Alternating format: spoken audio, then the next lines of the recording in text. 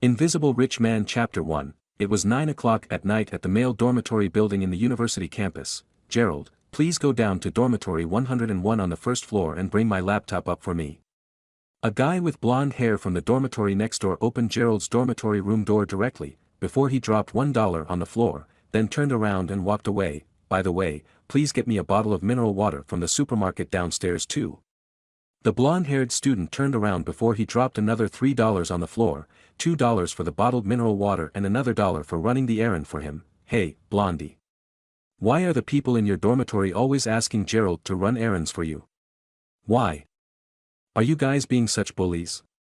The people in Gerald's dormitory asked in a cold manner because they could no longer stand it. Ha ha ha. Gerald lives in your dormitory and you don't understand him yet? If you give him $1, he'd even eat shit if you asked him to. Blondie replied sarcastically. Then, he laughed before he left the dormitory. Gerald's face flushed red with embarrassment as he turned a deaf ear to what the guy with blonde hair said. After that, he bent down to pick up the few dollars on the ground before he thought to himself, this way, I'll make $2 and that's enough for me to buy 3 steamed buns and a bag of pickles. I won't have to go hungry anymore. Gerald, don't go. If you don't have enough money, we'll lend you some and you won't even need to pay us back.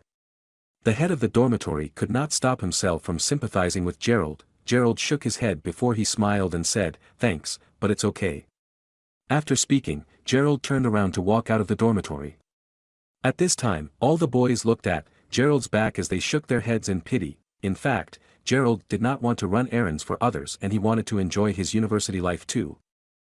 It would be great if he could just continue studying in university without having to worry about anything. However, he was really very poor. Although the other boys in his dormitory treated him very well, he did not want them to pity him. Otherwise, Gerald was afraid that they would eventually get sick of him. Apart from his dormitory roommates, Gerald had no other friends in university. Gerald, I heard Blondie saying that you were heading downstairs, right? At this time, a very well-dressed boy exited from the dormitory next door. His name was Danny Zanders and he was the head of Blondie's dormitory. He was every female student's idol because he wasn't only rich but he was also very handsome. However, he had always looked down on Gerald because he felt that Gerald was an embarrassment. Gerald could not understand why Danny would talk to him. Gerald simply nodded and said, yes, I'm heading downstairs. Danny smiled before he passed Gerald a box full of items. One of my friends will be waiting at the East Grove today. Please pass him this box. Here's $10 for you. Danny was a playboy and everyone knew about how he'd often ask different girls to meet up with him. At the Grove, Danny also had many friends who would do the same thing. However, Gerald did not think too much about it as he was already used to running errands for others. He simply took the box and the $10 before he walked downstairs.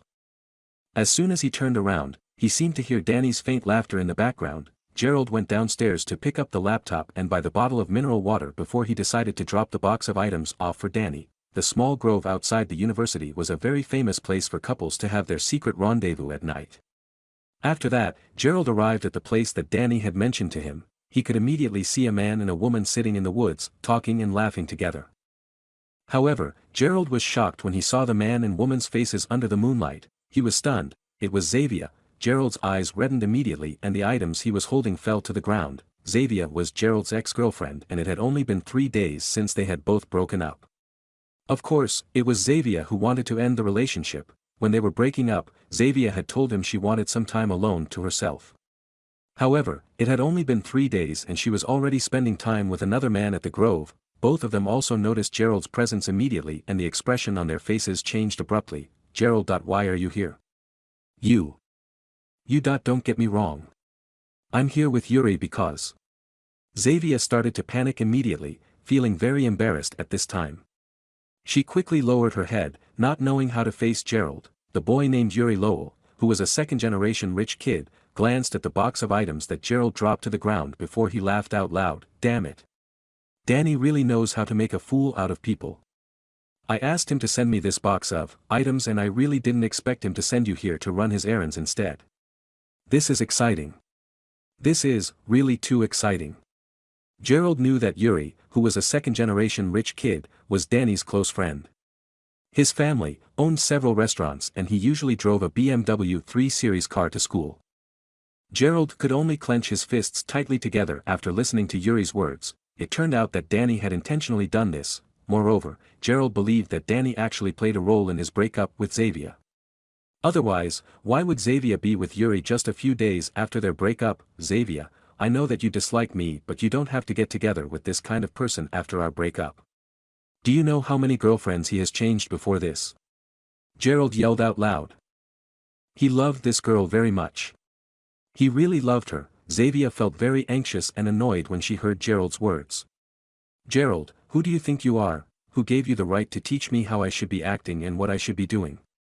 I've already broken up with you and I can choose to be with whoever I want to be with. Also, Xavier was furious at this time. After that, she stared at Gerald before she said, "Did you come here to disgust me on purpose? Get lost." Slap. After she was done speaking, Xavier stepped forward and gave Gerald a tight slap across his face. Yuri laughed even more heartily at this time. Ha ha ha. Xavier, why are you chasing him away? You should just let him stay and watch us. Xavier blushed immediately. Yuri, I've already lost all interest after seeing this guy over here. Maybe next time. After that, Xavier broke free from Yuri's grasp. Gerald did not know how he walked away from the grove and his mind was completely blank at that moment. Everything came down to money. Gerald was in this state because he had no money, ha ha ha. After returning to his dormitory, Gerald was greeted by the laughter of his classmates in the corridor. Danny was holding his belly as he laughed out loud. He had obviously told all of their classmates about this matter, ha ha ha. Gerald, what did you see when you were delivering the items earlier? Blondie asked him with a smile on his face. Damn it. Xavier really has the most perfect figure, Danny said as he grinned. Gerald clenched his fists tightly together and his eyes were flushed red at this time. He really wanted to kill Danny. He wanted to perish together with Danny. Why? Why are you doing this to me? Gerald hissed angrily. Danny laughed before he replied, "Hey, look here. I'm not scared of you at all. Among all the poor people in our class, you're the one I look down on the most. Xavier is such a beautiful woman and it's such a waste for her to be in a relationship with someone like you. It'd be better for my brother to enjoy and play around with her for a few days at least." By the way, Gerald, did you know that Yuri managed to pick Xavier up after texting her for less than half an hour while you had to chase after her for more than a year before she finally agreed to be your girlfriend? Everyone was laughing at this time and no one cared about Gerald's dignity at all. I did it for you. The Invisible Rich Man, Chapter 2. It turned out that his parents and sisters had been lying to him when they told him that they were working abroad. After that, Gerald called his parents directly. They were initially angry that his sister had told him about their wealth without their permission, but after a short while, they decided to apologize to Gerald instead. Gerald's father told him that he had no choice but to do so because he wanted to raise him to have a humble personality. After that, his father explained a lot to him. Gerald then withdrew $100,000 from the bank before he was going to go shopping with some of the black bank cards that his sister had just mailed to him. In fact, Gerald was still not completely convinced. Was this just a dream? Gerald was very excited at this time, ha ha ha. Xavier, if you didn't break up with me, I would be able to buy you whatever you want now. Yuri and Danny, you've already insulted and made fun of me so much in university. I wonder how you're both going to react in the future. Gerald smiled bitterly to himself. It was already almost noon when he left the bank. At this time, Gerald's cell phone rang and he realized that it was a phone call from the head of his dormitory. Hello. Gerald, are you okay? Why aren't you in the dormitory? Oh, I went out for a stroll. The few of us are scared to death. We're so worried about you. By the way, it is Naomi's birthday today. As she couldn't contact you, she's asked me to ask you if you're attending her birthday party tonight. She said that she's already mentioned her birthday celebration to you a few days ago. After hearing his words, Gerald looked through the list of missed calls on his phone before he realized that he had indeed missed some calls from Naomi. Naomi was Gerald's classmate and not only was she very beautiful but she was also very close to Gerald. Apart from Xavier, Naomi was Gerald's only female friend. In fact, Gerald remembered Naomi telling him about her birthday a few days ago. However, he did not say anything because he was already struggling to simply feed himself a few days ago, but now, Gerald decided to live like a normal person in his usual circle of friends, so, why would he not go to the birthday party? I have to get a birthday gift for her, right? After hanging up the phone, Gerald looked around him and the only thing that attracted him was the Hermes shop. this was a world-famous luxury store which carried very luxurious items.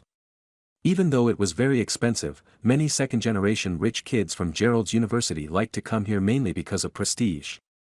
Gerald did not plan to enter the store, but he suddenly thought of the Universal Global Supreme shopper's card that his sister had mailed to him today. He felt very tempted at this time. He was initially very reluctant to spend money, but when he thought about the card, Gerald's guilt immediately lessened. After taking a deep breath, Gerald walked into the Hermes boutique store immediately. "Hello sir, what can I do for you?"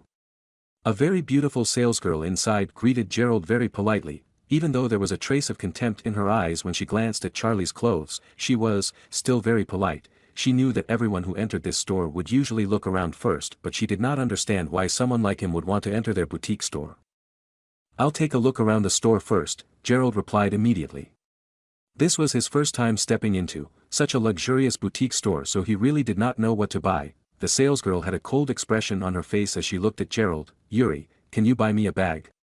At this time, a familiar voice reached Gerald's ear and he saw a beautiful girl walking into the store as she held on to another man's arm. The expression on Gerald's face changed immediately when he turned around and saw the couple. It was none other than Yuri and Xavier. "Hello. Is this your girlfriend, Mr. Lowell? She's really very beautiful." As soon as the salesgirl who was serving Gerald earlier saw Yuri, there was a 180-degree change in her attitude as she greeted him with a smile on her face. Everyone knew that Yuri was a second-generation rich kid and he was very eye-catching wherever he went. That was the reason why the salesgirl rushed over to him immediately. "Rachel, this is my girlfriend, Xavier.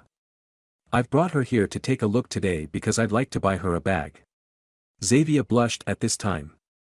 Yuri was indeed a rich young man who was recognized wherever he went. At this time, Xavier pointed at one of the bags before she said, "Yuri, I want this bag." The bag was placed inside a cabinet and it looked very luxurious and grand. Rachel smiled before she said, "This bag is a collector's edition that was introduced during the Hermes 200th anniversary celebration. There are only 200 units of this bag produced worldwide and it's worth $55,000. "What?" Xavier was so shocked and she could not help but gasp out loud. Yuri also jumped up slightly before he smiled and said, "Rachel, if I'm not mistaken, this is a handmade bag with excellent workmanship. It was only released last year and it has already won one of the spots on the list of world's top 10 luxury goods, right?"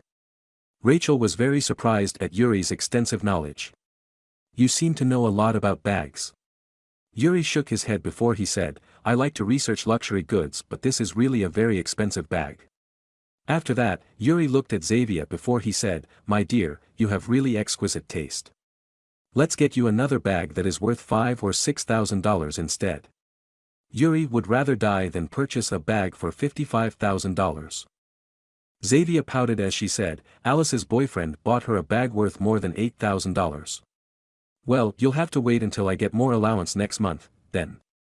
At this time, the other people who have just heard Rachel introducing the bag to Yuri quickly surrounded the cabinet containing the luxury bag. When Yuri was talking about the bag that was worth $55,000, he seemed very knowledgeable. Everyone was very impressed with his knowledge. When Gerald saw that the salesgirl had already left him alone, he no longer wanted to stay in the boutique shop because he did not want Xavier to see him. At this time, a younger salesgirl suddenly walked up to Gerald before she bowed and said, "Hello sir, how can I help you today?" She looked like she had just started working as a salesgirl. She was still a little timid, however, it warmed Gerald's heart because she was very polite. "Oh, I'd like to buy someone a birthday gift." Gerald replied immediately, "Sir, do you have a shopper's card? If you have one, you will be able to enjoy a discount on your purchases." Even though Gerald was her first customer, she did not judge him simply because of his simple and casual appearance. Instead, she continued speaking to him in a very professional manner. "Oh yes. Can you please take a look at this?" Gerald took out the Universal Global Supreme shopper's card that his sister had given to him before. Passing it to the salesgirl widened her eyes in shock when she saw the card. This black gold card." The salesgirl continued staring at Gerald in shock and disbelief. This young man looked like an ordinary student and not a famous rich man. How could he possibly have a black gold card? Gerald was confused and he asked, "What's a black gold card?" "It is a supreme level card and you can spend up to $300,000 on this card, while the minimum amount for each transaction is $50,000, sir." Gerald was even more confused at this time. He knew that their family was rich, but he did not know that they were so rich. Sir, based on the items we are currently carrying in our store, you can't use this black gold card on any of the regular luxury goods in this shop. However, you can easily reach the minimum transaction amount if you check out the collector's edition bag. I will bring it over to you now. The salesgirl bowed again before she left immediately. At the same time, Xavier and Yuri were still looking around the boutique store as they checked out all of the bags with a look of admiration on their face. The young salesgirl unlocked the cabinet before taking the collector's edition bag out. Rachel frowned immediately before she said, "Wendy, what do you think you're doing now?" Wendy turned around and replied, "I'd like to show a customer this bag." "Is this the kind of bag that you should be showing to just any customer? Who are you showing it to?"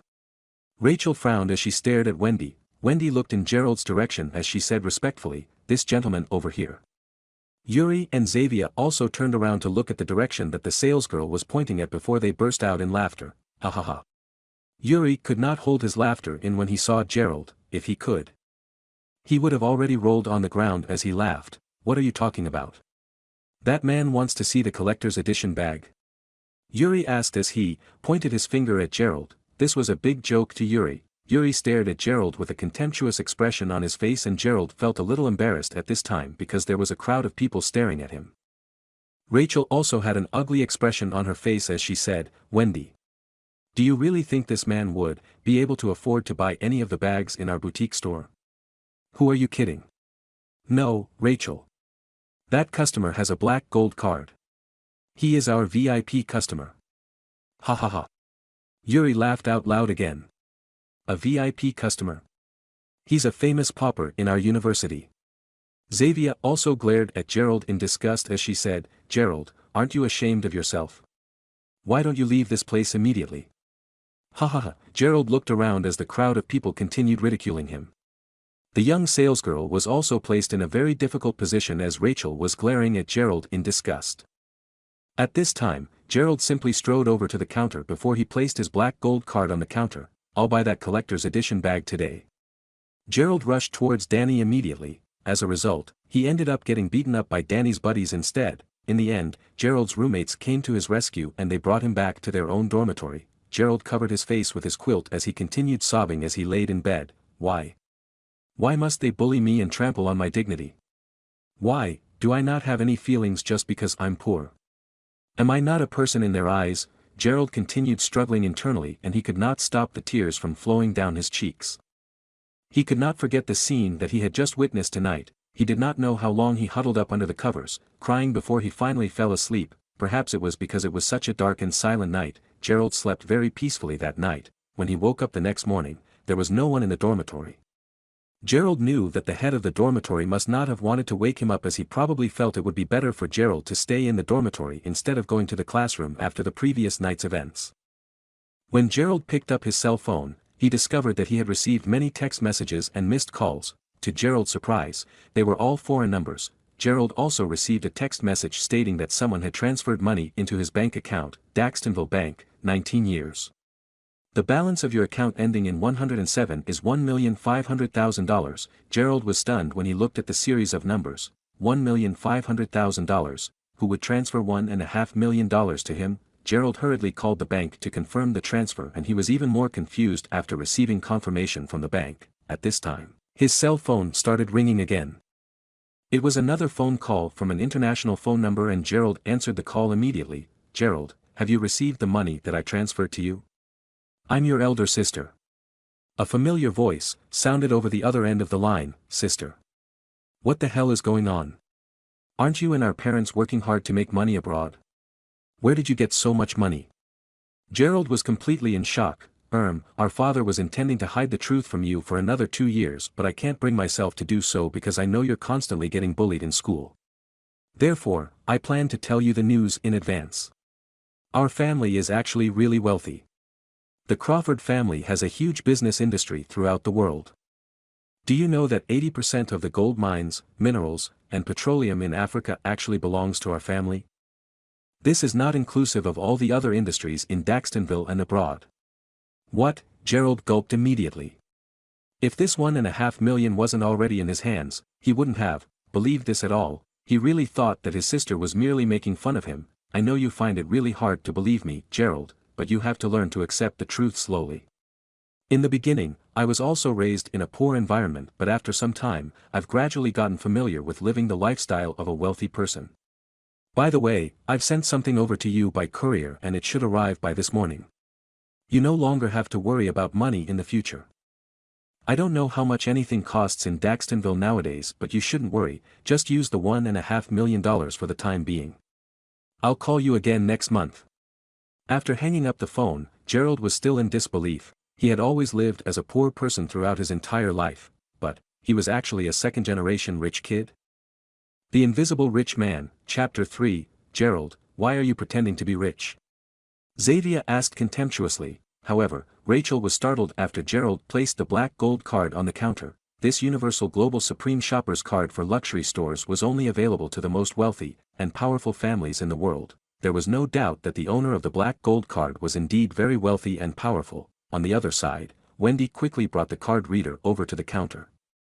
After that, Gerald entered his birthday into the card reader as the passcode and the transaction was successful. The transaction was successfully completed. Oh my God. Everyone in the crowd was shocked. Oh my. Did this young boy just buy the Hermes Collector's Edition bag worth $55,000? He is really very rich.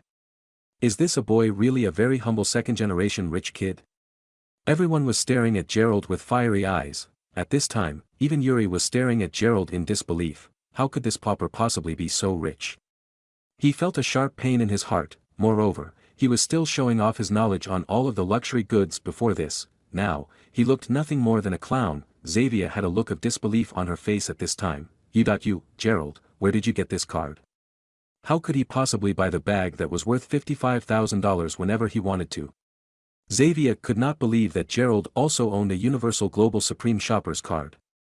Even that luxury shoppers card was very valuable on its own. Did he just buy the bag on his own? Was it for real? Gerald glanced at Xavier but he did not say anything at all. He could still feel a sharp pain in his heart but he was still very cold towards Xavier.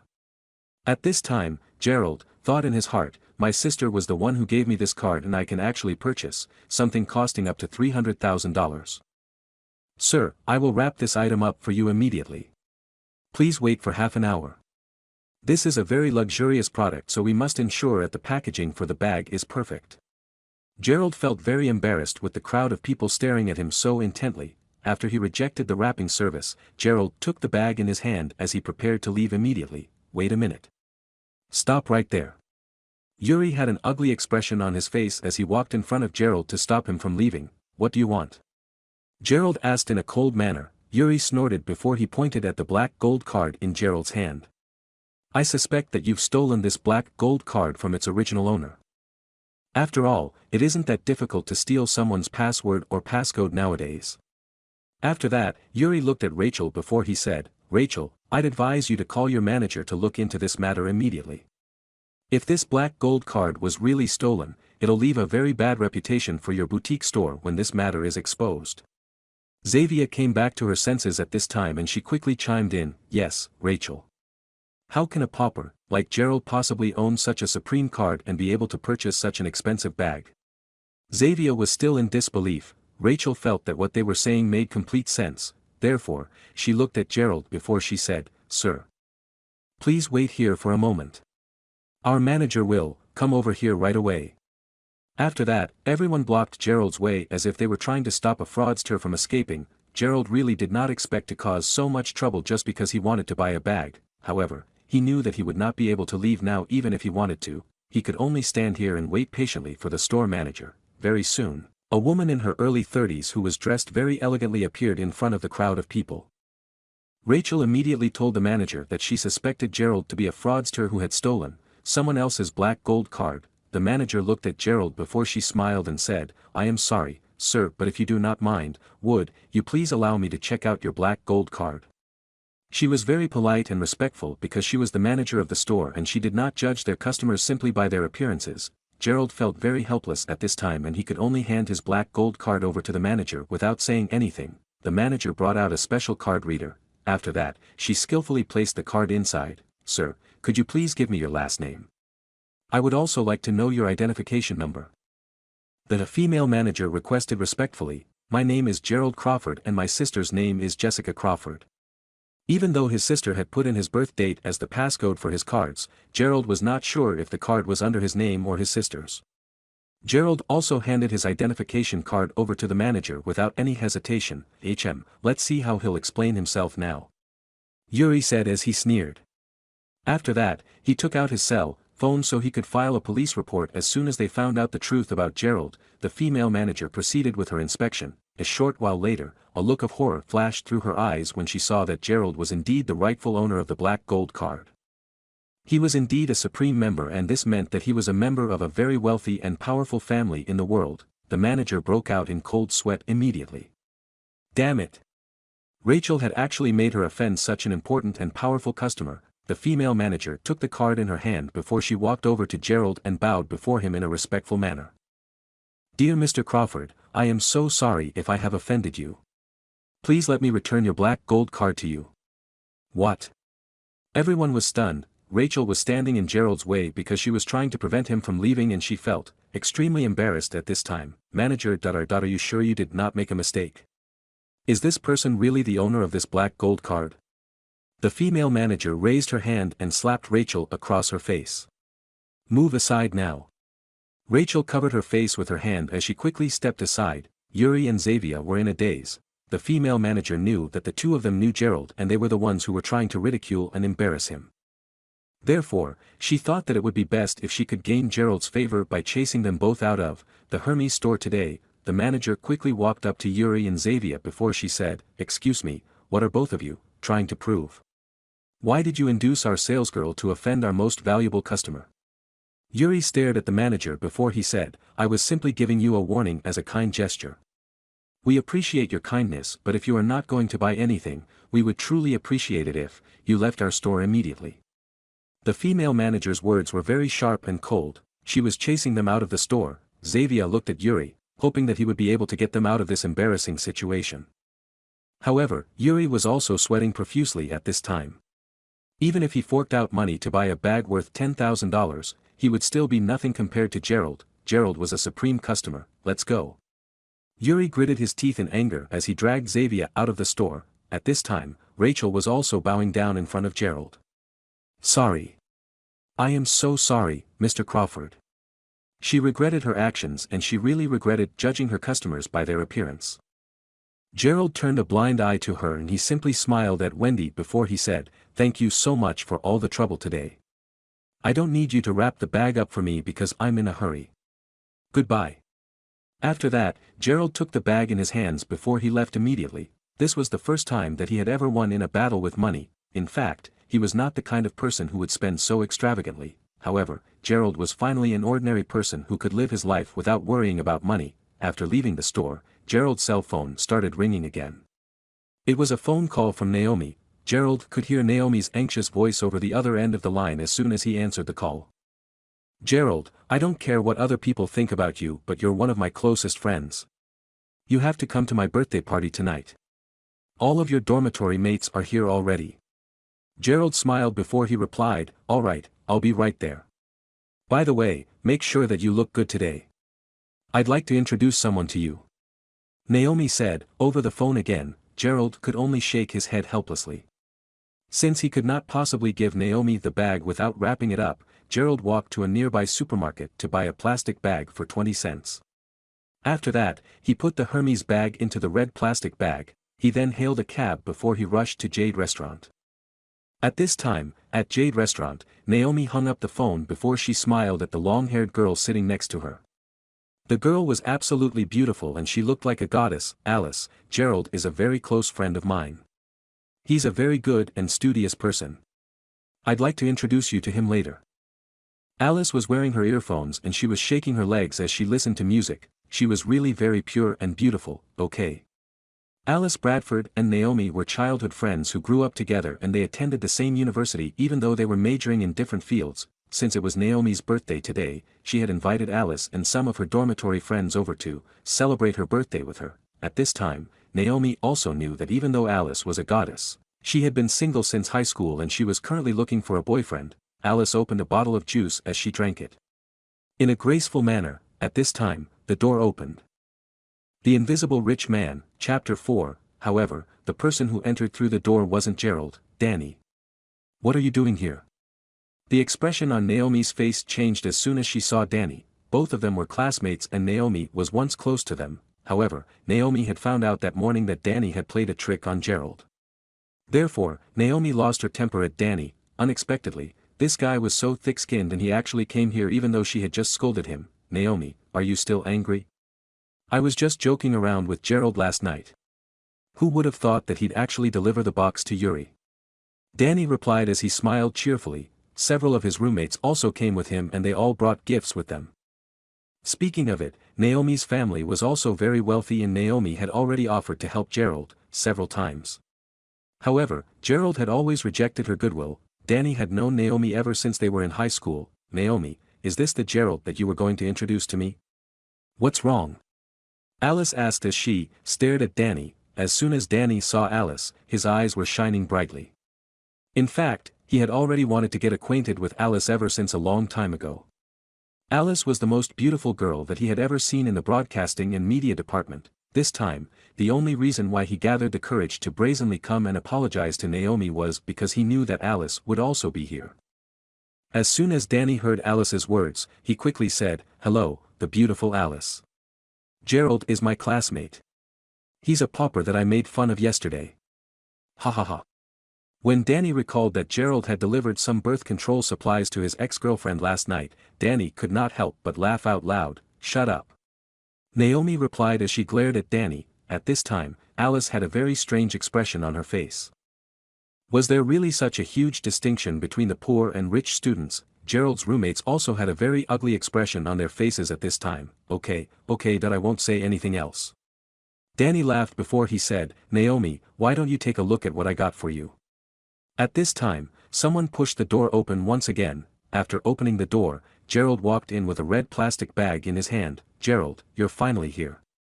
Naomi immediately jumped up with a smile on her face. Gerald nodded in acknowledgement and he immediately noticed Danny, who was staring at him with a mocking expression on her face. In fact, Danny would have a humble expression on his face if it was any other second-generation rich kid. However, right now, this was Gerald. Alice also raised her head to look at Gerald at this time. In fact, Alice really wanted to look for a boyfriend but she could immediately tell that Gerald was probably not from a wealthy family. Alice did not mind if he was from an ordinary family as long as he was handsome and attractive. However, even though Gerald was handsome, Alice could tell that all the clothes that Gerald was wearing from head to toe were not worth more than $50. He was too ordinary. When Alice thought of what Danny had mentioned earlier, her impression of Gerald reached a new low point. Alice's face was filled with disappointment. "Gerald, this is Alice. Alice. This is my friend, Gerald." Naomi introduced both of them with a smile on her face. Gerald nodded before he replied, "Hello, my name is Gerald." "Nice to meet you, Alice." Gerald extended his hand politely. However, Alice did not even bother to look at Gerald. Instead, she simply turned around and continued sipping her juice. Gerald's hand was hanging in the air and after a short while, he had to take his hand back in anguish. Naomi knew that her best friend had always had such a personality. If she was interested in the guy, she would talk more. Otherwise, she would simply ignore him completely. Gerald did not say anything about it. He simply walked over to sit down at the table. At this time, Danny saw the red plastic bag in Gerald's hand. Danny immediately said, "Well, Gerald, it is Naomi's birthday today. So, what birthday gift did you get here? Why don't you show it to us?" The head of Gerald's dormitory could not stand it anymore and he quickly asked, "Danny, why are you always picking on Gerald?" Danny simply laughed because he really enjoyed ridiculing and making fun of others. Danny glanced at Gerald with a cold expression on his face before he took out the gift that he bought for Naomi first. It turned out that Danny also bought a black branded bag for her. "Naomi, I bought this for you. A Hermes bag." As soon as Danny brought out the bag, Alice and all her beautiful roommates were immediately intrigued. A Hermes bag?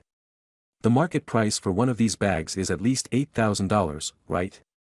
All of the beautiful girls immediately had a different impression of Danny. This person was really very generous. Alice, the goddess who had always been very cold to everyone else, could not help but glance at Danny at this time. "It's not that expensive.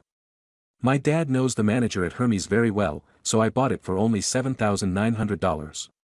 Danny smiled as he enjoyed the admiring gaze that everyone was giving him at this time. Even though Naomi really despised Danny, she took it in her hand without saying anything else. The Hermes Rumble is actually the latest bag launched by Hermes. It is very popular in Macau, Hong Kong, and Taiwan. This same exact bag costs about $12,000 there. Alice could not help but gasp when she heard Danny's words. Danny saw the expression on Alice's face and he quickly said, "Alice, what do you think about this bag? Do you usually do any research on luxury goods?" Alice looked at Danny and she finally smiled faintly before she replied, "I'd wanted to buy this exact same bag before this, but the price is slightly too high." Danny quickly replied, "Alice dear, I'll get you one for your birthday. $8,000 or $9,000 is not a lot of money to me anyway. Moreover, I know everyone working at the Hermes boutique store across from our university." Alice did not say anything, but she simply smiled at Danny. Even though she did not know Danny personally, she had heard about him before and she knew that he was a playboy. Unexpectedly, he was also so courageous and generous. Alice could not help but feel a little impressed with him at this time. After that, the head of Gerald's dormitory and all of his roommates also presented their gifts to Naomi, one after the other. Their gifts were naturally not as expensive as Danny's luxury gift, but each of their gifts also cost $300 to $400. Gerald did not want to interfere and he simply planned to give Naomi his gift after everyone was done. However, at this time, Danny looked at the red plastic bag in Gerald's hand before he smirked and said, "Gerald, please show us what you bought for Naomi. Just look at the plastic bag in your hand. It's really very festive." "Danny, can you just shut up? I'd be very happy no matter what Gerald gives me." Naomi warned Danny again. However, Naomi was also looking at Gerald with a hopeful expression on her face. Gerald regretted his action a little. Since he was in a hurry, he did not want to wait half an hour for the salesgirl to wrap the bag up for him. He thought that it would just be a simple gathering with a few of their close friends.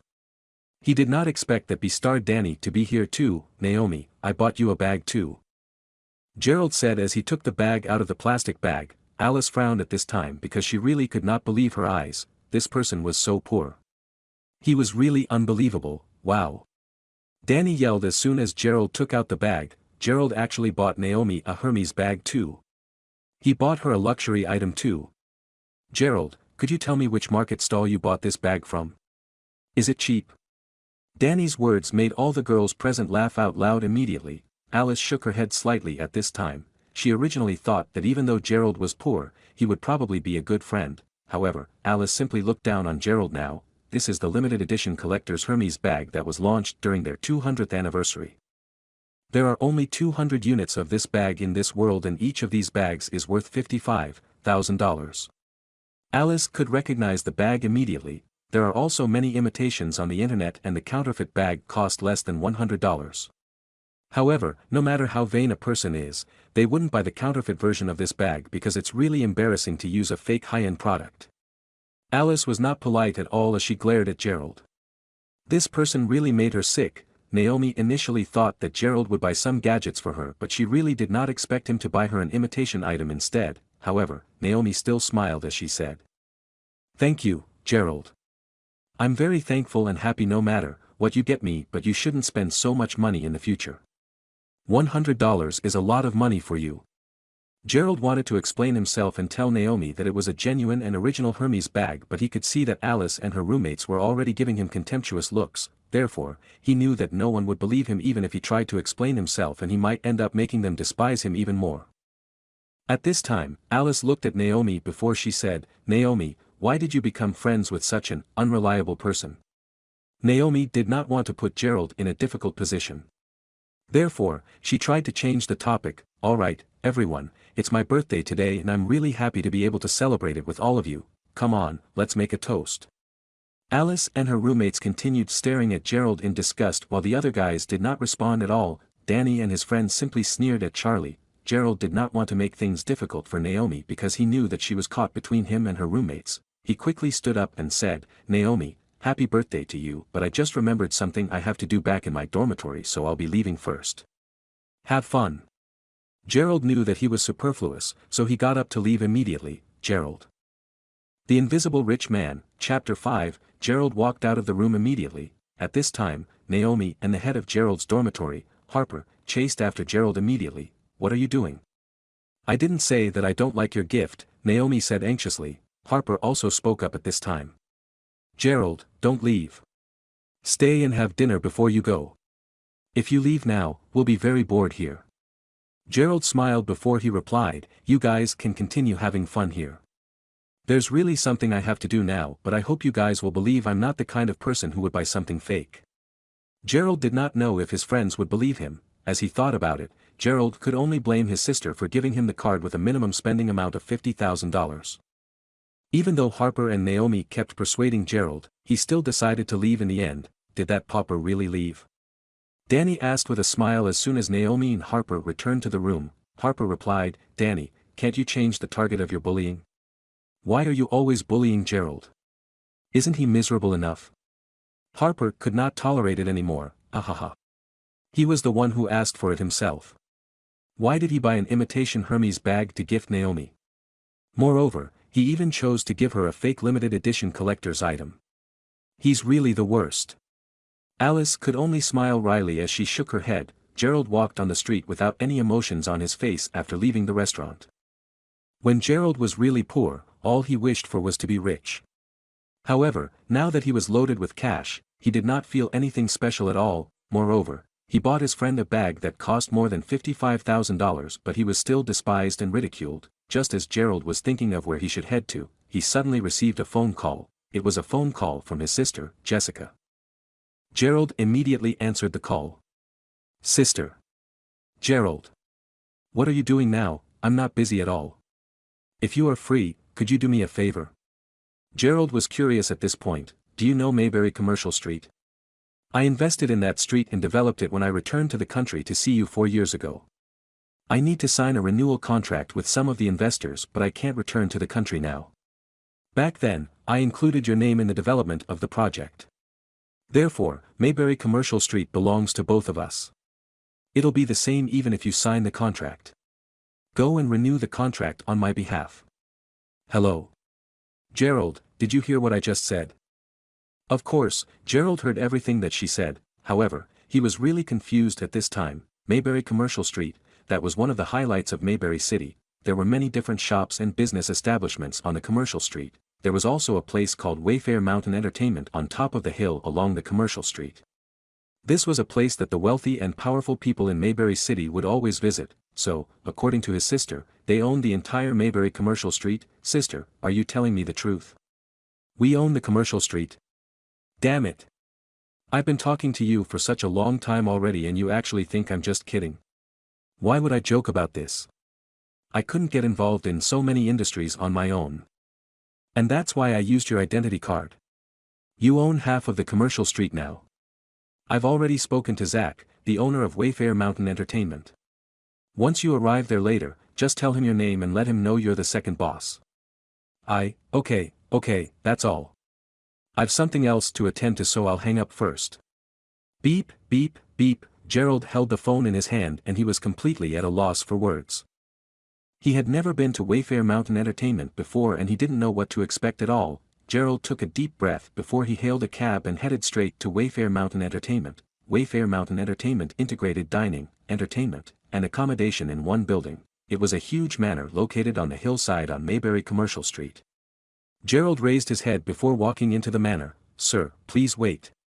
Gerald was unexpectedly stopped by a few beautiful ladies as soon as he entered the manor. Sir, did you reserve a place here today?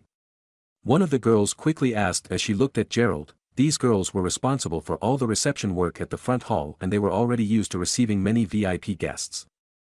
However, Gerald was dressed very casually compared to all the other wealthy and powerful people who usually visited. Even though the beautiful girls had contempt in their eyes, they were still very polite towards Gerald. I didn't reserve a seat, but I'm here to look for someone, Gerald replied as he smiled. At this time, he glanced at the beautiful girls in front of him and he finally understood why Wayfair Mountain Entertainment was considered a fairy tale in Mayberry City. These 5 or 6 receptionists looked like students who had just graduated from college. They were all extremely beautiful and they had perfect figures like models. You're here to look for someone? Who are you looking for? The beautiful girls could not help but frowned when they heard Gerald's words. At this time, there was a hint of coldness in their voices. I'm here to look for Zach. Gerald knew that the girls were all looking down on him, but he told them the truth anyway. After hearing Gerald's word, the few girls exchanged glances with one another, looking for Mr. Lyle. Did this poor man know who Mr. Lyle was? Was Mr. Lyle really someone that he could see whenever he wanted to? At this time, they finally concluded that Gerald was just a pauper who was here to experience what it felt like to be rich. After all, Wayfair Mountain Entertainment was a famous place that many could never afford to enter. There would also be others just like Gerald who would come by to say they were looking for someone just because they wanted to have a look around the manor. However, they didn't want to put him down. These beautiful girls were all college graduates. At this time, even though they despised Gerald for his actions, they tried to remain humble and polite. Sir, you'll need to make an appointment in advance if you want to meet Mr. Lyle. Please leave if you have not made an appointment to meet him. At this time, Gerald immediately knew that these girls were assuming he was there simply because he wanted to have a look around the manor. After that, he thought about calling Jessica so she could contact Zach on his behalf. Miss Jane, what are you doing? I've just realized that just anyone can step into Wayfair Mountain Entertainment. The person who just spoke was a young man with oiled hair, and he was dressed very decently as he was accompanied by a glamorously dressed lady with heavy makeup. The young man looked at Gerald with a contemptuous expression on his face as he smiled at the receptionist. Sebastian, didn't you say that this is the most luxurious place in Mayberry City? Why is someone like him here? The woman asked in a coquettish manner.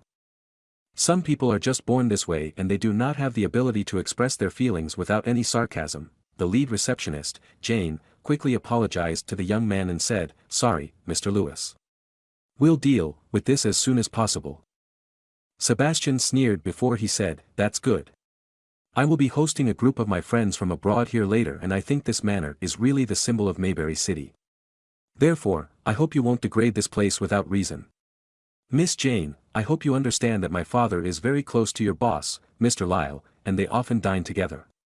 Sebastian looked even more reputable as soon as he mentioned Mr. Lyle. When the woman in his arms heard that Sebastian was acquainted with Zach, she smiled immediately because Mr. Lyle was a prominent figure in Mayberry City and she had no idea that Sebastian was so well connected. At this time, all the beautiful girls at the reception counter were also staring at Sebastian because they were all hoping to attract his attention. Jane nodded hurriedly before she replied, Yes, I understand, Mr. Lewis. After that, Jane looked at Gerald with a stern expression on her face. Sir, please leave immediately. Do not cause any trouble for our establishment. Otherwise, I'll have no choice but to call for security. Okay then. I'll just step out and make a call first. Gerald took a deep breath before he walked out of the manor. He took his cell phone out of his pocket as he walked out of the manor. Damn. What a poser. He's definitely a faker, Sebastian said in a cold manner. Please do not be offended, Mr. Lewis. This kind of situation occasionally occurs at Wayfair Mountain Entertainment. Jane quickly appeased Sebastian with a smile on her face. Sebastian nodded before he said, Oh look. My friends are here already. Why don't you come and have a few drinks with us later? I'll definitely drop by if I have the time, Mr. Lewis. Jane smiled reservedly. Sebastian looked at Jane with a perverted expression on his face before he nodded. Then, he took his wallet out from his pocket before he walked towards the front desk to pay for his room. After that, the group of beautiful girls looked at Jane with an envious expression on their face as they said, Jane, do you know Mr. Lewis too? Jane nodded arrogantly as she said, Of course, we all started working here after graduating from college. What's the point of working as a receptionist here if we don't actually try to get to know more rich people like Mr. Lewis? Did you see the coquettish woman in his arms just now? She is a second-rated actress. Tprm.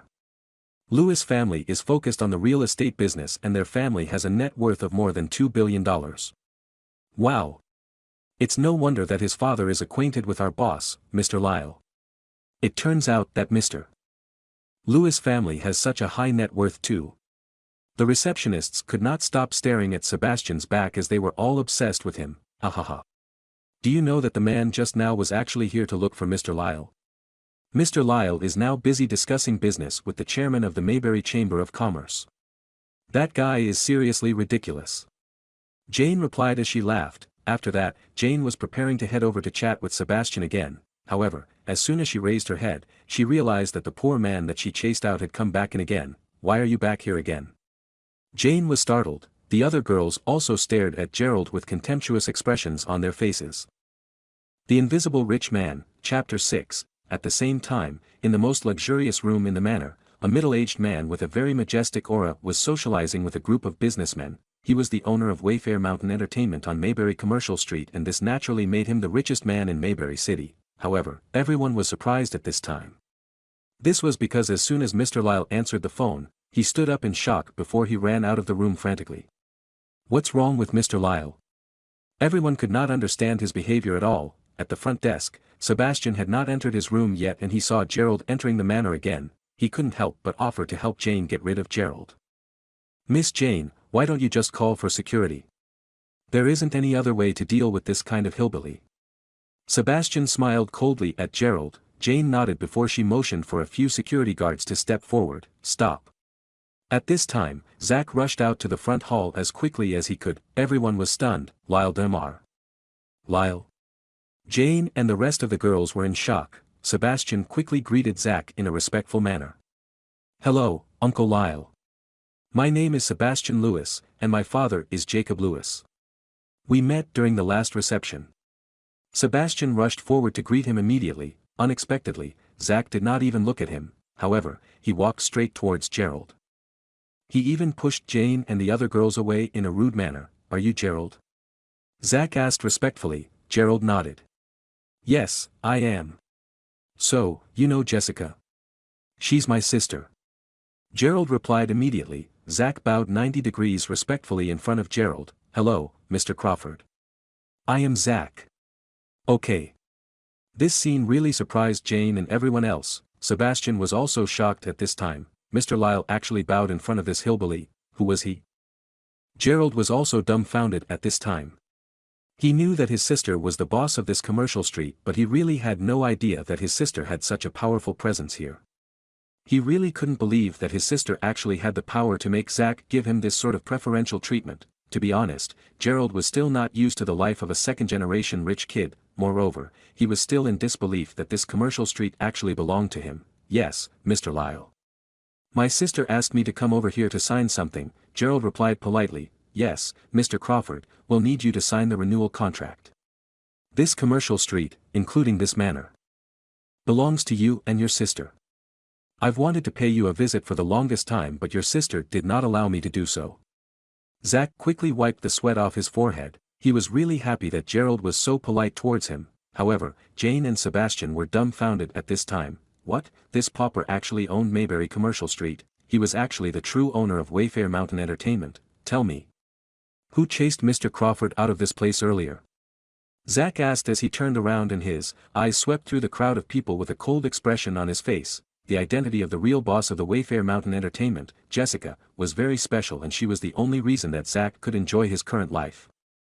Now, his subordinates had nearly chased the second boss out of his own building. If Jessica were to find out about it, wouldn't he have to return to his miserable life overnight? Jane was so flustered at this time and she kept her head lowered, not daring to look up or say anything at all. At this time, Sebastian was still very suspicious of Gerald's identity. Uncle Lyle, are you sure you're not mistaken at all? How could this pauper possibly be the owner of Mayberry Commercial Street? Slap. Zach slapped Sebastian across the face as soon as he heard his words. A shoal. What did you just say? I'm sorry, Uncle Lyle.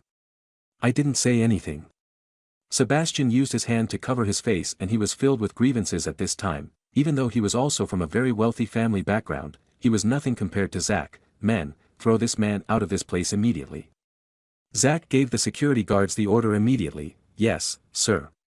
A group of security guards rushed up immediately before pushing Sebastian and the second-tier actress out of the manor immediately. That was embarrassing. Sebastian felt really very embarrassed today. Gerald simply watched what was happening, but he remained silent. He really did not expect Zach to be so loyal even though he looked so domineering. After that, Gerald followed Zach into the manor. Zach quickly showed Gerald around the manor before he told him a little about himself. At this time, Gerald finally understood that Zach and his wife used to sell buns from a small store. Similarly, Jessica had also been very poor in the past. At that time, Jessica had no money at all and she was about to beg for food from Zach and his wife. It was then that they had both given her a job instead. Later, when Jessica overcame her poverty and became extremely wealthy, she was the one who had given Zach his current position. Therefore, the only reason why Zach could become such a wealthy and influential person in Mayberry City was because of the Crawford family. After that, Gerald signed the renewal contract and he realized that most of the shops in Mayberry Commercial Street were registered under his own name. Therefore, it wouldn't be an exaggeration to say that he was the owner of Mayberry Commercial Street. Gerald would never have dreamt that he would ever be such a powerful and influential person. After that, Zack set up a table for Gerald in a private room. Since he had not eaten the whole day, Gerald was a little hungry at this time. When Gerald was eating, Zack smiled and said, "Mr. Crawford, please enjoy your meal. Once you're done eating, let me bring you to visit some of your other businesses. Miss Crawford has given me this order, as she wants you to familiarize yourself with your family's industries as soon as possible so you'll be able to live the life of a second-generation rich kid and leave your past behind." After that, a thought flashed through Zack's mind immediately. "I'll be right back, Mr. Crawford." After that, Zack walked out of the room to make a phone call and said one simple sentence, "I want all of you to come up." After that, he went downstairs immediately. Gerald did not know what the manager was up to. He was starving and he quickly ate the big Australian abalone that was served to him. He was enjoying his food happily when the door to his private room was suddenly pushed open. After that, 5 or 6 beautiful women walked into the room. It was Jane and the other beautiful girls at the reception earlier. At this time, they were looking at Gerald with a completely different expression on their faces. Jane was also smiling sweetly at Gerald as she said, "Mr. Crawford, I'm really sorry for what happened earlier." "Sorry, Mr. Crawford." All of the other beautiful girls quickly chimed in immediately. "What are you doing here?"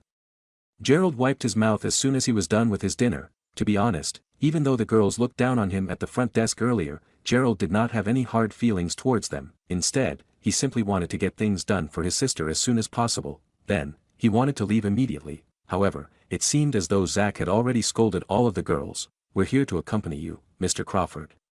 We're willing to do anything for you as long as you forgive us, Mr. Crawford," Jane said immediately. The beautiful girls who were all working at Wayfair Mountain Entertainment undoubtedly had only one true purpose, which was to marry a rich man. Therefore, they would definitely take advantage of this opportunity that Mr. Lyle had given them to make amends and build up a relationship with Gerald. Even if they didn't feel apologetic at all, they could not help but rush forward immediately. What was a rich man? The man standing before them now was a true rich man. He was the wealthiest and most powerful man here. Gerald was shocked when he heard her explanation. 6 of them, this was just too shocking. Gerald was stunned. At this time, Jane took out a remote control before she pointed it at the wall. Then, the entire cloth wall started separating like a curtain and what appeared before Gerald's sight was a huge indoor swimming pool. So, there was another secret in this room. After that, all of the beautiful girls, including Jane, quickly took off their skirts. Jane also removed her blouse as she sat next to Gerald. As Gerald was about to lose control and succumb to temptation, his cell phone started ringing. It was his sister. Gerald calmed down as he said, "Dear ladies, I will just step out for a moment." After that, Gerald ran out of the room immediately. It turned out that his sister was calling to ask him about the renewal contract.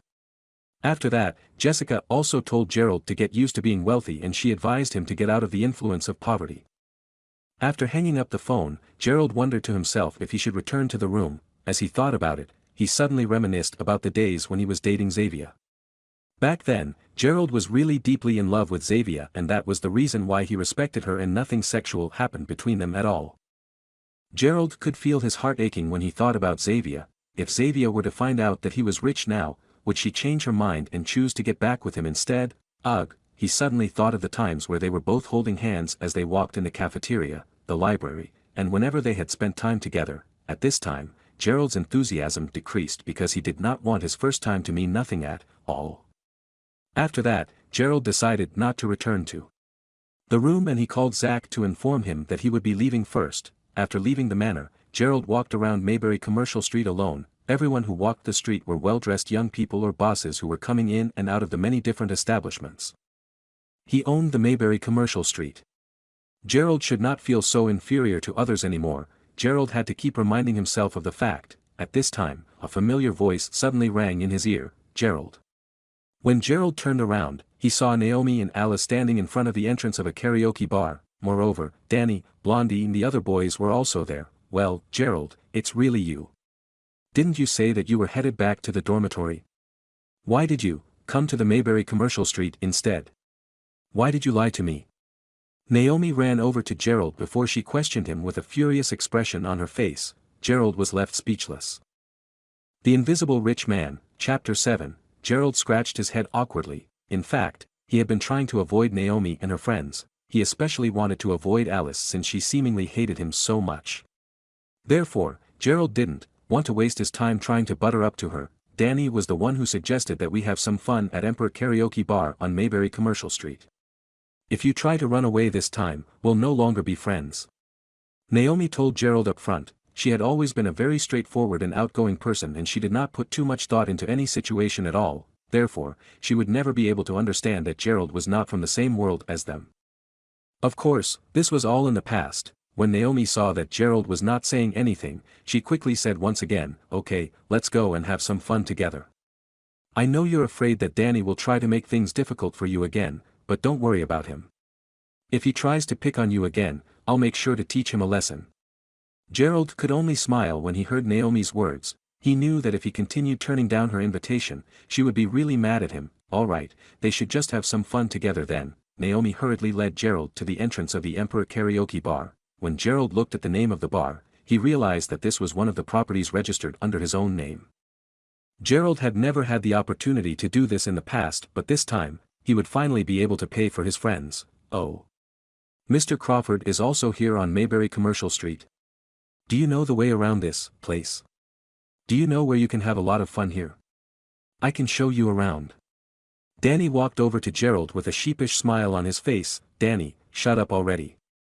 What did I warn you before this?" Naomi glared at Danny with an angry expression on her face. Danny smiled before he said, Okay. I was just trying to be nice to him. After all, Mayberry Commercial Street is where the rich and powerful people usually come to have some fun. Since Gerald would like to look around the street, I'd be more than happy to show him around." Alice could only glare at Gerald at this time. She felt that it was really embarrassing to be seen with Gerald in public. After that, Alice hurriedly asked, "Okay, why don't we go in first?" "Danny, have you already booked the private room?" "Yes, I've already booked the room. I asked a friend of mine to help me do so. After all, the rooms are usually fully booked at this time. Follow me." After that, Danny led the group of people into the karaoke bar.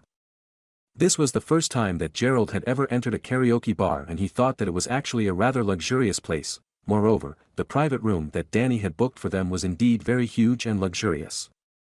There was also a big fish tank with a few glittering gold arowana fishes in it. After entering the room, the girls sat down at one corner whereas Gerald sat at another corner with the rest of his roommates. At this time, they started taking turns to sing and the atmosphere in the room was very lively. The girls continued chatting among themselves and Alice put her legs up on the sofa, showing off her long white legs.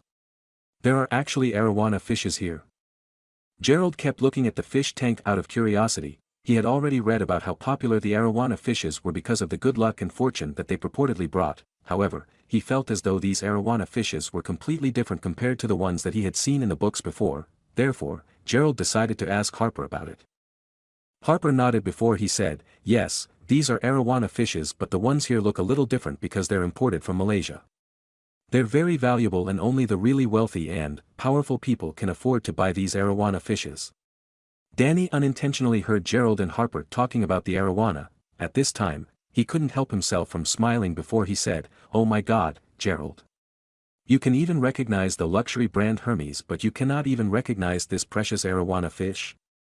As soon as she heard the word Hermes, Alice could not help but frown again. Blondie, who had also been following Danny around, laughed before he said, "Ha ha ha. Unfortunately, there are no fake fishes. Otherwise, Gerald would definitely be able to recognize it and he'd definitely buy it too. This kind of arowana fish is considered a very auspicious fish that can bring good luck and fortune to the family." Alice spoke up at this time. "Ah, Alice. You're really very knowledgeable." Danny gave Alice 2 thumbs up immediately. "Of course. Our Alice is a very intelligent goddess, unlike some pauper." Alice's roommates chimed in without any hesitation at all. "Wouldn't this private room be very expensive? Are you very close with that friend of yours?" Alice could not help but ask Danny at this time. In fact, she was already very impressed with Danny as she got to know him better throughout the night. If Danny was a little more mature and stable, he would definitely stand a chance to be her boyfriend. "It's all right. This private room only costs $4,000 a night, Danny replied in a triumphant manner. After that, he slapped his forehead as though he had just forgotten something. Oh my God. If you hadn't mentioned him, I would have completely forgotten that I promised to give my friend a call once I'm here. After that, Danny stepped aside to make a phone call. At this time, Gerald continued sitting at a corner as he chatted happily with his friends, even though Naomi had initially planned to celebrate her birthday with her roommates and Gerald's roommates. It was obvious that her friends were more interested in the guys from Danny's dormitory. In fact, Danny and Blondie were getting along very well with all of the girls in Alice's dormitory. At this moment, someone suddenly pushed the door open. A young man dressed in a black suit and a pair of bright leather shoes walked into the room immediately. He was very tall and he had very fair skin and he seemed to be a very temperamental person at first glance. Brother Nigel, you're here. Danny stood up to greet the man as soon as he saw him. Danny, how are you? Are you satisfied with this private room? Of course. Thank you for arranging this for me, Brother Nigel. Danny spoke to him in a cheerful manner. At this time, Blondie and the rest of Danny's roommates also greeted Nigel respectfully. Danny, stop talking already. Why don't you introduce me to your friends? At this time, Nigel glanced at all the beautiful girls seated in the room and he was especially attracted to Alice, who was extremely gorgeous. Oh right. I forgot about that. Everyone, let me introduce my friend to you. This is Nigel Fisher and his family is in the food and catering business. He owns Grand Marshal Restaurant on Mayberry, Commercial Street and he is making tens of millions of dollars every year. He's the reason we were able to book this private room tonight. Danny proudly introduced his friend. Grand Marshal Restaurant. Wow, those who could open a restaurant on Mayberry Commercial Street were usually extremely wealthy. Moreover, they would definitely be making a lot of money. Alice looked at Nigel with her bright and sparkling eyes at this time. Ha ha ha. Everyone, please don't listen to Danny, he's just spouting nonsense. My family's business is really small. As for the reason why, I could easily book a room in the Emperor Karaoke Bar, it's simply because the manager is my father's close friend. If you need help booking a room in the future, please don't hesitate to approach me. Nigel replied in a humble manner as he smiled. Brother Nigel, do you have a girlfriend?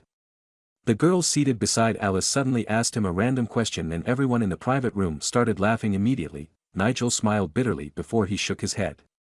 After that, he looked at Alice before he said, Hello, beautiful. It's nice to meet you. Hello. Alice replied with a reserved smile on her face. After that, Danny started to introduce everyone to Nigel one by one. After introducing everyone in the room, Danny looked at Gerald who was seated at the corner. He pointed his finger at Gerald before he said, Brother Nigel, this is Gerald. Nigel held out his hand to shake hands with Gerald but his eyelids started twitching as soon as he heard his name. What? Is this the same Gerald who lost his girlfriend to Yuri and even delivered a gift to Yuri and Xavier, when they were at the Grove? The Invisible Rich Man, Chapter 8. Danny sneered before he said, Yes, it's him. Nigel had a very strange expression on his face and he quickly retracted the hand that he had held out to Gerald. After that, he patted Gerald on his shoulder before he said, Brother Gerald, I've already heard your name for a very long time. I have also met your ex-girlfriend, Xavier. She's really very beautiful. I'd like to apologize to you because my brother stole your girlfriend from you. By the way, if you'd like to have some fun at Mayberry Commercial Street, just mention my name and you'll get a 30% discount immediately. Nigel apologized in a light manner. Brother Nigel, it's useless even if he mentions your name as he won't be able to afford anything on this street anyway. At this time, Alice and her roommates could not stop themselves from laughing out loud. I'm sorry. When Yuri said that he fell in love with a poor chap's girlfriend, I assumed that the girl wouldn't be that beautiful anyway. However, I caught a glimpse of the girl when I went to your university the other day. When I saw how beautiful Xavier was, I really thought that you must be a really rich person. Nigel replied as he laughed, How's that possible? Ha ha ha. Danny laughed. Moreover, Brother Nigel, you were the one who gave Yuri the idea to text Xavier and spend some money on her so he could steal her from Gerald. Yuri took less than half an hour texting Xavier before she agreed to break up with Gerald. Harper was losing his temper at this time and even Naomi was furious when she heard Nigel's words. What do you mean? Are you guys that great simply because you're rich? Harper stood up and yelled at Nigel. Nigel's eyelids twitched slightly before he said, Friends, it's not about money. Whoever can love and dote on the woman the most should be the one worthy of the beautiful woman. Why don't you ask the beautiful Alice if what I am saying is right? Alice, who had been paying attention to all of Nigel's movements throughout this time, felt that Nigel was actually pretty good looking and he had a great demeanor. Moreover, since she had a bad impression of Gerald, Alice nodded as soon as she heard Nigel's words. She had met Xavier before and she really felt that Xavier was too good for Gerald. So, do you think that someone deserves to die just because they're poor? So, do poor people not have any feelings at all? Does that mean you can just toy around with the feelings of others whenever you want to just because you think you're richer than they are? At this time, Gerald, who had been sitting patiently throughout this time, suddenly stood up. His eyes were flushed red and he was clenching his fists as he glared at Nigel in anger. So, he had been making fun of him and meddling in his life just for the fun of it. Initially, Gerald had planned to endure all the humiliation and insults since it was Naomi's birthday after all. However, Gerald could no longer hold his anger in. Alice could not help but look at Gerald with disgust. Not only was this person poor, but he was also so impatient. Couldn't he just tolerate it if someone was saying a few bad things about him? Blondie was also getting angry. Gerald, who do you think you are? How dare you talk to brother Nigel in this manner? Do you even know what you're doing? In order to prove himself in front of Nigel, Blondie picked up a bottle of wine before he threw it at Gerald. This would not be his first time hitting Gerald. Moreover, he had to do this because he wanted to show his loyalty and dedication towards Nigel. Gerald, be careful. Harper, who had quick eyes and hands, hurriedly pulled Gerald aside. The bottle flew past Gerald without hitting him. Boom, the fish tank that was placed in the private room shattered immediately. Wow, everyone turned their eyes to look at the shattered fish tank. This. Blondie was stunned, his face turned pale immediately. Even Danny and Nigel were in shock at this time. Damn it. This arowana fish is very expensive. Danny yelled as he stared at Blondie in horror. Blondie was at a loss for words as he swallowed his saliva. Brother Danny, brother Nigel, I didn't do it on purpose. I really did not expect Gerald to avoid the wine bottle. I really did not mean to do it. After that, Blondie glared at Gerald with a furious expression on his face. That's right. We shouldn't blame Blondie for this. Gerald shouldn't have avoided the wine bottle. After all, if he was hit, he should just receive it like a man. What's the big deal anyway? Why did you move away? Even though the girls were terrified, they all blamed Gerald for avoiding the wine bottle. What happened here? At this time, one of the waiters who heard the loud shattering sound rushed into the private room with a few security guards. The fish tank with the arowana fish in the private room was shattered to pieces. The chief of the security team stared at the crowd of people before he asked, "Who did this?" This arowana fish was imported from Malaysia and it was very valuable and priceless. How could it be shattered to pieces while he was on duty? The chief of the security team was dumbfounded. Brother Barry, this is all a misunderstanding. Do you think you can keep this matter from Brother Flynn?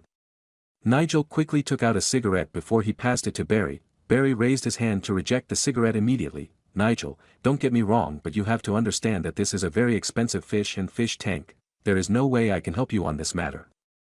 I have no choice but to contact the manager immediately. After that, Barry spoke into his walkie-talkie right away. A short while later, a man in his 30s came over with a group of people. He was none other than the manager of the Emperor Karaoke Bar, Flynn Lexington, Brother Flynn. Nigel greeted him with a smile on his face. Flynn looked at the mess in the private room. After that, he frowned before he said, "Nigel, what happened? Why did you guys break the fish tank?" "No, why would we dare to do that, Brother Flynn? One of my brothers accidentally broke the fish tank because he was getting too agitated." Nigel was very polite as he spoke to Flynn. Even though Flynn was just the manager of the Emperor Karaoke Bar, everyone knew that he worked for Zach Lyle. Even Flynn's own father had to be polite when he spoke to him. Blondie swallowed his saliva before he stood up and said, "Brother Flynn, this is all my fault. I was really angry so I threw a wine bottle at him. As a result, he avoided the wine bottle and the wine bottle hit the fish tank instead." Flynn glared at Blondie with a furious expression on his face. After that, he kicked Blondie in the stomach before he picked up another wine bottle and hit Blondie's head directly. "You were angry? I'm angry now." "What?" All the girls were terrified at this time. What should we do? The arowana fish tank was built to complement the interior decoration in this private room. Originally, you should be paying double the price of the fish tank for breaking it, but Nigel, I'll show you some respect on behalf of your father and just charge you the original price of the fish tank.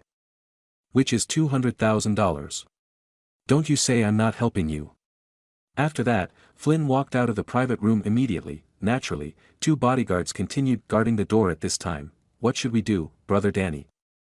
I only have $5,000. Blondie said as he sat up with blood flowing out of his head. Danny spoke up and replied, I have $50,000 that is supposed to be my allowance for next month. Naomi was extremely furious. However, since everyone was here to celebrate her birthday, it did not make any sense for her to just ignore this matter completely. Therefore, Naomi replied, I have about $10,000. Everyone in the private room started putting their money together. Even Alice decided to contribute $10,000 to pay for the damage. At the end of the day, they couldn't even gather $100,000. Don't worry.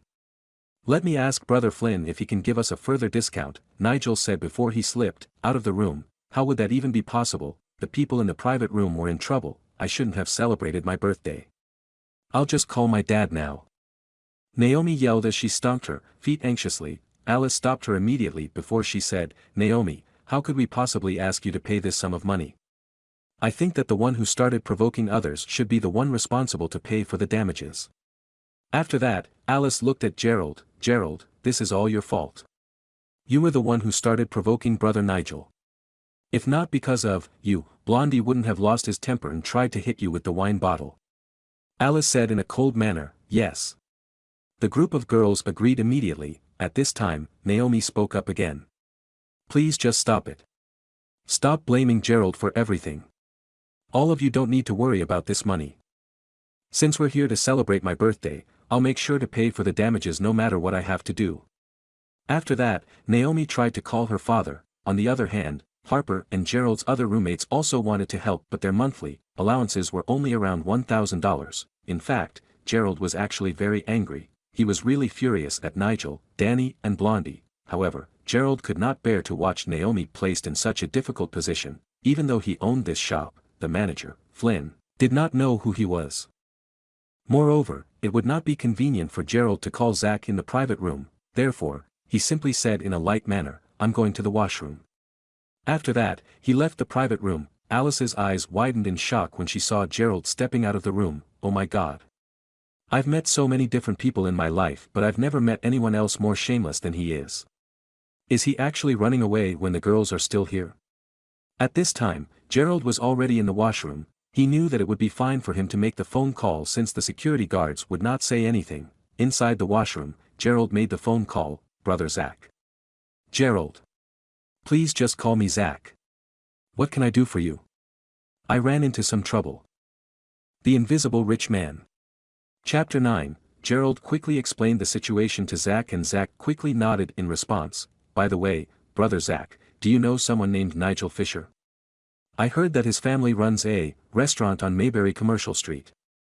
At this time, Gerald's brows were tightly knitted together. He was not someone with any sinister thoughts. However, Nigel was the one who had given Yuri the idea to steal Gerald's girlfriend, Xavier, from him. Nigel was the reason why he had to suffer so much humiliation. Therefore, Gerald really wanted to know what would happen if Nigel and his family lost all of their money. Nigel. Yes, his father is one of my subordinates. Moreover, the restaurant that his family is operating is actually registered under your name. Did he offend you in any way? Zach was very cautious at this time. After a short while, Zach quickly replied, I know what I have to do, Gerald. Don't worry. Just leave it to me. In fact, Gerald did not know what Zach was going to do. This was because Gerald did not even know what he could possibly do to him. This was the first time that Gerald had ever used his identity and power to coerce others. Even though he really hated Nigel, he had a strange feeling of discomfort after giving his orders. Gerald chose not to think too much about it. After ending the phone call, Gerald walked out of the washroom before he headed towards the private room. However, there was a huge turning point in the private room at this time. At this time, Alice, Naomi, and the rest of the group were all trying to contact everyone that they could so that they could resolve this matter. They had to find a solution. At this time, Flynn suddenly entered the private room, then bowed in front of them before he apologized immediately. Naturally, he informed them that they would no longer need to compensate or pay the damages for the arowana fish tank. Everyone was extremely confused at this time. When Nigel suddenly walked in, everyone suddenly realized what was happening. Brother Nigel, was it you? All of the girls stared at Nigel with admiration written all over their faces. Nigel was still wondering what they could possibly do to deal with this matter. As a matter of fact, he ran to the private room earlier because he wanted to hide himself. However, he decided to head towards the private room when he saw Flynn rushing there with a panicked expression on his face. It turned out that the matter had been resolved. Nigel did not confess that he wasn't the one who had resolved the matter. Instead, he simply smiled and said, "Brother Flynn and my dad are good friends. This is just a small matter." "Wow. Brother Nigel, you're really incredible. Brother Nigel, you're the best." All of the girls started to worship Nigel immediately. Alice was also staring at Nigel at this time and she was beginning to fall for Nigel. After all, he was the owner of the Grand Marshal restaurant on Mayberry Commercial Street. He was really impressive and he came from a wealthy family. At this time, the door was pushed open and Gerald stepped into the private room. Oh look. He's only back upon realizing that the matter has already been resolved. The girls stared at Gerald in disgust. At this time, Alice was even more disgusted with Gerald. "Naomi, I'm really very curious. Why are you friends with someone like him?" Alice snorted coldly. It was then that Gerald found out the truth, that Zack had already handled everything for him. Moreover, Flynn had come over to apologize and inform them that they would no longer need to pay for the damages. Of course, this matter could be easily resolved. After all, Gerald was the owner of this property. However, judging from the way everyone was staring at him, Gerald knew that they had misunderstood him once again and must have thought that the credit belonged to Nigel. Explanation? Ha. Gerald felt that it was totally unnecessary. In fact, Gerald had initially thought that Alice was really beautiful. However, after everything that had happened tonight, Gerald no longer had any interest in Alice. In fact, the only reason why he chose to resolve this matter was simply because of Naomi. Moreover, even if he tried to explain himself, Gerald knew that no one would believe him anyway. Gerald didn't want to waste any time explaining himself. "Okay. Since we've already resolved the matter, why don't we bring the party elsewhere? Let me treat all of you." At this time, Nigel clasped his hands together as he tried to change the topic. He looked at Alice and all of her roommates. "Yes. Of course." The crowd of people agreed immediately and Alice also smiled at Nigel. Compared to Danny, Alice felt that Nigel was not only much more handsome, but he was also more mature and stable. Moreover, Alice felt that Nigel was very well connected and his connections would definitely benefit her in the future. Nigel certainly knew a lot of people. Naomi had a straight expression on her face as she said, "Well, why don't we continue the party tomorrow instead? It's already almost 4 o'clock in the morning. I think we should head home now." Naomi was no longer in the mood to party after everything that had happened. At this time, Harper also nodded and said, "Yeah, we won't be going anywhere else. We're also going home." In fact, Gerald's roommates were also feeling a little bored. Initially, they were all excited to get acquainted with all the beautiful girls in Alice's dormitory. However, it was now obvious that all the boys from Gerald's dormitory were actually redundant, compared to Danny and his friends. Haha, that's okay. You probably wouldn't be able to enter the next place that we're heading to. Moreover, I'm afraid that I won't be able to bring so many people in with me too. Therefore, it's probably better if you choose to sit this one out. Nigel glared coldly at Gerald and Harper. Where are we going next? Are we going to your restaurant? The girls asked as they looked at Nigel. Nigel stretched out his finger before he waved it in front of them. "No, I'm bringing you to Wayfair Mountain Entertainment. Have you heard of it before? The famous Wayfair Mountain Entertainment?" Alice asked in excitement. "That's the highlight of Mayberry Commercial Street. Isn't that the manor where all the wealthy and powerful people gather to have fun?" Nigel was right.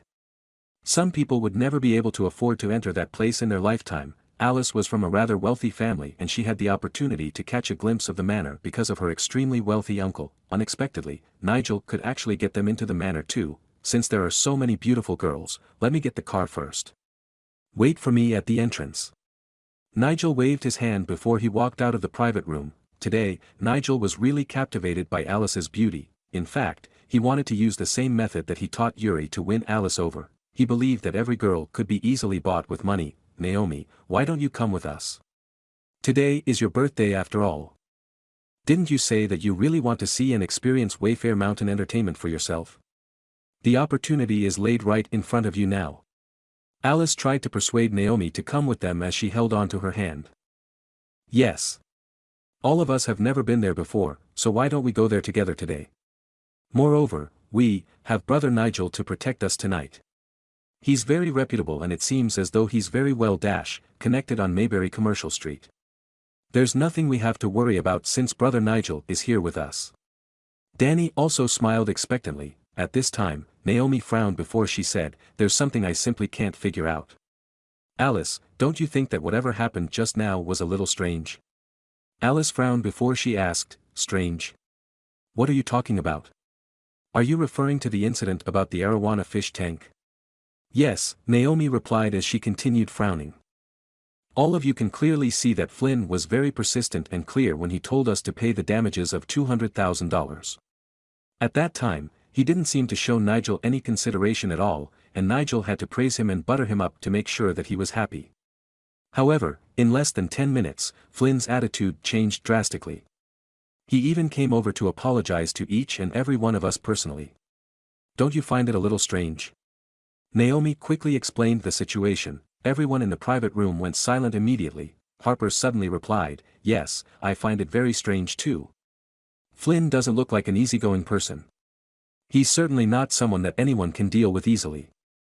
No matter how good Nigel is at flattery, how could he possibly change Flynn's mind in just a few minutes?" "Do you mean to say that someone else had helped us?" Alice asked as she also felt that the situation was indeed a little illogical. She had been too busy admiring Nigel and she completely ignored the entire situation that they were in. The Invisible Rich Man. Chapter 10, Huh? How's that possible? Who else would be as powerful or influential as Brother Nigel on Mayberry Commercial Street? "Harper, are you talking about yourself?" Danny sneered at this time. Harper replied immediately, "I'm not saying that it was me, but I just have my doubts about this matter. Moreover, some of us had actually called some of our friends earlier. Perhaps everyone should ask around and see if any of our friends have actually helped us resolve this matter. We should make sure that we're thanking the right person." "That makes sense too." Alice had a solemn expression on her face. "All right then. Everyone, please check with the people that you called earlier so we'll know for certain if Brother Nigel was really the one who helped us." Alice was also referring to Nigel in a very intimate manner. After that, everyone started calling their friends and families. Gerald felt a little awkward at this time. Should he tell them the truth about the matter? However, before Gerald could decide on what he should do, everyone else had already come to their own conclusion. This was because none of their friends had the ability to help them to resolve the matter. I'm certain that Brother Nigel was the one who helped us solve this matter. I really don't think there's anyone else as influential as he is. So, let's stop doubting him already." Danny glared at Harper with a cold expression on his face. "All right then. Why don't we head out already? Brother Nigel must be waiting for us at the entrance. Let's not keep him waiting for too long." Alice said as she glared at Harper and Gerald. She felt some contempt in her heart. She felt that Harper was simply saying that because he was jealous of Nigel's capability. At this time, everyone walked towards the entrance of the karaoke bar. Nigel had already parked his luxury car up front and he had a few friends with him. "Naomi, are you coming with us?" Alice asked as she took Naomi's hand. "Sorry, Alice, but I really don't feel like going anywhere else today. I'll go there when I have another chance to do so in the future." Naomi had always been a very straightforward person and she felt that Nigel was a little too hypocritical. Therefore, she didn't quite like him. Since Alice could not persuade Naomi to come along with them, she decided to leave Naomi behind and she left with her other roommates instead. All of them parted in front of the karaoke bar. Gerald looked at Naomi and Harper as they were leaving the karaoke bar. He could see the disappointed expression on their faces. It was obvious that they also wanted to visit Wayfair Mountain Entertainment. However, it seemed as though Harper and Naomi were holding back because of him. Gerald could not help but feel very guilty about the entire situation. Therefore, Gerald made a promise to himself that he would definitely bring the both of them to Wayfair Mountain Entertainment so that they could see and experience the manor for themselves one day. After about half an hour, Nigel and his friends parked their luxury cars in front of the entrance of Wayfair Mountain Entertainment. Alice and her friends got out of the cars one after another. "Stop. You are not allowed to enter." Unexpectedly, before they could even step into the manor, a few well-trained security guards dressed in black stopped them immediately. Brothers, don't you remember me? I'm Nigel and my father is Adam Fisher. I brought some of my friends over here to have fun today." Nigel put his hands in his pockets and he smiled as he looked at the bodyguards, as though he was expecting something to happen. "Ha ha ha. Nigel, you really think too highly of yourself. Something so major has happened to your family, but you're still out here having fun on your own, aren't you? I'm afraid that tonight isn't the only night that you won't be allowed into the manor. I'm afraid that you will never be able to step into Wayfair Mountain Entertainment in the future. The bodyguard sneered at Nigel with a contemptuous expression as they looked at Nigel. They even felt some sympathy towards him. At this time, Alice and her friends could only exchange glances with one another, while Danny tried to challenge the bodyguards at this time. He said in a cold manner, "Do you know who he is? He's Nigel Fisher. Grand Marshal Restaurant on Mayberry Commercial Street belongs to his family." "Ha ha ha, yes, you're right, but that is all in the past. After today, your family will no longer be the owner of Grand Marshal Restaurant. Moreover, all of your family's other businesses will also go bankrupt as of today. I believe that your father is currently busy dealing with the police, the business bureau, and all the people from the bank now. I can't believe that you're still in the mood to have fun now." The security guards shrugged before they smiled. Nigel could not help but swallowed as he yelled, "Impossible. You are lying." After that, he hurriedly took out his cell phone before he tried calling his father, after dialing several times in a row. His father finally answered the phone. Nigel immediately asked if his family was facing any sorts of trouble. At this time, the expression on Nigel's face changed and he turned pale immediately. "No. No. That's impossible. It's completely impossible. How could this be happening?" After that, Nigel dropped his phone to the ground. It seemed as though all of his family's businesses had been barred because his father had broken the law. All their bank accounts had already been frozen. In other words, Nigel had nothing now. Alice and the others obviously did not expect such a reversal. They were all very embarrassed at this time because they didn't know how they should react. Impossible. This is absolutely impossible. Nigel sat on the ground in a daze. Was he a pauper now? At this time, Alice was extremely disappointed when she realized the situation that Nigel was in. She thought that she had finally found someone who was worthy and qualified to be her boyfriend. However, it seemed as though everything was crumbling down for Nigel. "Danny, can you ask your father to help me, family? Could you please help me and my family?" Nigel was at a loss and he really did not know what else he could possibly do. "Damn. How can my family possibly be able to help you?" Danny waved his hand before he said, "Nigel, I think that you should return home now and see your dad. It's no wonder why my dad had always said that the law will catch up to your father sooner or later. I finally understand why. Alice, what should we do now?" All the girls didn't know what to do because they had initially planned to come and experience Wayfair Mountain Entertainment for themselves. Unexpectedly, Nigel's family actually had to go bankrupt at this time. "I think we'd not be of any help even if we stayed here. We should just go home." After that, Alice quickly hailed a taxi before she left immediately. The group of people started dispersing one after the other. At this time, Zach was actually observing the entire situation unfolding in front of the manor. He made a phone call and said, "Hello, Miss Jessica. Gerald only asked me to take back the restaurant that the Fisher family owns on Mayberry Commercial Street. Do you really think it's okay for you to make their family go bankrupt without any hesitation?" "Ha ha ha. My brother is just too soft-hearted. That is not the way the Crawford family does things. He shouldn't be so soft-hearted towards his enemies. Otherwise, I'd be really worried when Gerald takes charge of the Crawford family in the future. My brother should understand how wealthy and powerful he is now."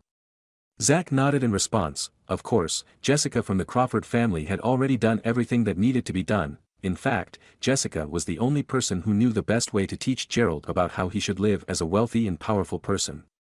In fact, no matter how much money Gerald spent, he would never reach the end. This was because it was completely impossible to finish the Crawford family money. The Crawford family owned more than 1/3 of the properties and industries in the world. This was beyond what an ordinary person could ever imagine. At this time, Gerald and Naomi had already returned to their dormitories. Since Harper and the rest of the boys were a little upset, they decided to head to the internet cafe to let off some steam. They wanted to invite Gerald to join them, but he had never played the game before because he used to be really poor. In addition, Gerald was also feeling a little tired and he simply wanted to rest. However, as soon as he climbed into bed, his cell phone started ringing. As soon as he caught a glimpse of the number on the caller ID, Gerald felt very confused. It was Xavier. After thinking about it for a moment, Gerald decided to answer her call. "Gerald, why didn't you answer my call as soon as your phone is ringing? What are you doing?" Xavier's faint voice sounded over the other end of the line. As soon as he heard her voice, Gerald suddenly thought of his past with Xavier. They used to call each other and talk to each other over the phone just like this. "Well, what can I do for you?" Gerald asked in a cold voice. "I'm waiting for you by the lake beside the campus." "Gerald, if you refuse to come and meet me, I'll jump into the lake and drown myself." The Invisible Rich Man. Chapter 11. Gerald knew that whatever photograph she was talking about was just an excuse to meet him. In fact, Gerald did not want to meet Xavier at all. He felt very heartbroken because he really loved her before this. However, he would be lying if he said that he did not have any feelings for her. As soon as Gerald heard Xavier's depressed voice, he agreed to meet her immediately.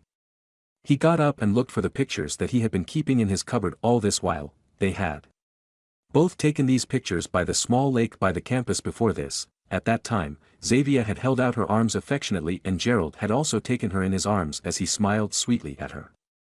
However, now that the situation had already developed into the way it had, Gerald's heart was aching badly. Gerald stared at the $100,000 that he had withdrawn from the bank that morning. In fact, Gerald wanted to spend that money to enjoy life and make up for everything that he had missed out on in the past. Gerald finally realized that he was being too naive. He didn't need any cash at all. He could do anything he wanted to with all the cards his sister had given him. Gerald knew that leaving so much money in his dormitory was not a solution. How should he explain the situation to his roommates if they found the money? Over the years, he had this bunch of sincere buddies by his side because of his poverty. However, Gerald was afraid that he would lose them if he told them the truth now. "All right. I'll go down to meet Xavier before I deposit these $100,000 back into my bank account." Gerald could not find a nice paper bag. Therefore, he simply grabbed a black garbage bag from his dormitory before he placed the $100,000 into the bag along with the picture that he had taken with Xavier by the small campus lake. "I'm here, Gerald." Xavier started waving her hands at him as soon as she saw him walking towards him. It felt exactly like the time when they were still dating each other. In fact, Xavier was the one who felt the most uncomfortable today. Gerald had bought a Hermes bag worth $55,000 today. $55,000. How long would it take an ordinary person to make that amount of money? This was especially difficult because Gerald had become rich as soon as she dumped him. Xavier could not believe what she had missed out on. That was the reason why she decided to use the photograph as an excuse to meet up with Gerald. What is wrong? Gerald was still upset when he arrived at the lake, but he didn't show Xavier his soft and gentle side. Instead, he pretended to be cold and indifferent towards her. Xavier could not help but glance at the black garbage bag in Gerald's hand. After that, she said, "Ah. I thought you would have brought something else with you when you came to meet me." Xavier was very disappointed. She was initially fantasizing that Gerald would bring the $55,000 Hermes bag along with him as he begged her to get back together with him. Unexpectedly, he was simply going to throw his garbage out after he was done meeting her. Gerald took the picture out of his pocket before he said, "Here, Xavier. After I return this photograph to you, we'll both have no connection to each other anymore." Gerald was planning to keep the photograph as a memory, but it seemed as though he no longer needed to do that. Xavier was a little anxious at this time. She felt very aggrieved and she stomped her feet before she hit Gerald in his chest. "You're such an idiot. You really are an idiot. Did you really think that the reason why I asked you to meet me here is simply because I wanted you to return this photograph to me?" Gerald had a surprised expression on his face. "If that's not the reason, then why did you ask me to meet you?" "Gerald. How can I make you understand the truth? Do you really think I have something to do with Yuri?" Xavier said, "You're a fool. I only did this because I was trying to test you." "Test me?" Gerald asked as he smiled bitterly. She went to the grove with Yuri because she wanted to test him. At the end of the day, it seemed as though it was a test for herself. Gerald did not want to say anything else anymore. "All right then, you can conduct whatever tests you want. I will just return this photograph to you and we should both just stay away from one another from now on. Goodbye." Gerald shook his head before he turned around to leave. Gerald, stop. If you walk away from me now, I'll jump into the lake immediately." Xavier really did not expect Gerald, who used to be so obedient and thoughtful towards her, to act so indifferent and cold towards her now. Xavier mustered up her courage as she stood towards the lake, just as Gerald had already expected her to. Gerald knew that she was just trying to stall him, while he wanted to leave right away. However, when he saw Xavier leaning towards the lake, Gerald kept feeling his eyelids twitching out of fear. He hurried over to Xavier before he hugged her and stopped her from jumping into the lake. there were tears in Xavier's eyes as she said, "Don't try and stop me. If you don't believe me, then I'd rather die. Just let me die. Let me die." Gerald took a deep breath. To be honest, he really did not trust Xavier anymore. This was especially so after he heard the entire story of why Xavier dumped him from Nigel. However, Xavier was threatening to jump into the lake if he left her and he felt that she was being sincere. Gerald could not deny that he was a little moved at this time. After that, he hurriedly said, okay, I believe you." Xavier broke into a smile before she said, "I knew it, Gerald. I knew that you're still in love with me. Even if I jumped into the lake today, it wouldn't be because you bought the Hermes bag or because you're rich now, but I just wanted to prove to you that my love for you is real. From the beginning to the end, I've never been a materialistic person. Otherwise, we wouldn't have been together for so long." Gerald did not say anything at all. At this time, Xavier looked at Gerald suspiciously before she said, "By the way, Gerald, I'm really curious. How did you become so rich all of a sudden? How can you afford to pay $55,000 for a bag?" Xavier could not help but ask.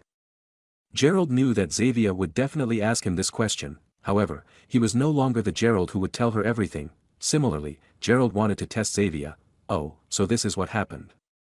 I rescued a young girl who was hit by a car just a few days ago and I would never have expected the young girl's family to be so wealthy. However, since they were in a hurry, her parents decided to give me a one-off shopper's card. They told me that it's a very valuable card and they simply wanted to express their gratitude to me." Xavier's eyes widened immediately. "In other words, you can only use that Universal Global Supreme shopper's card once?" Gerald nodded. Then. Where is that bag now? You can definitely resell that bag for a lot of money." Xavier was a little disappointed. She really thought that Gerald got rich overnight. At least, he still had that Hermes bag that was worth $55,000. Gerald replied, "I gave Naomi that Hermes bag as a birthday present." "What?" Xavier was shocked. "You gave that bag away? You gave the bag that was worth $55,000 away?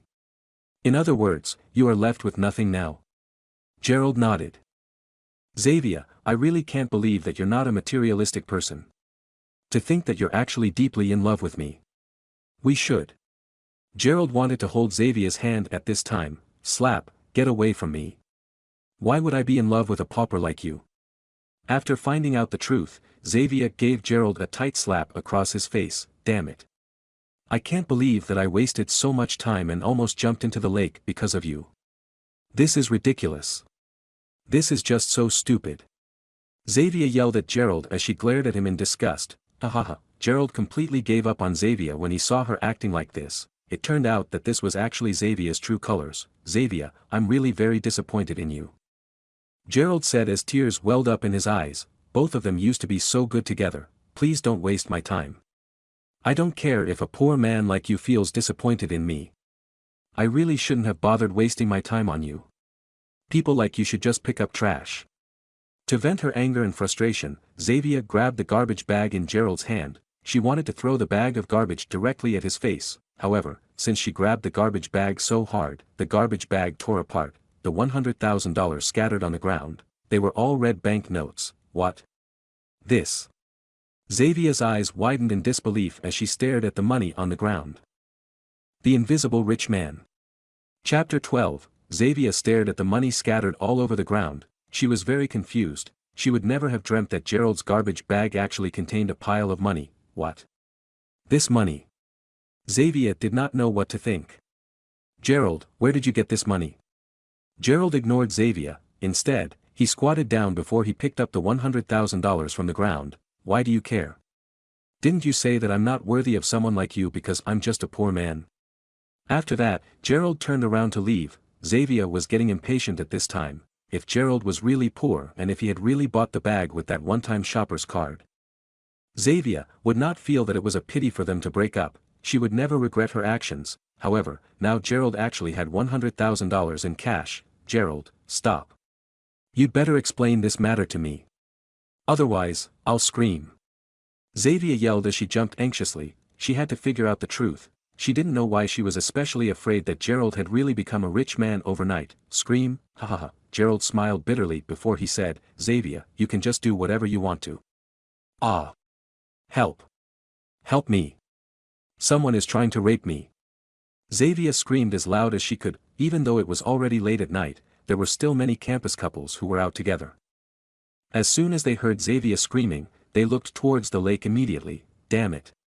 Gerald would never have imagined that Xavier would actually scream for help and say that he was trying to rape her. Xavier, what are you trying to do? Okay, you win and I lose. Gerald hurried back to Xavier before urging her to shut up. Gerald, I just want you to tell me why you have $100,000 in cash. Tell me the truth now. Xavier said as she frowned. Gerald had already lost all hope in this woman. He didn't want to have anything else to do with her, therefore, he decided to continue with his lie just so she would give up on him completely. Oh, I have to return these $100,000 to someone. Didn't I tell you about the young girl that I saved a few days ago? Besides giving me the shopper's card, they also decided to give me a $10,000 cash reward. However, they gave me too much and they gave me $100,000 instead. That is the reason why I am going to return the $90,000 to them. Gerald said in a sincere manner. Xavier finally understood the whole situation. First of all, she knew that Gerald was not a good liar. Secondly, if Gerald really did become rich overnight, why would he still be dressed so casually? He did not look like a rich man at all. After listening to Gerald's explanation, everything finally fell into place. Everything finally seemed very logical now. I understand now. In other words, aside from the $10,000 in cash, you have nothing left. Xavier took a deep breath and she felt as though she could finally let go of Gerald with no regrets at all. If you're satisfied, I'd like to leave now. After that, Gerald walked away with the $100,000 in hand. A poor man will always be a poor man. It'd be better for me to go back to my yvrah. Xavier also left in a hurry after staring at Gerald's back contemptuously. Gerald couldn't help but feel very distressed after depositing his money into the ATM machine. Xavier had changed completely and he could not recognize her at all. Xavier, if she could just forget about that Hermes bag and if she really did not care whether he had any money, he wouldn't have minded getting back together with her. After all, Gerald did not only have $10,000. He had countless $10,000 belonging to him. Gerald sighed as he started walking back to his dormitory. At this time, his cell phone suddenly rang. It was a phone call from Naomi. Gerald, do you want to have some cake? If you'd like to, drop by the girls' dormitory. I'll bring you some. Naomi had always been very concerned and thoughtful towards Gerald. In fact, both of them got along very well and Naomi had always felt very happy and relaxed whenever she was with Gerald. She could also have sincere conversations with Gerald. Unlike all the other boys, Gerald did not have any bad intentions and he was really her friend because he wanted to be her friend. He was not thinking of getting into bed with her at all. Cake? It's okay, I don't feel like eating anymore. Gerald laughed. He really cherished his friendship with his only female friend, Naomi. Okay then. Gerald, no matter what happened tonight, just remember that you'll always be my good friend. I really like the bag that you bought me. The both of them continued talking for a short while before Naomi finally hung up the phone. At this time, many of her friends were waiting in her dormitory. Naomi, why are you so nice towards someone like him? Alice, I know that you look down on Gerald, but you have to believe me. He isn't the kind of person you think he is. He's a very genuine and nice person if you just try to get to know him better. Alice was also at Naomi's room at this time. In fact, the person who felt most distressed tonight was Alice. She was planning to meet a nice guy that she could consider dating tonight, but the first person she had encountered was Gerald. After that, she ended up having good feelings for Nigel, who lost everything overnight. Alice felt really upset when she thought about how embarrassing it was when they were waiting outside Wayfair Mountain Entertainment but they could not get in. It was such an unpleasant experience. Alice felt that her bad luck had begun as soon as she met Gerald. That was also the reason why she hated and despised Gerald. I can't believe that he even gave you a fake Hermes bag. I wouldn't have found that Gerald so disgusting if not for this bag. Alice felt very annoyed when she saw Naomi treating the bag that Gerald had given her like some sort of treasure. She grabbed the bag from Naomi before throwing it into the trash can. Naomi quickly walked over to the trash can to pick it up. Happy birthday, Naomi. Before she could do so, some of her good friends from the dormitory next door came over to her room with a big cake with them. You girls are here. Naomi hurried over to the door to greet her friends. After that, Felicity and Xavier walked into Naomi's room. Even though Naomi did not talk to Xavier much anymore because of Gerald, she still greeted her with a smile on her face. Wow. Naomi, you must have received a lot of fantastic gifts. How could you actually throw such a beautiful bag into the trash can? Oh my God. It's even a Hermes bag. Felicity said jokingly when she saw the Hermes bag in the trash can. Felicity Nelson was definitely a goddess because she was so beautiful. Both Felicity and Alice could be considered the two most beautiful girls in the entire dormitory. When Alice looked at Felicity, who was equally as beautiful and elegant as herself, Alice could not help but feel a little competitive. So, what if it's Hermes? It is just a fake Hermes bag bought by a very poor man. Alice said as she frowned. At this time, Xavier was standing next to Felicity and the expression on her face changed as soon as she saw the Hermes bag that they were talking about. She naturally recognized that this was the Hermes bag that Gerald had bought for $55,000 that morning. She felt very uncomfortable after seeing the bag, a fake. Felicity picked the bag up from the trash can before she looked at it carefully. After a short while, Felicity's eyes widened in surprise as she kept turning the bag around in her hand. I don't think that this is a fake Hermes. I think that this is a genuine product. Genuine? The group of girls in the dormitory were all surprised. How could that be possible? Gerald is so poor. How could he possibly afford to buy Naomi a genuine Hermes bag? This bag is a limited edition collector's item and it is selling for more than $50,000. Alice said contemptuously. Alice did not know why she could feel her heart beating frantically when Felicity said that the Hermes bag was actually a genuine product. No, I'm certain that this is a genuine product. I've touched the genuine Hermes bag in their boutique store and it feels exactly the same. It's completely impossible for a fake Hermes bag to have the same texture as the original. I have the phone number of the manager working at the Hermes boutique store directly opposite our university and I can call her to ask if someone has purchased this collector's item from their boutique store. We'll know the truth then. Felicity held the Hermes bag in her hand as if it was a very precious item. Her remark made all the girls gasp immediately. At this time, Felicity took out her cell phone as she prepared to call the manager of the Hermes boutique store. You don't need to make the call. At this time, Xavier suddenly spoke up. In fact, if Felicity wasn't about to make the phone call, she wouldn't want to tell the truth because Gerald had actually bought this expensive bag worth $55,000 for someone else. However, since Felicity was going to make the phone call, she decided that she might as well tell them the truth directly. This Hermes bag is indeed a genuine product. When Gerald bought the bag this morning, Yuri and we were also at the Hermes boutique store. He paid $55,000 for that bag. What? Bam! Everyone in the dormitory froze in place. The Invisible Rich Man. Chapter 13. Xavier quickly explained what she had encountered that morning to all the girls in the dormitory. Oh my God. It's actually true. That Hermes bag is actually worth $55,000. Gerald had always been living off the subsidy from the university and the money he made from running errands for everyone else. I really didn't expect him to have such good luck. He actually received such a luxurious Universal Global Supreme Shoppers card, damn it.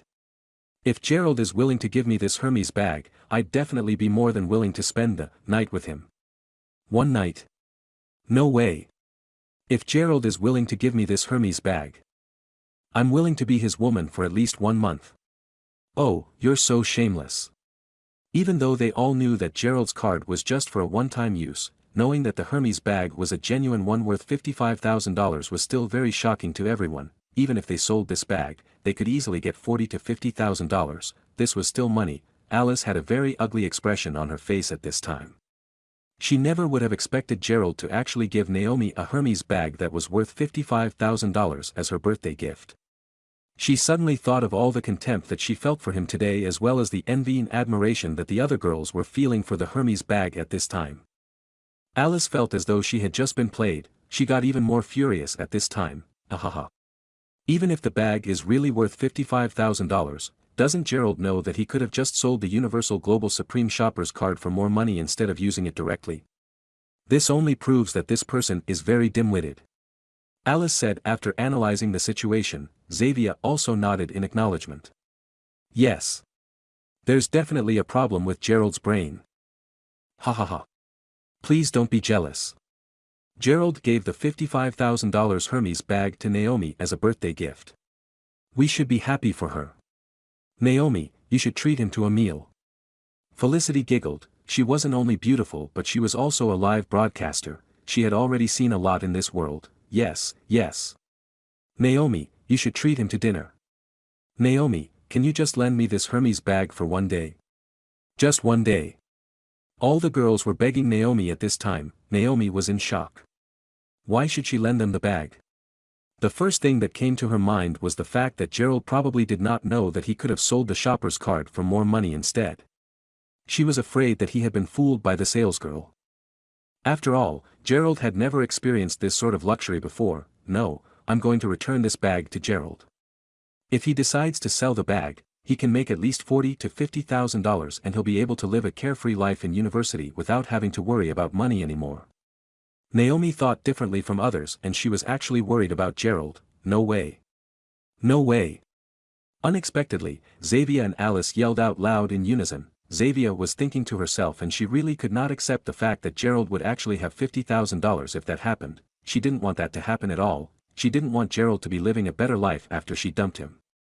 Xavier wanted Gerald to be poor and miserable without her. On the other hand, Alice simply hated Gerald. Naomi, why would you do that? Gerald was the one who gave you the Hermes bag, so why would you return it to him? Alice frowned immediately. Felicity smiled before she said, it's such a valuable Hermes bag. You shouldn't waste it just like that. I want to start a live broadcast and show my viewers this bag. Do you mind if I do that, Naomi? Naomi shook her head as she smiled.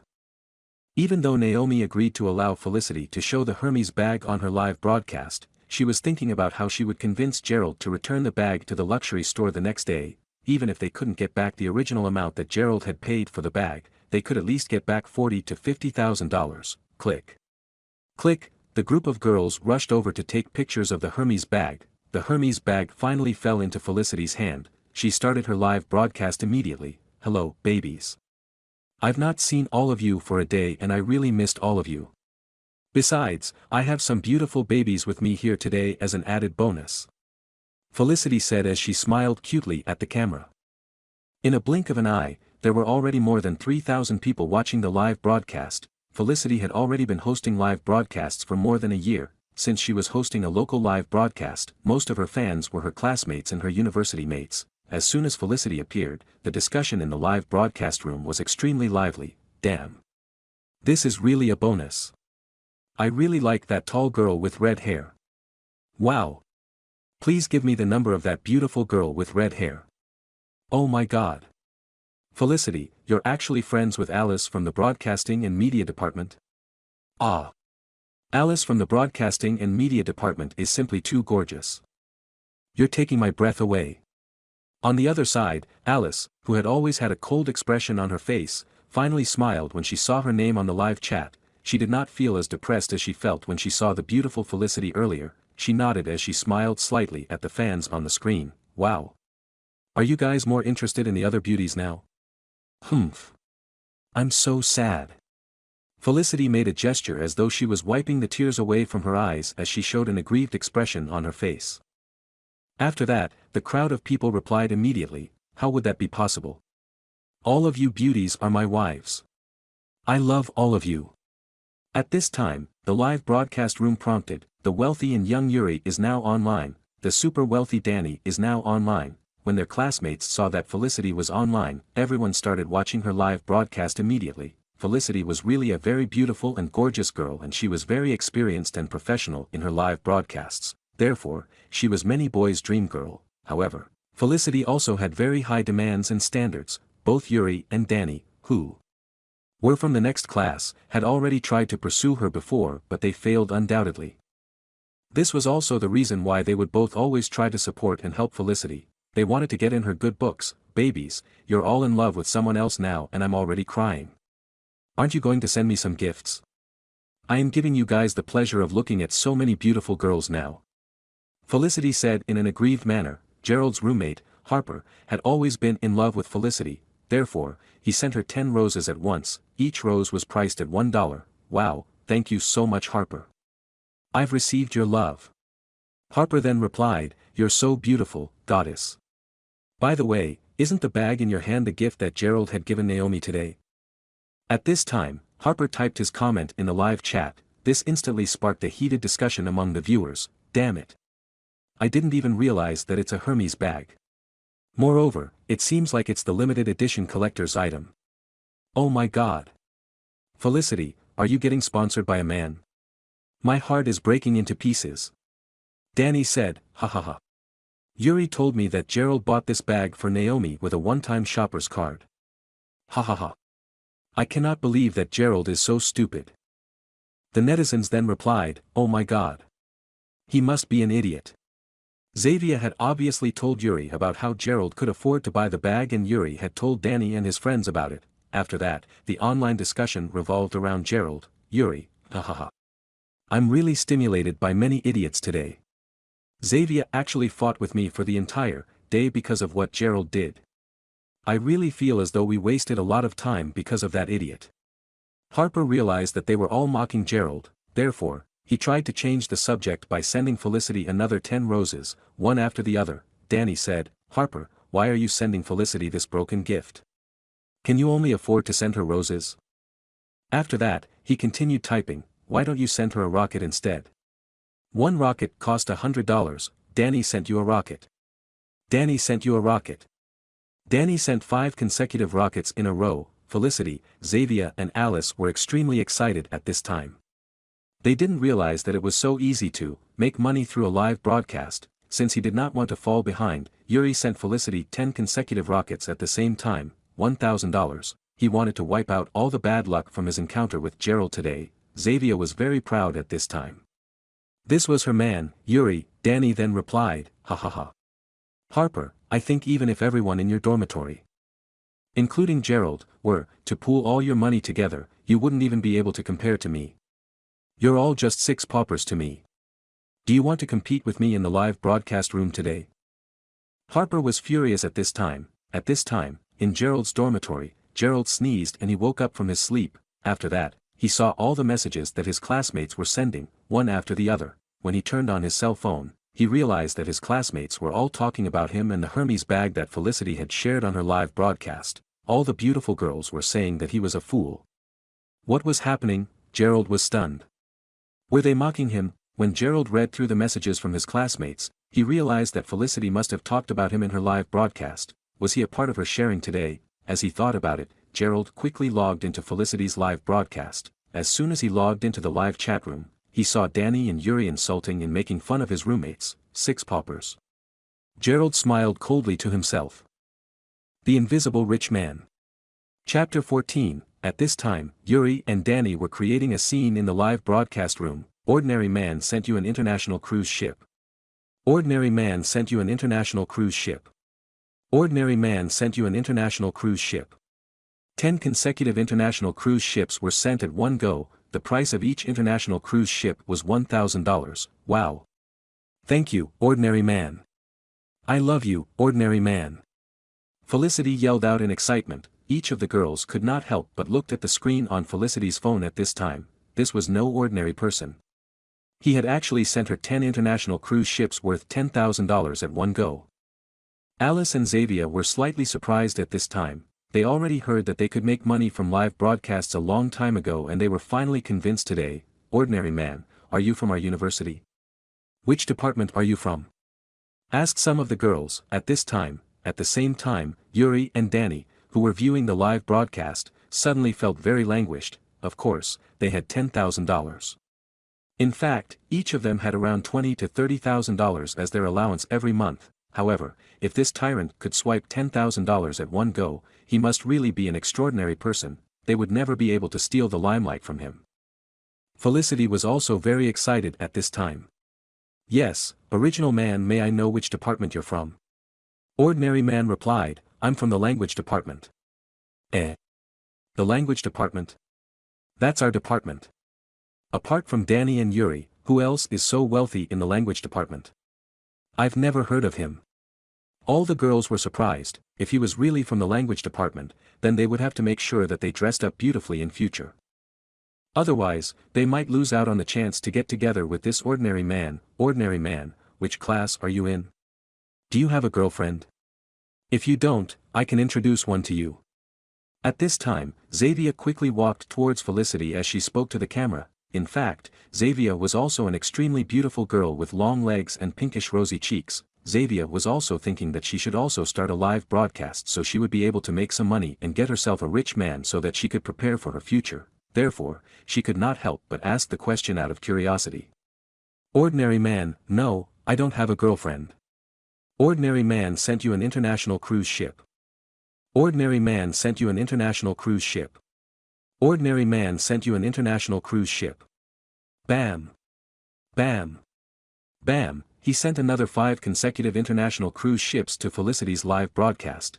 Ah. Felicity was so excited she could barely stand still. All the other girls also took deep breaths at this time. Felicity asked excitedly, Ordinary man, I can find you a girlfriend if you don't have one. We're all from the language department anyway. There are so many beautiful girls behind me, so why don't you tell me who you're interested in? I'm also available. In fact, Felicity was starting to regret doing this live broadcast in front of so many beautiful girls today. She didn't want to share her potential suitor with anyone else. She also felt very uncomfortable sharing this wealthy guy with the other girls. She glanced at this person's account and she realized that he was actually a Supreme member. This meant that he had already recharged at least $100,000 into his live broadcast account. That was the only reason why he had that verification icon on his profile. If she could, Felicity really wanted to do a private live broadcast for Ordinary Man. However, as she thought about it, Felicity felt that she could also gain a lot of benefits from having the other girls around on the live broadcast today. So, Ordinary Man, what do you think? Which one of these girls are you interested in? Felicity asked in a teasing manner, does the girl standing behind you have a boyfriend? Ordinary Man replied immediately. The person standing behind Felicity at this time was none other than Xavier. Why don't you make a guess, Ordinary Man?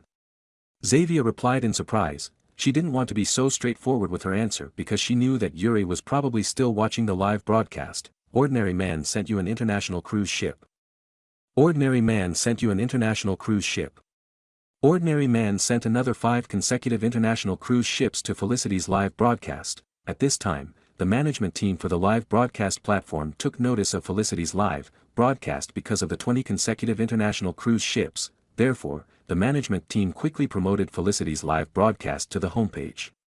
More and more of their university mates joined in the live broadcast at this time. The number of viewers on Felicity's live broadcast quickly exceeded more than 5,000 viewers. Ordinary Man then said, I don't want to guess.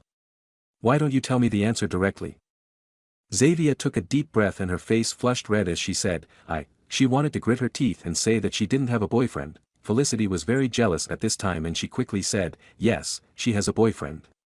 Her boyfriend is Yuri, who just sent me the rockets just now. Xavier was very annoyed. Did Felicity think she was that great?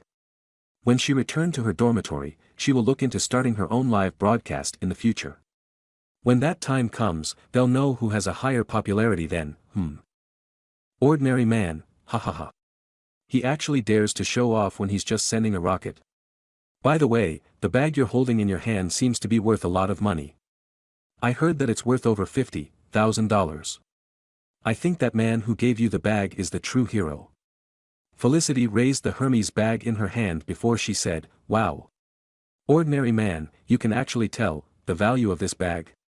You think that this bag is beautiful too? Felicity began to show off the bag in front of the camera. At this time, Alice, who was standing next to Felicity, quickly barged in and said, brother, I think you've misunderstood the situation.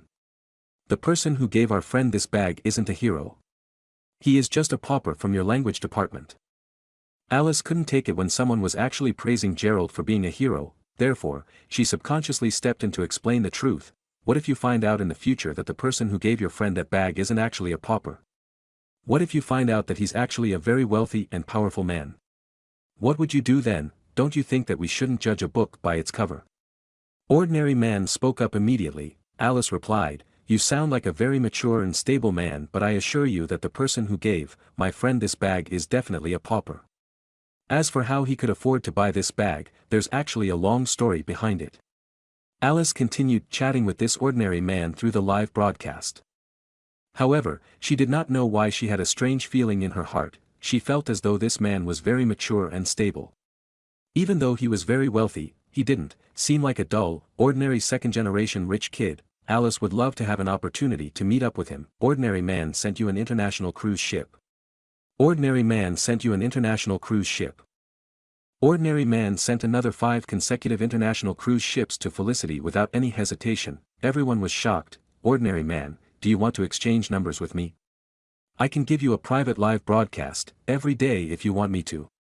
Felicity quickly said as she looked in the camera. However, when Ordinary Man did not reply after a long time, she looked at the list of viewers and she realized that he had already gone offline. Felicity felt very dejected.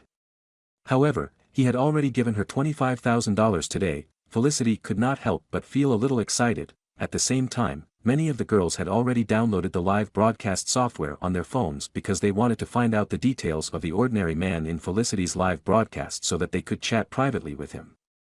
This included Xavier. At the male dormitory, Gerald could hear Danny from the dormitory next door cursing at the wealthy man who was showing off his wealth on Felicity's live broadcast. He tossed his cell phone aside with a bittersweet smile on his face. Sure enough, anyone who had more money would always be the winner. He could do anything that he wanted to. Ha ha ha. Gerald was Ordinary Man. When Gerald saw Yuri and Danny insulting and mocking his own roommates, he instantly recharged $150,000 into his live broadcast account. Sure enough, both of them shut up as soon as he appeared. Gerald could hear Danny still cursing from the room next door, probably because his self-esteem was hurt. In fact, Gerald was deliberately testing Xavier earlier on the live broadcast. Just as he had expected, Xavier did not let him down at all. She was really a materialistic girl who was full of greed. Gerald had completely given up on her. Since he was already exhausted, Gerald decided to go back to sleep. The next day, his roommates climbed over the wall at 5 o'clock in the morning to go back to their dormitory to sleep. As they had to attend class today, they started running towards the lecture hall immediately after they were done with their breakfast. Gerald, stop right there. As Gerald was about to leave the cafeteria, he suddenly heard a girl's voice stopping him from leaving. The Invisible Rich Man. Chapter 15. Gerald turned around as soon as he heard the girl's voice. He saw a tall and fair beautiful girl dressed in tight denim cropped trousers and a pair of high heels standing behind him at this time. Her hands were on her hips as she glared at Gerald with a look of contempt on her face. Gerald, do you really think that it's okay for you to rely on the student subsidy given to you by the student union when you could actually buy a luxury product worth $55,000? For yourself. Let me tell you something. We're not going to include you in the school subsidy for next year. The girl said to Gerald in a cold manner. Whitney, Gerald got the money as a reward for saving that young girl's life. The young girl's parents gave him the shopper's card to thank him for his kindness. Why would you revoke Gerald's subsidy? Do you really think you're that great just because you're the president of the student union? The president of the student union glared at Harper with a cold expression on her face without saying anything at all. What has this to do with you anyway? Don't you know that the only reason why Gerald could actually receive a student subsidy is simply because of the student union? The reason why we fought so hard for his subsidy was because we knew he needed help. However, he actually bought a Hermes bag worth $55,000 for himself. Haven't you heard the rumors that everyone is spreading around the school today? You caused very serious damage to the student union because of your actions. This action alone is enough for us to revoke your subsidy. Whitney glanced at Gerald with disgust in her eyes. Everyone obviously knew about the Hermes bag because of Felicity's live broadcast last night. Moreover, Whitney was the president of the student union who was also one of the chancellor's favorite students in the university. Whitney Jenkins came from a very favorable family background and she was also very good at what she did. She could handle many difficult situations, and since she was the president of the student union, she was in charge of almost all of the departments in the university. All the lecturers and tutors from all the different departments were also very familiar with her. She had the typical characteristics of a leader, and therefore, Whitney did not care about someone who had no money or power such as Gerald. However, she respected the fact that Gerald had always been very obedient and willing to do whatever she asked him to do. That was the reason why she always helped him obtain the subsidy every year. The other poorer students in the university were all unwilling to act as a free laborer for Whitney just so they could obtain the subsidy. This was also the reason why Harper disliked Whitney. Gerald, why don't you tell me what we should do about this? Whitney asked as she glared at Gerald. Gerald frowned. To be honest, he no longer needed to rely on the subsidy given by the student union. However, even though Whitney looked down on him, the subsidy he had received in the past was due to her efforts. Gerald asked, so, what do you want from me? All right then. Since you're asking, I'll make sure that you can continue receiving the subsidy if you do something for me. If you do it well, I'll forgive you for the damage that you've done to the reputation of the student union. Whitney was referring to the fact that everyone was scolding Gerald and calling him a fool because he used the shopper's cart to buy a bag. Whitney was filled with hatred as she thought about it. How could this pauper be so lucky? Why would anyone give him a Universal Global Supreme shopper's card just like that? Moreover, Gerald had even given someone else the $55,000 Hermes bag as a birthday present, $55,000. If he gave it to her, she would be so much happier. However, Gerald did not say anything to her and he did not even think of her at all. So, Whitney decided to teach him a lesson by using the subsidy as a bargaining chip. That fool, what do you want me to do for you? Gerald asked with a calm expression on his face. It's actually very simple. The student union will be holding a big event next week and we need someone to clean the venue up. Therefore, I want you to clean up the auditorium for us. If you do that, I'll continue helping you to apply for your subsidy next year. Don't you say that I'm not looking out for you, Gerald. I think you should just skip class today. I've already prepared a letter for you, Whitney said as she threw the fake letter at Gerald. After that, she turned around and walked away in her high heels. Damn it. That woman is such a bully. Harper cursed out loud immediately. Gerald's roommate, Benjamin, was also very furious at this time. Don't worry, Gerald. I think you shouldn't clean up the auditorium. Do you know how big the auditorium is? How can Gerald possibly clean up the venue on his own? Let's just head to class now. He patted Gerald gently on his shoulder. But what is going to happen to Gerald's subsidy then? Gerald's roommates were a little worried for him. After thinking for a short while, Harper finally clapped his hands. It's okay. Why don't we head to the auditorium together to help Gerald clean up the venue? Since there are so many of us, we will be able to do it even more quickly. Alright then. That sounds like a good idea. Gerald's roommates nodded in unison. Gerald felt warmth in his heart. In fact, even though Gerald had suffered so much humiliation in university for the past 3 years, he was still very optimistic. This was because he had managed to meet a bunch of people he could call his brothers because of his poverty.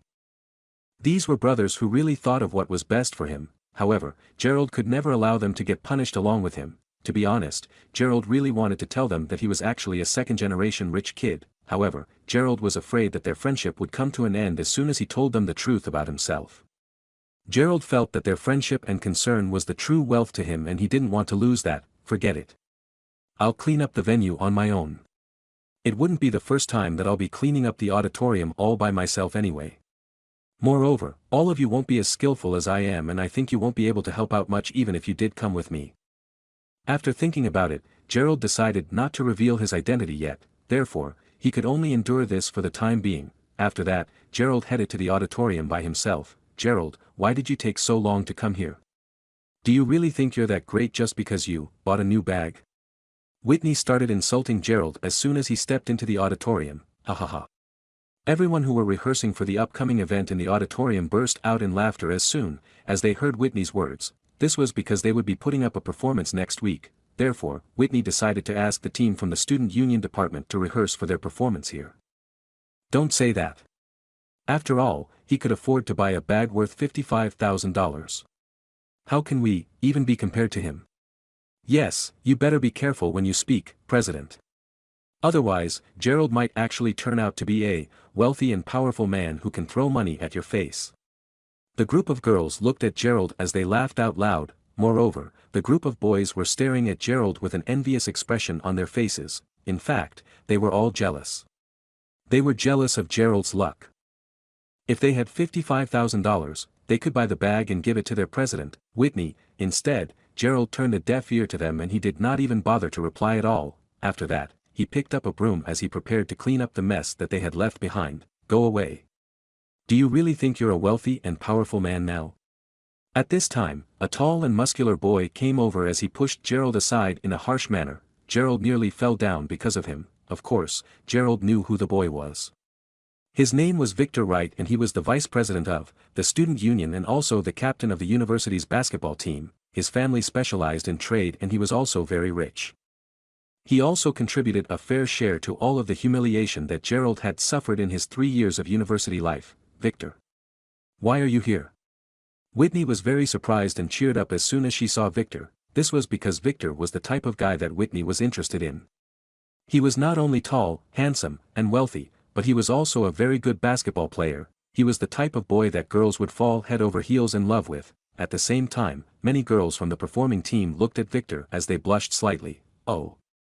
I'm here because I went out early to modify my car today," Victor replied as he took a sip of water. "Car? What?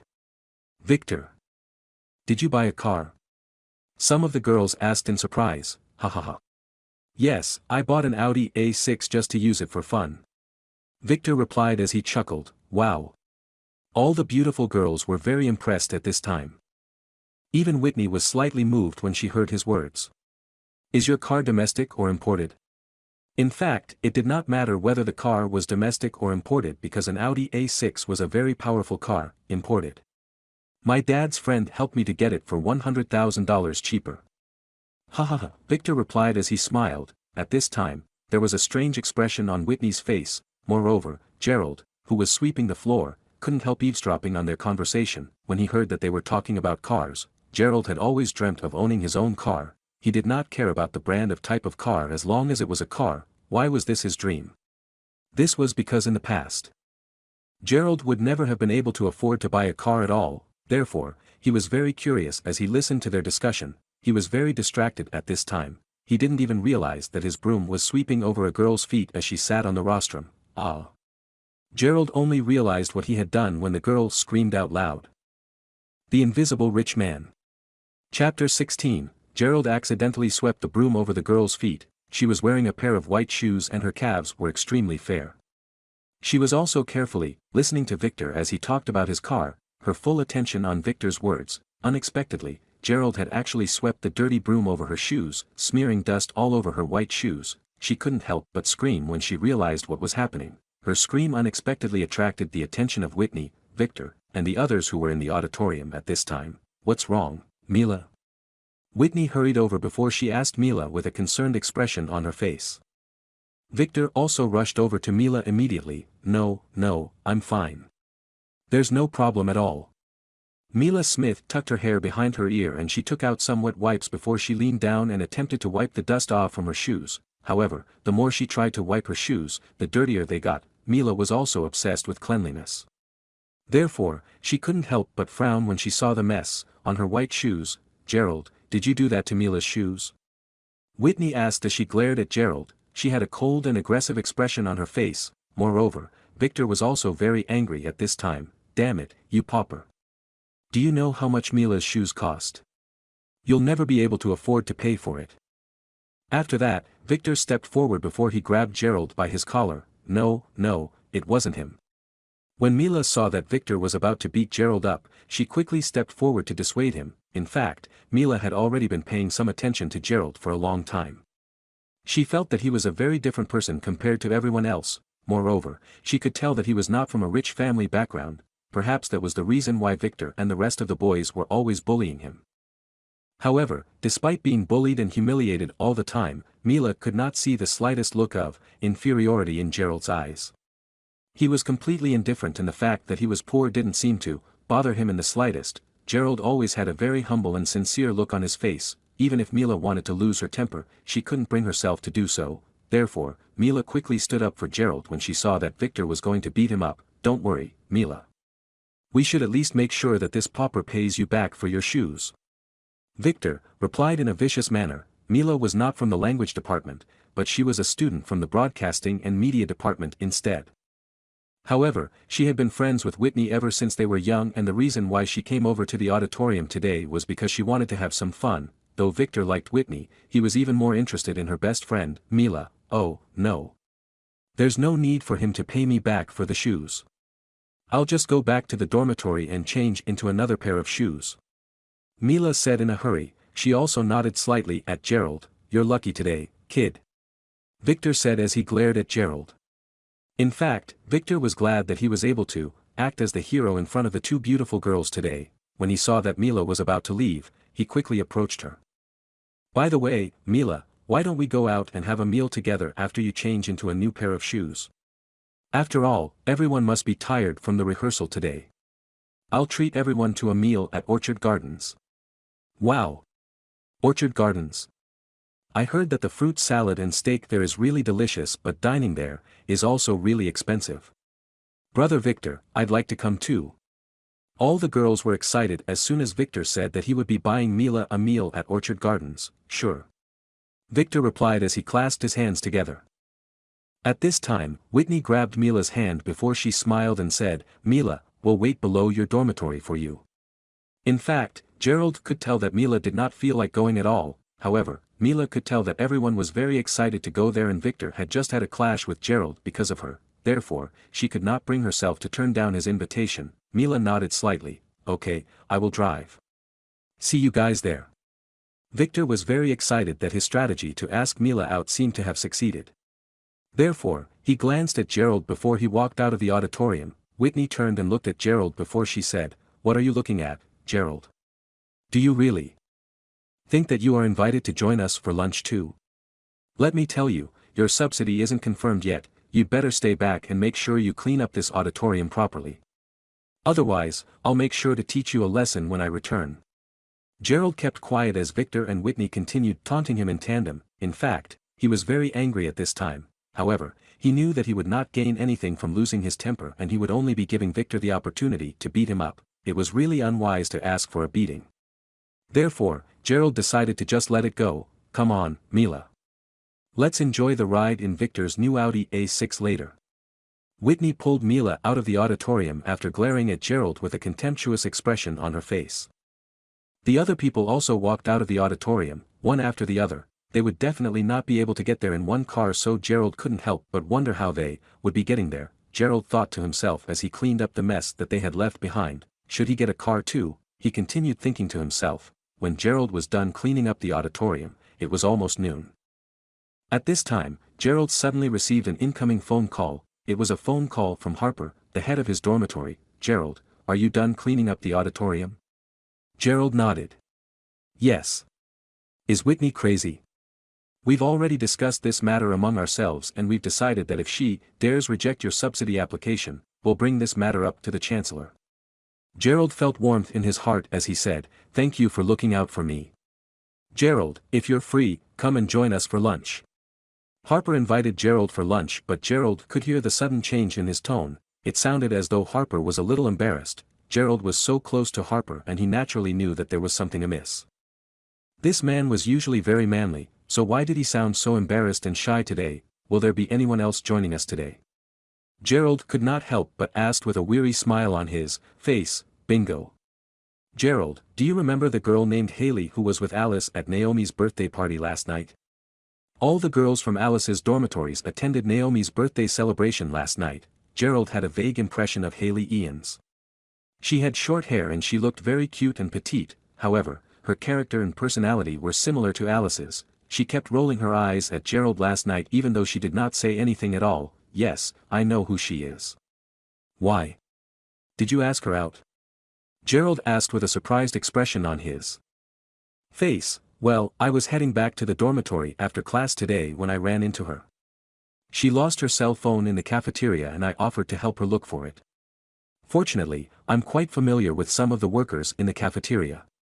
After checking out the CCTV and looking around the cafeteria, we finally found her cell phone. I felt that it was fate because I was actually pretty interested in her when I met her last night. Therefore, I mustered up the courage to ask her out for lunch with me and my friends today. She agreed immediately. Harper was extremely excited over the other end of the line. To be honest, Gerald was very happy for Harper when he heard his words. However, Gerald really didn't feel like going out with Alice and her friends. He simply couldn't tolerate them rolling their eyes at him. That's great, brother. I wish you all the best. I think I'll just skip lunch because I don't want to be a light bulb. Gerald replied as he laughed. Damn it. How could you do this to me, Gerald? All our brothers have already agreed to come with me. Moreover, Naomi will also be there today. It seems as though Naomi is going to introduce someone very important to you today. If you seize this opportunity and make the most out of it, you might be able to turn your life around in an instant. Harper was also very concerned about Gerald, a very important person. Gerald could not help but think to himself, damn it. Don't tell me that Alice will also be there today. The Invisible Rich Man. Chapter 17. Gerald could not describe the feelings he felt for Alice. Alice was really beautiful and elegant. However, Gerald really could not tolerate her attitude because she wasn't only very rude and arrogant, but she also looked down on those who were poor. Gerald could not understand what Naomi was thinking. How could she possibly have intended to matchmake him to Alice? Therefore, Gerald really did not want to join them for lunch before he did not want the situation to turn awkward. However, he could not reject Harper's sincere invitation as he didn't want to let his brothers down. The place that they had decided to have lunch at was a Western restaurant named Bloodhaven. Naturally, Harper could not afford to host a lunch at any five-star hotel unlike the second-generation rich kids such as Danny or Yuri. The 6 girls from Alice's dormitory turned up for lunch today. Moreover, the 6 people from Gerald's dormitory also came with Naomi. However, since Gerald was not with the rest of the boys in the dormitory, he did not go to the lunch place with Harper and the rest of the boys. In my opinion, Naomi, we only need the 5 boys from Harper's dormitory. You, and the 6 of us from my dormitory to come for lunch. Having the 12 of us eat together is good enough. Alice said as she sat in her seat as she drank her juice. The meaning behind her words was self-evident. In fact, Alice had a good impression of Harper and she felt that he was also a very stable and mature man. However, Harper's parents were just ordinary people who were teachers in a middle school. Therefore, he was naturally not up to Alice's standards. Yes, I agree with Alice. Why should Gerald join us for lunch today? As soon as I see him, I start thinking about everything that he'd done last night. It's so annoying. Haley also said jokingly at this time. Okay. Alice, Haley, please stop hating on Gerald. Did you know that he's actually a really good person if you just give him a chance and get to know him better? Naomi replied as she smiled, yes, Gerald is really a very good guy. Harper said immediately after, well, if he was really such a good person, he wouldn't make the 12 of us sit here just to wait for him alone, would he? Don't you think I'm right, Haley?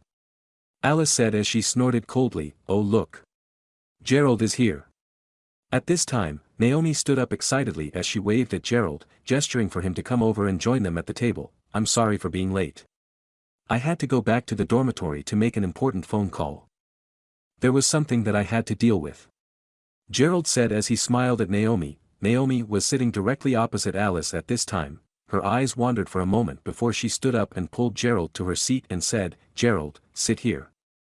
Gerald knew what Naomi was trying to do. He simply sat down without putting too much thought into it. Jacelyn. Let's switch seats. Unexpectedly, Alice had a cold expression on her face as she asked one of her girlfriends to switch seats with her as soon as Gerald sat down in front of her. Sorry, Alice. I don't want to switch seats with you. If I sit opposite that pauper, I'm afraid that people who don't know the truth would actually misunderstand and think that he's my boyfriend. Why? Wouldn't you be happy if Gerald was your boyfriend? He could buy you a Hermes bag worth $55,000. Ha ha ha. Yes, Jacelyn. You should grab hold of this opportunity that is given to you. Jacelyn Lee was a very gorgeous girl who was very interested in fashion and makeup. As she was also from a wealthy family, she naturally despised Gerald as well. When Jacelyn heard her roommates making fun of her, she quickly replied, if you think that Gerald is so good, then you should just ask him to be your boyfriend. Ah. I give up. I surrender. The beautiful girls stopped joking around as soon as they heard her words. They were obviously very sensitive to the fact that Gerald might actually end up being their boyfriends and they would definitely be ridiculed then. Harper and Benjamin were both a little annoyed when they heard the girls' conversation. However, they could only endure it silently. After that, Gerald decided not to sit with Alice. Naomi, come and sit over here. I'll just sit at the side. Gerald couldn't help but laugh because he was treated like a plague in the eyes of all these beautiful girls. Even though he was a second-generation rich kid like everyone else, the treatment that he received from all the beautiful girls was totally different. Gerald had so many assets under his name, but why couldn't he be favored by these beautiful girls? Gerald thought about using money to win these girls over but he couldn't bring himself to do so. Gerald decided to just step aside. Naomi really wanted to mend and get rid of the misunderstanding between Alice and Gerald because she really felt that they would make a good couple. Moreover, both of them were her good friends. Alice. At this time, a man's voice suddenly sounded. A tall and handsome boy dressed in branded clothing from head to toe approached their table and he looked at Alice with a surprised expression in his eyes. Are you Quentin Ziegler? Alice was also stunned. She touched her hair before she stood up with a sweet and pleasant smile on her face. Yes, Alice. I haven't seen you in over 2 years and you're really looking more and more beautiful. I almost couldn't recognize you, Quentin replied as he smiled. By the way, Quentin, didn't your dad send you abroad to study? When did you return home? I came back 2 days ago and I was just asking around for your contact information. By the way, did you manage to resolve the incident that you got into at Emperor Karaoke Bar? Our high school classmate, Desmond, called me and told me that you ran into some trouble there. Quentin said with a concerned expression on his face. At this time, Alice covered her mouth in shock. Alice's roommates had also come to a sudden realization. Ah. Quentin, were you the one who helped us resolve the issue last night? Alice was very surprised. In fact, Quentin had really wanted to help Alice out last night and he even asked his father to call the manager of the karaoke bar. However, Flynn did not pick up the phone. When Quentin heard Alice asking him if he was the one who resolved this matter on their behalf, he did not think too much about it. Instead, he simply nodded as he said, well, I asked my dad to help me deal with it. Alice felt very proud and excited at this time. Women were always the ones with the most pride and vanity. Right now, Alice felt as though all her doubts had already been cleared. It turned out that the person who had helped them to resolve the problem was not Nigel or anyone else that they had contacted last night. Instead, her childhood friend, Quentin, actually turned out to be the one able to calm Brother Flynn down and get him to waive the damages for them. Alice used to be really close to Quentin in the past because of the friendship between their fathers. However, as Quentin's family business grew bigger and bigger, his father decided to send him abroad to further his studies. Naturally, both of them no longer kept in touch after he left. Unexpectedly, Quentin had actually done her such a big favor as soon as he returned to the country. Moreover, Alice had no doubts that the Ziegler family would definitely be able to deal with someone like Flynn. Quentin, thank you so much for what you did for me. Alice was really very happy and grateful. When Gerald saw how thankful Alice was towards Quentin, he could not help but feel a little uneasy. He had just gotten rid of Nigel, but the fruits of his victory were now stolen by this guy named Quentin. Gerald had really wanted to tell them that he was the one who helped them to resolve the issue last night. He was the one who had gotten them out of that situation. However, he knew that Alice would only hate and despise him more if he spoke up now. Therefore, Gerald decided to keep quiet because he did not want to get into another argument with Alice. He thought he should just let it go. I'm here to attend a birthday party organized by one of my high school friends. The birthday party is held upstairs. Alice, I will come down and chat with you again after giving a toast to my friend. You can also introduce your friends to me later. After that, Quentin smiled and bowed slightly as he looked at all the beautiful girls before he excused himself like a gentleman. Wow. He's really very handsome. Alice, how do you know him? Alice, does he have a girlfriend? Jacelyn and the other girls were very curious at this time. Alice proudly replied, Quentin is a really amazing guy. Do you know the Southern Food Industries? That's his family business and they are a tycoon in the food industry. Wow. The Southern Food Industries is a public listed company and it is rated as one of the top companies in Mayberry City. That's really incredible. All the girls started discussing this matter amongst themselves. Didn't the news mention that Southern Food Industries is currently facing capital and financial issues? Gerald had been quietly listening in on their conversation, but when he heard their conversation, he wanted to contribute to the topic. As soon as he spoke up, the atmosphere around the table became cold within seconds. At this time, Alice glared at Gerald with a furious expression on her face. What do you mean by that? Isn't it common for huge businesses and industries to face capital and financial problems? Why are you so jealous? Some people are just like this. They are jealous and envious of others and they seize every opportunity to target their weakness and shortcomings to put them down. Such people are really disgusting. Jacelyn replied in a contemptuous manner. Gerald's sentence almost started a war. Alice. Fortunately, Quentin and one of his classmates started walking down the stairs at this time. The Invisible Rich Man. Chapter 18. Alice, you look like you're in a bad mood. Is something wrong? Quentin asked as he walked down the stairs with his hands in his pockets. Quentin felt that his heart was a little moved when he saw Alice, who appeared to be even more beautiful than she was 2 years ago. I'm fine. I'm just a little disgusted by some people. Alice then glanced at Gerald with a cold expression on his face. Exactly. How can you just spout nonsense without knowing your own place? Jacelyn and the other girls also seemed to hate Gerald. All of them were glaring at Gerald with a sharp expression on his face. Quentin looked at Gerald, when he came into the restaurant earlier. He seemed to have noticed that Alice was already displeased with Gerald. However, after coming down the stairs, Alice looked even more unhappy and displeased with Gerald. Was it possible that this kid was in an ambiguous relationship with Alice? Ha ha ha. No, that wouldn't be possible. Quentin knew as soon as he looked at Gerald's outfit. The total price of all of his clothing was not more than $30. How could Alice probably be in an ambiguous relationship with someone like him? Is there any misunderstanding between you two? Why don't you just talk it out? You're all classmates, so you should try to get along well with one another. Quentin smiled, but his eyes were focused on Gerald at this time. Hello, my friend. My name is Quentin. It's nice to meet you. After that, Quentin stretched out his hand to shake hands with Gerald, revealing a gold Rolex watch on his hand. The gold Rolex watch was extraordinary at first sight, and all the girls stared at him with admiration on their faces. Gerald could immediately tell that Quentin was not sincere and he had malicious intentions instead. As he was about to shake hands with Gerald, Quentin suddenly asked with a surprised expression on his face, "Wow. My friend, what brand is your t-shirt from? I've not seen this brand before. Do you think it's because I've just returned from abroad?" Quentin stared at Gerald as he made a jaw-dropping expression on his face and his lips curled up slightly as he smirked at Gerald. Quentin wanted to impress Alice, and he could tell that Alice had a very bad relationship with Gerald. So, he might as well beat this kid down with a few words. Ha ha ha. It's just an ordinary brand. Gerald did not intend to pick an argument with Quentin. He couldn't be bothered with someone like Quentin. To be honest, Gerald had already planned to buy clothes using the Universal Global Supreme Shoppers card that his sister had given to him. However, he felt that the minimum consumption of $50,000 was a little too extravagant. Ooh. Is it really from an ordinary brand? By the way, Harold, have you seen this brand before since you've always been in the country? Quentin turned around to look at his classmate. The man named Harold had blonde hair and he had been busy staring at all the beautiful girls, from Alice to Haley to Jacelyn. Harold immediately knew what Quentin meant when he asked him the question. After that, Harold shook his head before he smiled and said, "No, I've not seen this brand before. Would you like me to look it up on the internet?"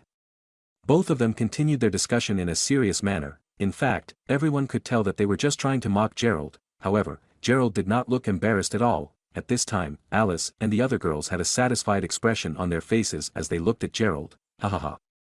Serves him right for being jealous of Quentin.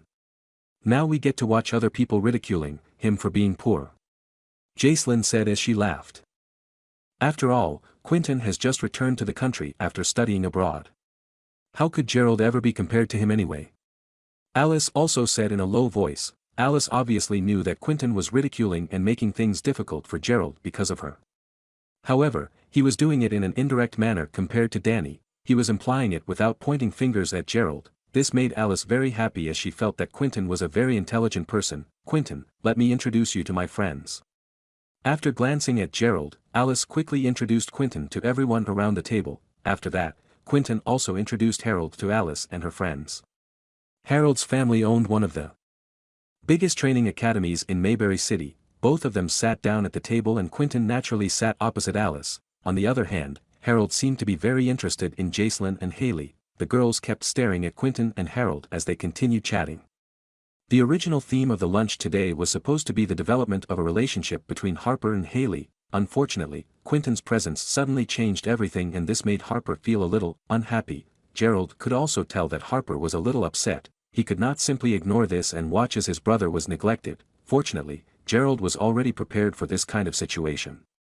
Before leaving the dormitory, Gerald had already made a phone call to Zach, the manager of Wayfair Mountain Entertainment. He told him that he would like to bring a few friends there today and he asked Zach to make the necessary arrangements for him. He did not want Harper to lose face in front of Haley today. Moreover, Gerald knew that Naomi had always wanted to visit Wayfair Mountain Entertainment. When Harold found out that Harper had invited Haley out for lunch today, he started asking Harper all sorts of questions. He kept questioning Harper about his family background and his parents' occupations. In other words, he was indirectly asking Harper if he was wealthy. Gerald really wanted to bring up the fact that he had already arranged for the group to go to Wayfair Mountain Entertainment after lunch. At this time, Quentin suddenly said, "By the way, I heard something when I came back to the country." I heard that the Fisher family has gone bankrupt and that they've lost Grand Marshal restaurant that they used to own on Mayberry Commercial Street. My dad used to be friends with Nigel's father, Adam Fisher. I am trying to get him to buy over Grand Marshal restaurant. Alice's eyelids twitched slightly at this time. Of course, they knew everything that happened to Nigel and the Fisher family. This was because Nigel was right beside them when everything unfolded. When the girls heard that Quentin was planning to take over Grand Marshal restaurant, they could not help but feel extremely excited.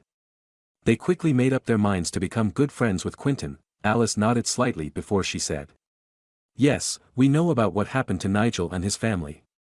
We heard that he offended a very influential person in Mayberry City, and that's the reason why his entire family businesses went bankrupt overnight. The Fisher family had always relied on the profits that they made from Grand Marshal restaurant on Mayberry Commercial Street. So I really wonder what they're going to do now that they are forced to withdraw their shares immediately." Quentin watched in satisfaction as all the girls stared at him with admiration in their eyes. He really enjoyed the attention. He nodded before he said, "Well, my father agrees with me and he wants to take over the restaurant, too. After all, everyone knows the commercial value of any businesses or shops on Mayberry, Commercial Street. As long as you can open a business there, you'll definitely make money like running water. My dad also mentioned that there is a very grand and luxurious manor there with a hot spring, inside. Wayfair Mountain Entertainment." Everyone was very excited when they heard the mention of the manor with the hot springs. Quentin nodded and smiled before he said, "Have any of you been there before?" When Quentin asked this question, Alice suddenly recalled how embarrassed they had been the night before. However, she didn't want to hide the truth from Quentin, therefore, she quickly told him about everything that happened. After listening to her explanation, Quentin smiled before he said, "Well, I really did not expect Nigel to make such a fool out of himself. Alice, since you did not manage to go into Wayfair Mountain Entertainment the last time, I can bring you there today. I just need to give my father a call." "Ah. Seriously? You're the best, brother Quentin." Jacelyn said in a charming manner, "Of course, I'm serious. Give me a minute. I'll call my dad now." After that, Quentin took out his cell phone before he made a phone call to his father. After explaining the situation to his father, Quentin hung up the phone immediately. "Should we head there now?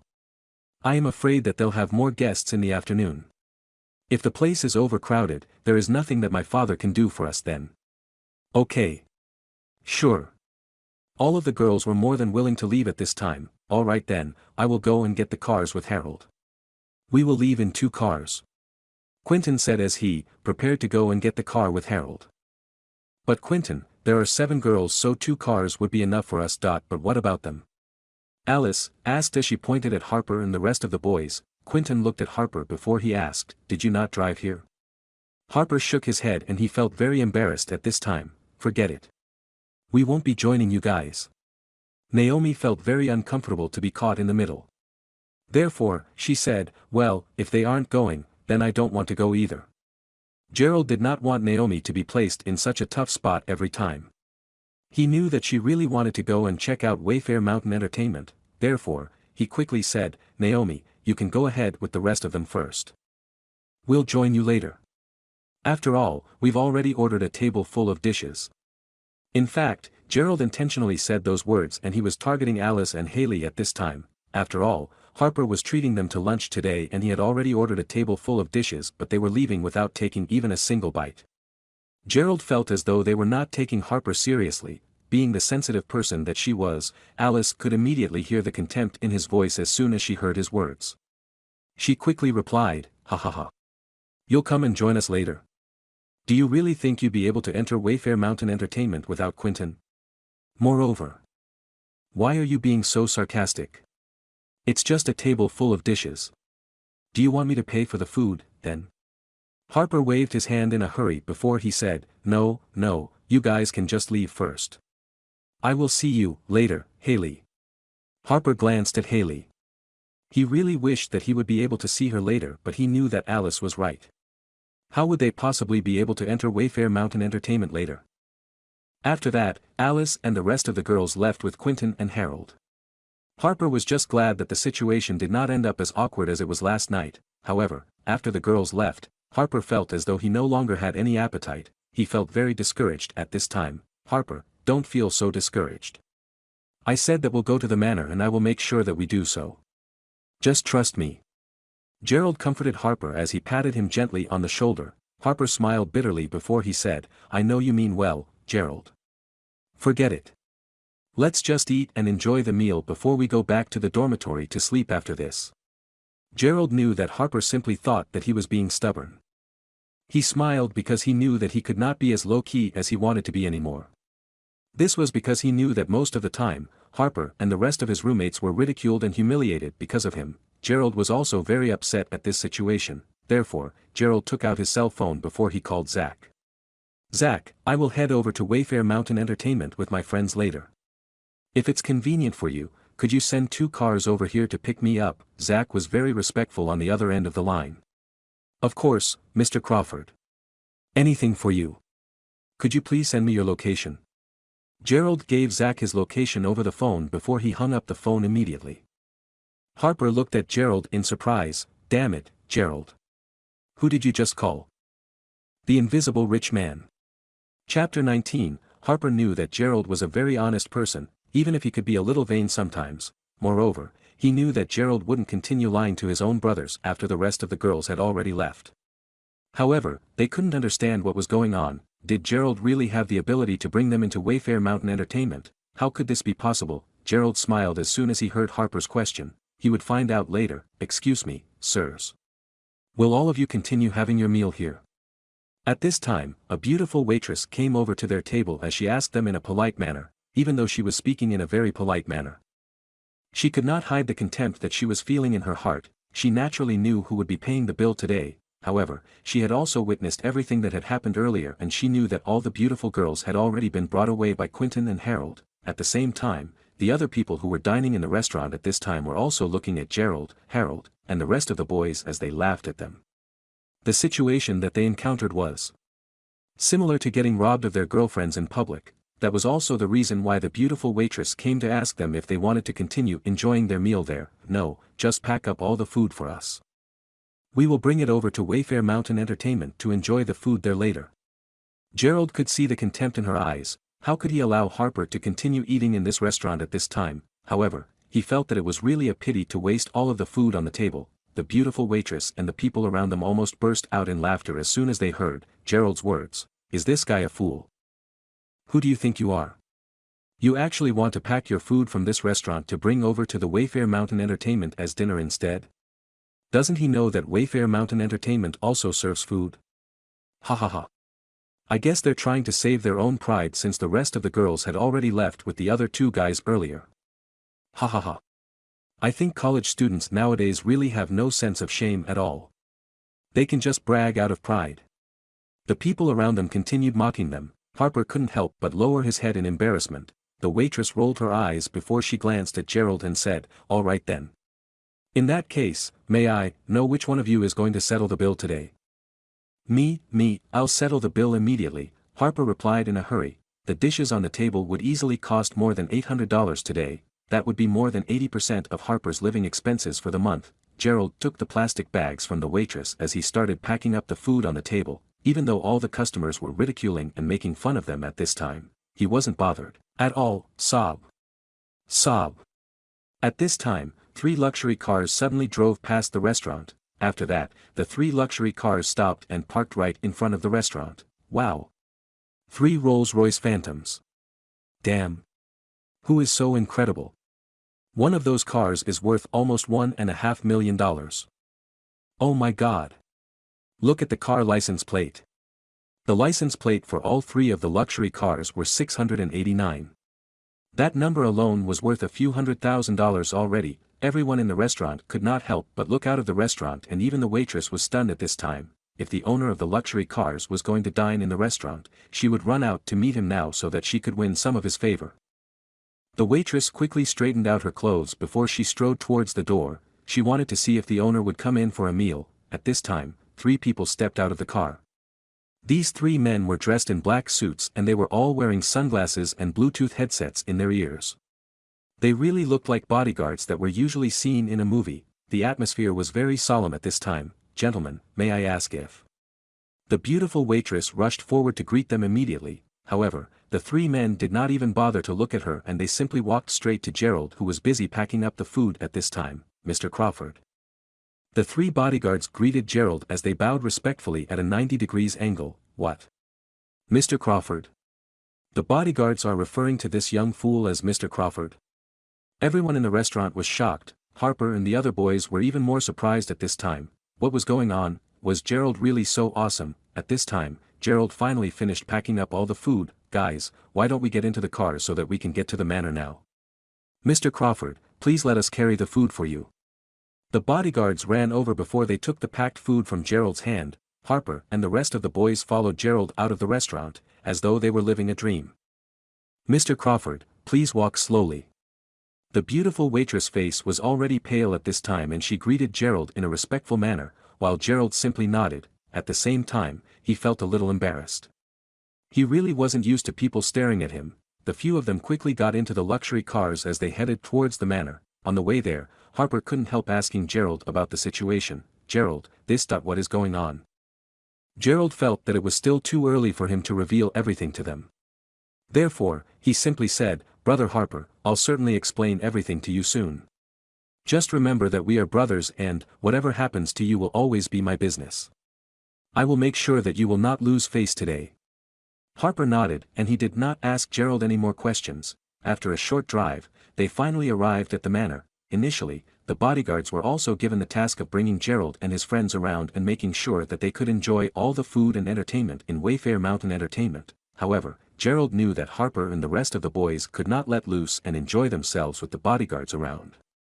In fact, even Gerald did not feel comfortable with the bodyguards around. Therefore, as soon as they arrived in front of the entrance, Gerald asked the bodyguards to drop them off and he told them that they would like to go around the manor and have fun on their own. "Damn. Gerald, you're really too amazing. I can't believe that we are really able to enter the manor today." Benjamin was very happy when they strolled around the manor. "Well, I know the boss here. So, what would you guys like to do now? Tell me what you guys want to do," Gerald said as he smiled. "Ah. Gerald, is the boss that you are talking about the same person who gave you the shopper's card before this?" "Well, I guess you could say that it's somehow related." This was somewhat true because his sister, Jessica, was the one who had given him the cards and she was also the one who had introduced him to Zach. Harper nodded immediately. At this time, the boys were thinking of what they could do in the manor. The entire manor was very large and it was covering half of the mountain. Even though the scenery outside the manor was really beautiful, there was nothing interesting to do outside. The hot springs and the dining area were in fact the core entertainment center in the manor. Since Gerald was already relatively familiar with the place, he said, "Well, let's head inside the manor and we can eat a little before we enjoy the hot springs." Gerald, I saw on the internet that they usually charge us for entering the manor and using the hot springs, am I right?" Benjamin asked out of curiosity at this time. In fact, he would already be very satisfied if he could just play outside the manor. However, if he could enter the manor, that would be an added bonus. "Don't worry about it." Gerald smiled. Even though his sister was the one who had opened this manor, he was still one of the owners of this place. Everyone started to relax a little. Moreover, they had to pass through a quaint bridge before they can get from the outer periphery into the inner periphery. Gerald and the boys saw Alice and the rest of the girls as they were walking inside. They were all taking pictures of themselves inside the manor at this time. "Look. It's Gerald and his roommates. How did they manage to enter?" Jacelyn exclaimed in surprise, when she saw Gerald and the rest of the boys walking in. At this time, Alice was busy chatting with Quentin. When she heard Jacelyn's words, Alice frowned, before she turned around to look at the direction that Gerald and his friends were coming from. Sure enough, it was really them. How did they manage to get in? Alice asked in surprise. The Invisible Rich Man. Chapter 20, Damn it. Don't tell me they secretly sneaked in. It was Harold who said that. He was staring at Gerald and the rest of the boys with a contemptuous expression on his face. In fact, this was the same question that was running through the few girls' minds now. Just think about it. What kind of place was Wayfair Mountain Entertainment? Was it possible for just anyone to enter this place whenever they wanted to? Even someone as wealthy and powerful as Quentin had to call his father several times before his father could finally get someone to sort things out and ask the security guards to allow them in. However, even if they could get in, they could only stay on the outer periphery of Wayfair Mountain Entertainment. Oh my God! How embarrassing would it be if they had really sneaked in here? Yes, that would be really embarrassing. If the security guards find out about them and realize that they know us, wouldn't we get kicked out of here with them? The girls looked at Gerald with a contemptuous expression on their faces as they murmured amongst themselves in an anxious manner, "Harper, how did you enter this place?" Haley did not speculate. Instead, she simply walked towards Harper and asked him in a low voice. She was obviously worried for him. "We came in through the front door." Gerald replied immediately. After that, Harper nodded as he looked at Haley. "Ahaha. The main entrance? Do you think the security guards would really be that blind as to allow you to pass through the front entrance?" Jacelyn, who had been scratching her head at this time, yelled at Gerald immediately. She vowed that if she got kicked out of this place today because of Gerald, she would definitely give him 10 slaps across his face, 10 harsh slaps. Alice was also worried about the consequences if Gerald and his friends had really sneaked in. Therefore, she stepped forward and approached Gerald with a stern expression on her face as she said, "Gerald, I hope you can tell us the truth now.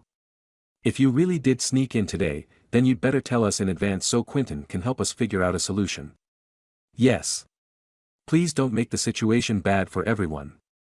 Quentin added this sentence. Meanwhile, Quentin thought to himself, "Why are Alice's friends so weird, Gerald was silent as he listened to them nagging and yelling at him endlessly. He felt so helpless at this time. He had obviously come in through the front door and he was telling them the truth now. What did they expect him to say? That he had crawled in through a dog hole? "I'm telling you the truth. If you want to, I'll bring you into the manor and we can all have some fun, together. We can eat, enjoy a bubble bath in the hot spring, and enjoy all the other facilities here." In fact, the only reason why Gerald was offering to bring them in was simply because of Naomi. At this time, Naomi was also feeling a little worried for Gerald. She was afraid that Gerald would get into trouble because of this. Even though he was offering to bring them in with good intentions, everyone stared at him as though he was an idiot. "What did you just say? You want to bring us into the manor? Do you even know who you are? Why don't you take a look in the mirror instead? Don't you see the bodyguards who are standing guard outside the manor?" Jacelyn asked angrily. "Yes. It is already difficult for someone like Quentin to bring us into the manor and you think that this is, really up to you?" The group of girls started to chatter among themselves. "There are 14 of us here. Even if we don't talk about the cost of the food, entering the hot spring itself would cost at least $20,000. Moreover, if we were to eat in the manor, it would cost us at least $30,000 to $40,000. It would be easier for me to make the necessary arrangements if there were fewer people here today, but it's also a little difficult for me since there are so many of us." Quentin looked at Gerald as he smiled wryly at him. Alice could not help but feel moved when she heard that Quentin had already thought everything out for them. After that, Alice looked at Gerald with a helpless expression on her face as she said, "Forget it, why don't we leave now and come back again next time to avoid getting embarrassed if they get caught?" "No. Why should we leave just because of this pauper?" "Yes. Sister Alice, why should we leave? We're finally here and I want to continue looking around the place." All of the girls stared at Gerald with a furious expression on their faces. In fact, Alice had intentionally said those words as she wanted to force Gerald to leave. However, at this time, Gerald simply smiled bitterly before he shook his head and said, "If you are willing to follow us, then you can just come with me. It's really up to you. You can do whatever you want to." After that, Gerald looked at Naomi before he said, "Naomi, do you trust me? If you trust me, just follow me and I'll bring you into the manor." Naomi gritted her teeth as she nodded. After that, Gerald led the few of them across the bridge before he led them into the inner periphery. "Ahaha. Just wait and see. Gerald will definitely get chased out later. I hope he won't implicate and embarrass us," Jacelyn said as she watched silently. "That guy really has no sense of shame at all." Quentin also stood aside as he waited to watch the show. However, in the next second, their eyes widened in disbelief. They had initially thought that Gerald would definitely get kicked out immediately. However, Gerald managed to get into the manor. Moreover, the bunch of bodyguards also bowed respectfully when they saw Gerald. "What's happening?" Quentin asked with an incredulous expression on his face. Jacelyn was so shocked that she had no choice but to cover her mouth with her hand. Initially, she was gloating because she thought that Gerald would certainly get beaten up. However, Gerald got in without facing any problem at all. All the beautiful girls had a very complex and complicated expression on their faces and Alice was in utter disbelief at this time. In fact, if she had not witnessed this situation with her own two eyes, she wouldn't have believed that this was real. In her eyes, Gerald had always been nothing but a pauper. She also knew that Naomi had been trying to get her to build up a relationship with Gerald. However, ever since she thought that Gerald had bought Naomi a fake Hermes bag, she already had a very bad impression of him and she really didn't like him at all. She thought he was just a boring pauper, but now, he could actually go in and out of Wayfair Mountain Entertainment as he pleased. It was even difficult for Quentin to bring so many people into the manor. Alice, what should we do now? Jacelyn asked as she stared at Gerald and the others as they entered the manor. At this time, Alice glanced at Quentin and Harold who were standing on the sidelines, with an inquiring look in her eyes, since Quentin's father had the ability to deal with Flynn from Emperor Karaoke Bar. Alice felt that they would certainly be able to enter the manor as long as Quentin's father was willing to help them. Quentin had a very ugly expression on his face at this time. It certainly felt as though Gerald had just given him 2 slaps across his face. If Quentin managed to bring the girls into the manor, then he would be on equal footing as Gerald. Everything would be settled then. What else could he do? Quentin decided to call his father again. He really did not want to embarrass himself in front of Alice, nor did he want her to look down on him. Hence, Quentin quickly took out his cell phone before he told his father about the situation. Quentin's father was also someone who cared a lot about his face and reputation.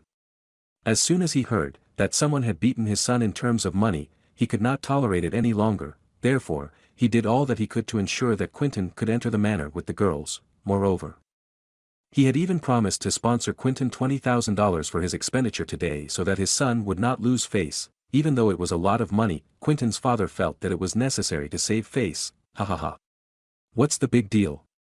Let's go, Alice. I'll bring everyone into the manor today, Quentin said as he smirked. Okay. You're really amazing, Quentin. How could a pauper ever be compared to you? Jacelyn and the other girls also cheered for Quentin at this time. The admission price for each person was $1,500 each, excluding hot spring services, dining, gold, and any other services. The admission fee for the 8 of them had already cost $12,000. So, what if Gerald could bring them in? I think that the only thing he's able to do is to let them look around. I can pay for everyone to go bowling today. Quentin and Harold winked at one another because they felt that the $12,000 that they had just spent was worth it. If they had to, they would be more than willing to spend up to $20,000 today. Bowling should be the cheapest activity in the manor. At least, Quentin was sure that it would definitely be cheaper than dining there. All of them followed Quentin into the manor. The inner periphery of Wayfair Mountain Entertainment was indeed very different from the outer periphery. All of them felt as though they had just stepped into a new world. It was no wonder why even the wealthiest and most powerful people from other provinces regarded this establishment as a paradise. It really felt like paradise. Alice was shocked when she entered the manor, but soon started to calm down a little. Ah. Guys, look. What is that? At this time, Jacelyn, who was busy applying her makeup as she was preparing to take a selfie, realized that there was an elegant attic above the beautiful hot spring with a waterfall at the front. Some people were eating in the attic at this time. The surrounding water mist evaporated around them, creating an effect that looked like rainbow bedding around them. Everyone looking up at the attic felt as though those people were dining on the clouds. It was extremely gorgeous. Alice also found it really beautiful. She couldn't help but feel envious because she really wished that she was the one eating there at this time. Is that the micro-dining pavilion? Yes, that is the micro-dining pavilion. Quentin said in an envious tone. Quentin, how much does it cost to enter and have a meal at the micro-dining pavilion? The name already sounds so exquisite. It should be really expensive. Right? Jacelyn asked as she looked at the girls. Very expensive? It's not just expensive. Do you know how much it costs to enter and use this micro-dining pavilion? It costs $45,000, excluding the prices of the food. Everyone was shocked as soon as they heard the price. It costs $45,000 to enter this place, damn it. Moreover, Quentin knew more about the place than the rest of them. Moreover, even if you have money, you might not necessarily be able to eat here because you have to have a certain identity to dine here. Only the very wealthy and powerful can afford to enjoy their dinners here. Alice was shocked at this time. Hey! Look there. Alice, Quentin, take a look up there. Why do I feel as though those people really look like Gerald and his roommates? After staring at the group of people for a long time, Jacelyn felt as though something was wrong. Haley nodded before she said, You're right. I can see Harper from here. Alice felt a tug in her heart as she tried to make out the people on the micro-dining pavilion alongside Quentin and Harold. Upon closer inspection, they realized that it really looked like Gerald and his roommates. Impossible. Alice could not believe her own eyes.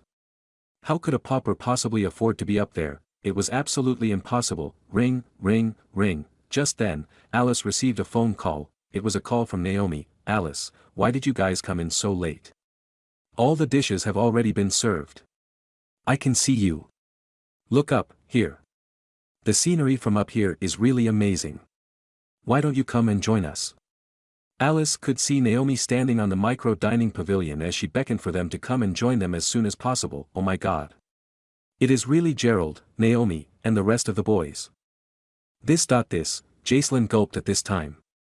This was unbelievable. The expression on Quentin and Harold's faces changed immediately.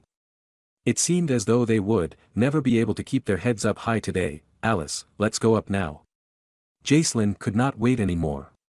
This was because many of the wealthy and noble people who were in the manor were already staring at them with envy. She felt very satisfied at this time. Alice bit her lips slightly as she said, yes. Let's go up. She had to go up and ask Gerald what exactly was happening. Otherwise, she would definitely not be able to sleep at night. Harold looked at Quentin with a nervous expression on his face as he said, Brother Quentin, it seems as though that pauper is even more incredible than we thought he is. I think we should just leave instead of challenging him any further. Harold was already frightened because he did not expect Gerald to be this powerful. Quentin snorted coldly as he said, damn it. Why are you afraid of him? I don't believe that the pauper can actually be so powerful. Let's go. We should go up and find out what's going on. The Invisible Rich Man. Chapter 21. Above the clouds, Gerald, Harper, Naomi and the rest of the boys were seated on the micro-dining pavilion. They were admiring the beautiful scenery around the manor. Gerald also used the same answers when Naomi asked him how he had managed to do this. However, Gerald really did not expect Zach to go to this extent today. He thought that it must be really expensive for them to enjoy dining on the micro-dining pavilion today. However, as he thought about it, it was only natural for Zach to do that since the entire manor was owned by his sister and him. Gerald felt a different kind of excitement in his heart. At this time, Alice and the other girls had already come up to the micro-dining pavilion. There was a slightly ugly expression on Alice's face at this time. After all, she had always felt that Gerald was a pauper and had always looked down on him. However, she now felt as though she could only see Gerald's back as she looked up at him, and this made her feel extremely uncomfortable. Gerald. How can you afford to come here? This was the first question that Alice asked as soon as she came up. However, she was actually very afraid of his answer. She was afraid that Gerald would tell her that he was actually a very wealthy and powerful person. If he was really very wealthy, this would definitely make Alice feel even more uncomfortable. Yes. Brother Gerald, how can you afford to dine up here? It's so expensive. Jacelyn spoke to Gerald in a softer and gentler tone because she felt a little embarrassed at this time. Meanwhile, Quentin and Harold also arrived at this time. Gerald smiled before he said, oh, I happen to know the manager and he arranged for me to enjoy a meal here with my friends. Everyone felt very confused at this time. Even if Gerald knew the manager here, wasn't this a little too much? Alice stared at Gerald in disbelief.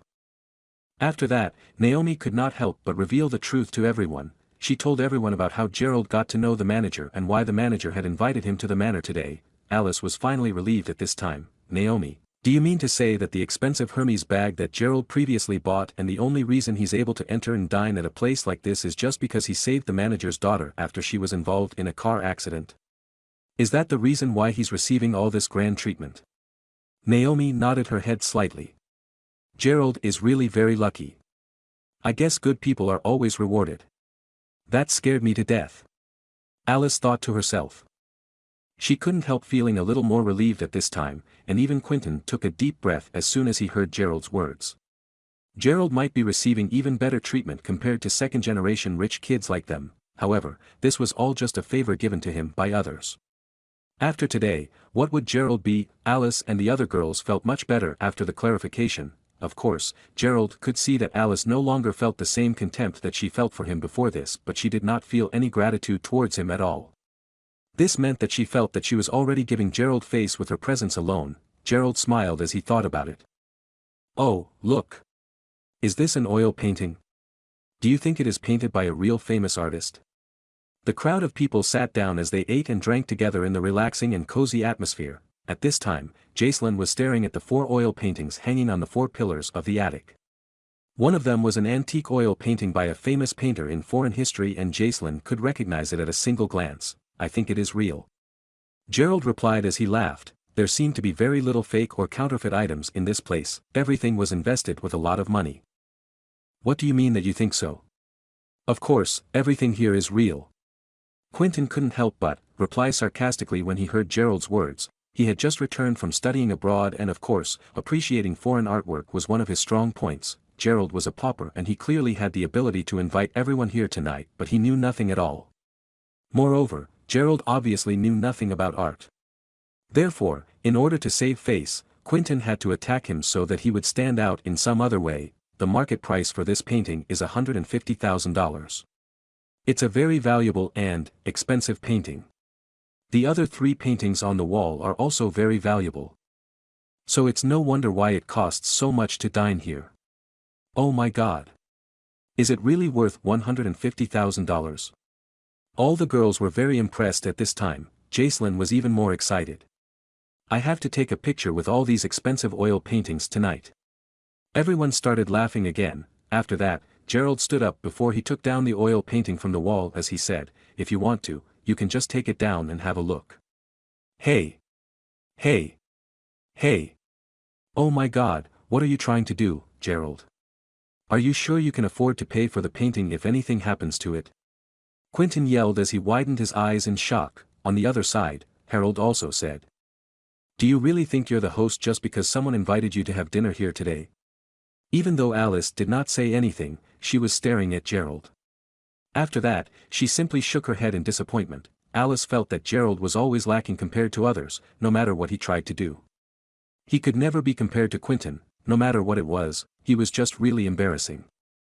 In fact, the only reason why Gerald had taken the oil painting down was because he wanted to build up a closer relationship with them. Unexpectedly, everyone simply regarded him as a reckless person. Gerald decided to just forget it and place the oil painting back on the wall. However, his hand was a little shaky and he did not place it at the right angle. While a gust of wind happened to blow in their direction at this time, the oil painting flew out and was blown directly into the water. Below the waterfall, what? This made everyone scream out loud in shock. Even Alice stood up because she was utterly shocked. The Invisible Rich Man. Chapter 22, It was over. The oil painting was completely ruined, $150,000, everyone could not help but swallow their saliva at this time. Only Quentin and Harold were laughing in their hearts at this time. They could not help but wonder how Gerald would ever be able to pay for the oil painting that was worth $150,000. Even if the manager of Wayfair Mountain Entertainment owed him a favor, he would never be able to explain himself with regards to the oil painting. Gerald, why don't we leave now? Anyway, we're almost done with the food, Naomi said in a cautious manner at this time. If they continued staying here for another second, Gerald would never be able to pay for the oil painting. Oh. Things don't look good. It seems as though someone is coming up now. Jacelyn pointed at the staircase at this time and Gerald also looked in the same direction. At this time, Zach was walking towards them with a few waitresses and a bottle of good wine in their hands. He was coming to give them a toast. Gerald felt very helpless. He had already told Zach that he did not want to reveal his identity for the time being. Why was he still coming here to give him a toast? Zach arrived a short while later. Quentin also naturally knew who Zach was, Lyle Delmar. Lyle.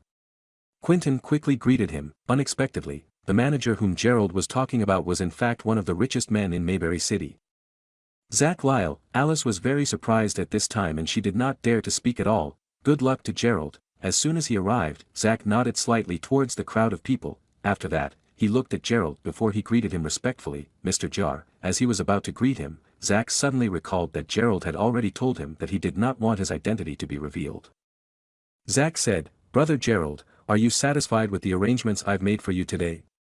Gerald smiled as he nodded. At this time, Quentin suddenly spoke up and said, "But Mr. Lyle, Gerald just ruined your oil painting by dropping it into the water."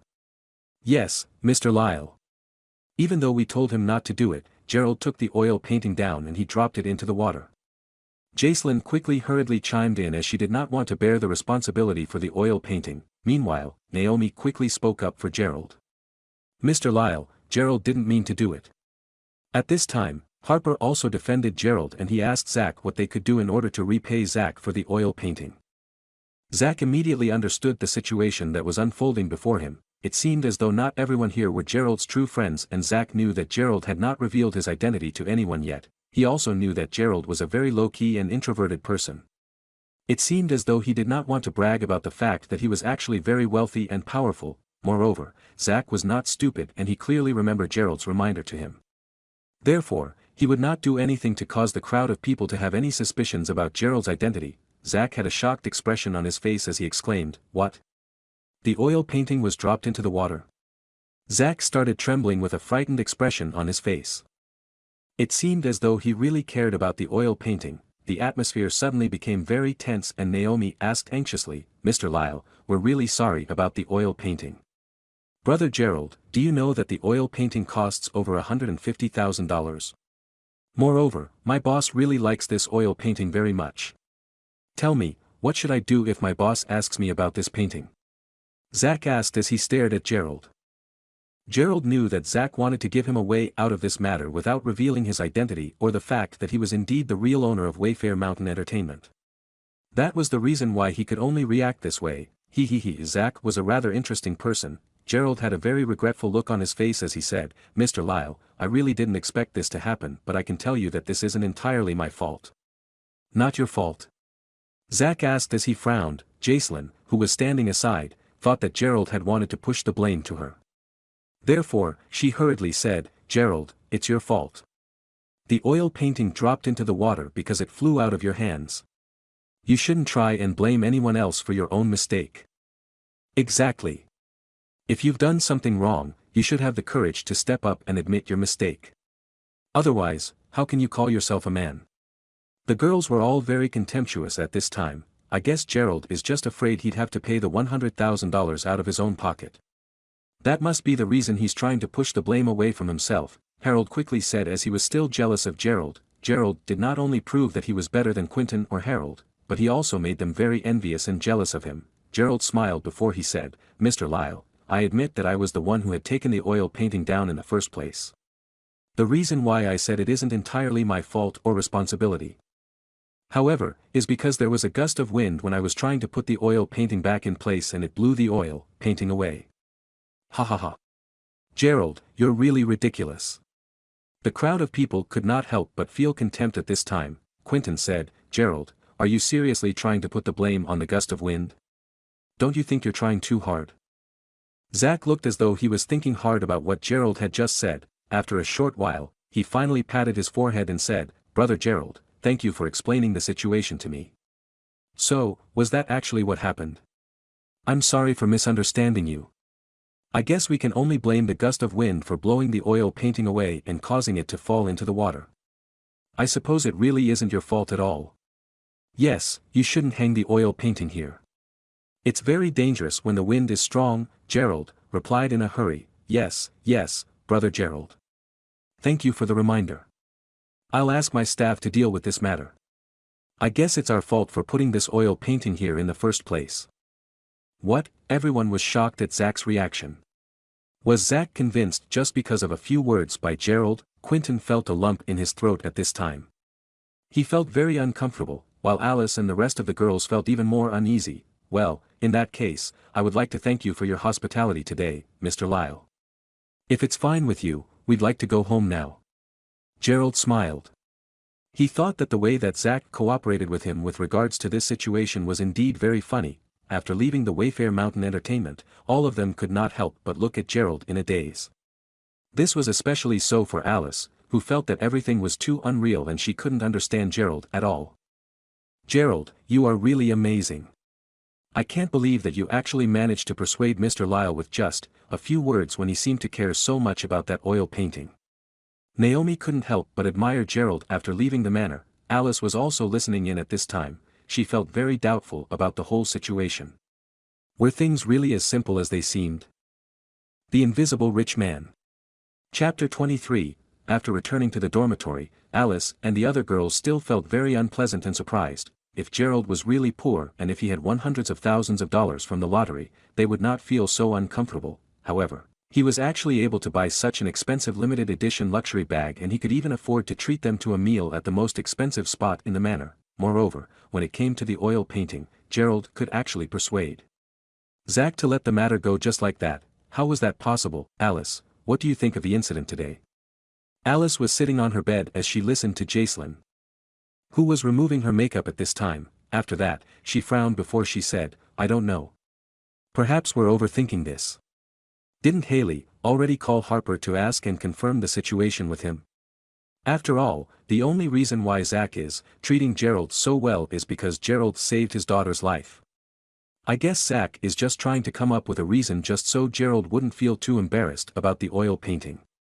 After all, Gerald saved his daughter's life, and that must have been a big deal to him. Alice felt much better as she thought about this reason. Well, I guess that makes sense. I actually thought Gerald was a rich man now. That really scared me to death. Jacelyn said as she let out a long sigh. What? You aren't calling him Brother Gerald anymore? The other girls started laughing among themselves. Who's addressing him in that endearing manner? If he could actually ask Mr. Lyle to give me a good position in any of his businesses in the future, I'll definitely refer to him that way. At least I wouldn't have any worries in life at all. Gerald is really lucky. I guess Mr. Lyle would regard the incident today as though he had already repaid Gerald for everything that he had done for his family. The girls continued gossiping among themselves. Alice felt very relieved when she heard what they said. After all, the more Gerald had to suffer, the more relaxed she felt. It was a strange feeling. Meanwhile, Gerald did not think too much about this matter at all. After returning to the dormitory, Gerald and his roommates fell asleep very quickly as they were exhausted after playing and spending the whole day outside. The next day, it was time for them to go to class. At this time, Gerald saw Harper and the other boys writing their names on their checks. When Gerald read the messages in his group chat, he realized that it was time for them to pay their tuition fees. Gerald, are you going to wait for the subsidy that you'll be receiving in 2 weeks' time before you pay your tuition fees, or do you have any other way to pay it off? In fact, Harper wanted to ask Gerald if Mr. Lyle had given him some money to pay his tuition fees. However, when he thought about the oil painting last night, Harper did not bother to ask that question anymore. He was afraid that Gerald would be a pauper again today. Gerald smiled before he said, It's okay. I still have some money left in my bank account, and it should be enough to cover my tuition fees. By the way, I'll go to the classroom a little later because I'll have to withdraw some cash from the bank. Harper could tell that Gerald was not lying. Gerald might actually have some money left to pay for his tuition fees. With this, Harper felt much more relieved. At this time, Gerald arrived at the bank in front of the university campus. I'd like to withdraw $1,500. Gerald replied as he passed his bank card to the banker. The banker inside was a little taken aback. After checking Gerald's bank card, she looked at Gerald before looking at the bank card in her hand. After that, she finally asked Gerald in surprise, What happened to your bank card? Why did you make so many changes to your bank account? There were changes to his bank account. Gerald was also startled at this time. In fact, the female banker felt that Gerald was just an ordinary student with no money at all because of the way he was dressed. Therefore, she spoke to him in a rather impolite and impatient manner. However, only some of the top customers in the bank could make such changes to their bank account. At this time, she quickly explained, Yes, there has been a major change in your bank account. The minimum withdrawal amount for your bank account is now $30,000. You cannot withdraw just $1,500. The female banker looked Gerald up and down. No matter how much she looked at him, this student did not look like he was a wealthy person. Who made the changes to his bank account? Gerald knew who had made that change to his bank account. He knew it right away. Who else could it be, apart from his sister Jessica? He really could not understand his sister at all. He was not the type to spend so much money, but now, his sister was setting a minimum limit for the amount of cash that he had to withdraw from the bank. She wanted him to live like a second-generation rich kid. At this time, he took out his cell phone to make a phone call. The person that he was calling answered the phone right away. Sister, were you the one who made the adjustments to my bank account? Yes, I was the one who adjusted and set the minimum withdrawal limit. I know how you've been living, and I want you to live like a second-generation rich kid now instead of acting and living as though you are still a pauper. I want you to slowly adapt to your new status so you can get a foothold in our family in future. Gerald was dumbstruck.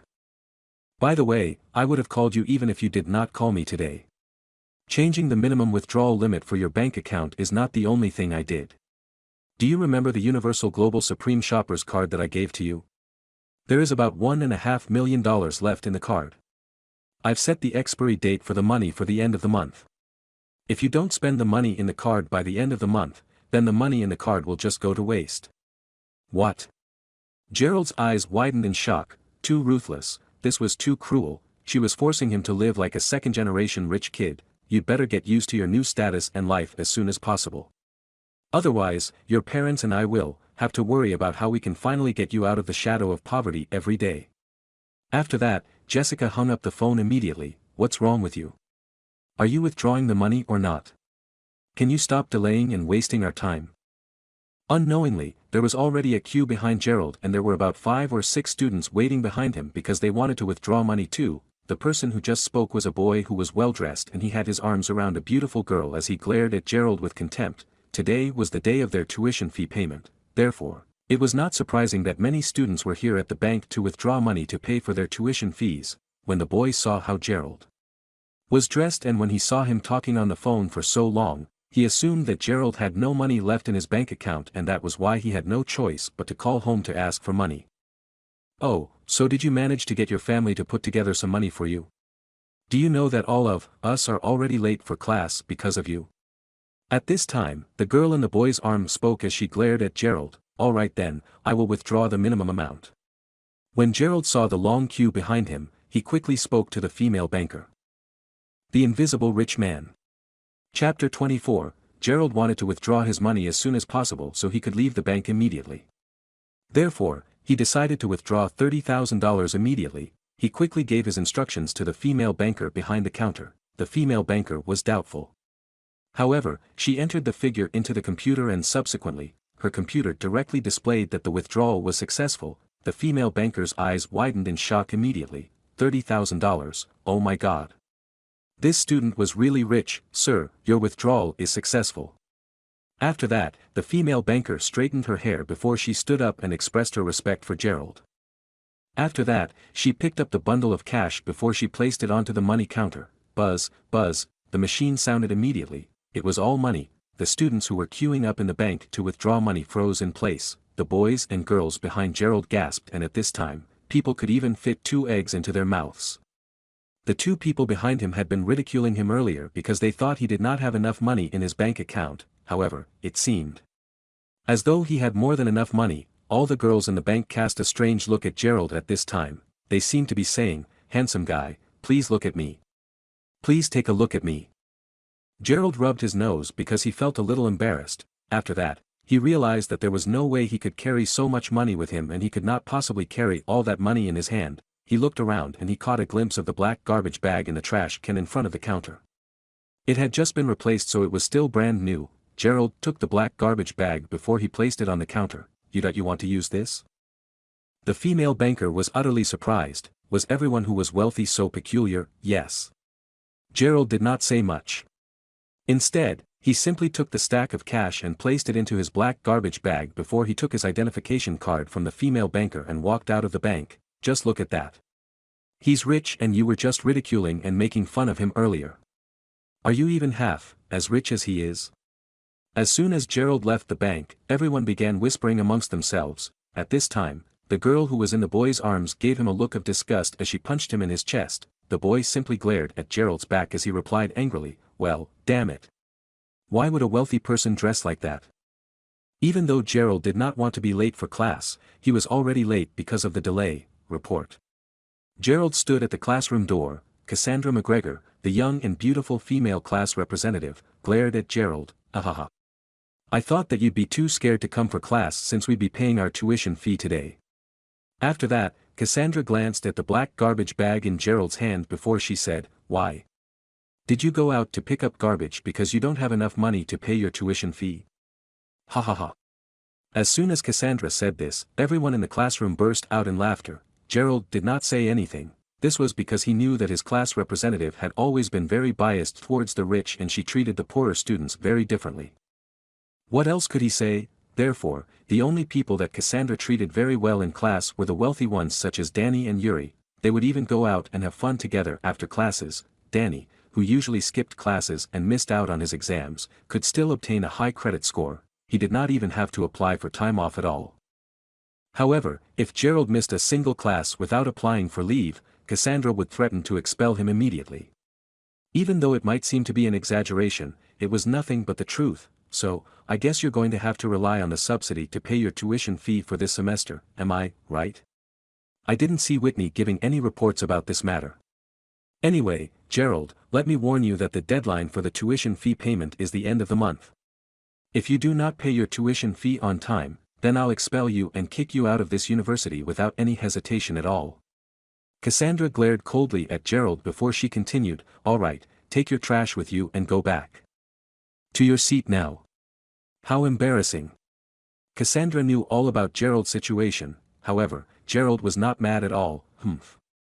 Danny, Blondie and the rest of the boys were laughing at this time. Gerald had an indifferent expression on his face as he said, class representative, who said that I am going to delay payment until the end of the month.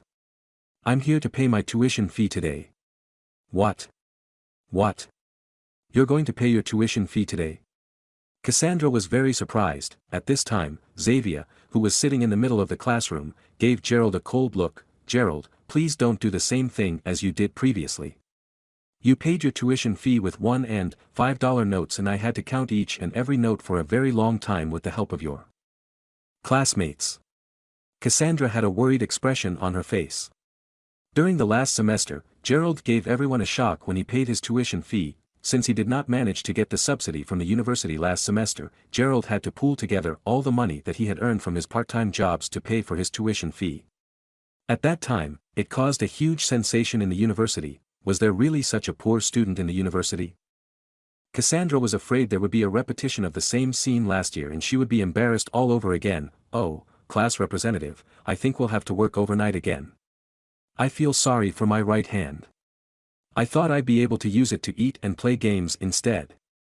Danny, Blondie and the rest of the boys pretended that their hands were hurting and they walked to the front of the class at this time to help the class representative to count the money that Gerald was going to use to pay his tuition fee. In fact, they were trying to insult and humiliate Gerald. The expression on Xavier's face changed immediately because she felt very ashamed that she was Gerald's ex-girlfriend.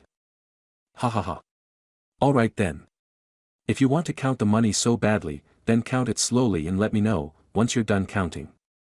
There was a trace of anger on Gerald's face at this time. He dropped the garbage bag in front of the classroom. Wow, at this time, the garbage bag spilled open and the notes scattered all over the front of the classroom. The Invisible Rich Man. Chapter 25, What? All of his classmates were startled. Danny, who was taunting Gerald and standing at the front of the classroom, had an incredulous expression on his face at this time. Why was Gerald so rich? Cassandra also gasped in shock and she felt a little out of breath at this time. Even Xavier was shocked at this time. This money. There was at least $30,000 there. Gerald, where did you get so much money? Cassandra could not help but ask at this time. Yes, Gerald. I think there should be at least $20,000 or $30,000 there, right? The female students could not help asking. Well, yes, it is $30,000. As for where it came from, it is because that I won the lottery. Gerald replied immediately. He could not tell anyone that this was simply because his sister had set the limit for his bank account to a minimum of $30,000 per transaction because everyone would treat him as a fool. Gerald did not like to show off his wealth unless he had no choice to do so, like he did today. You won the lottery.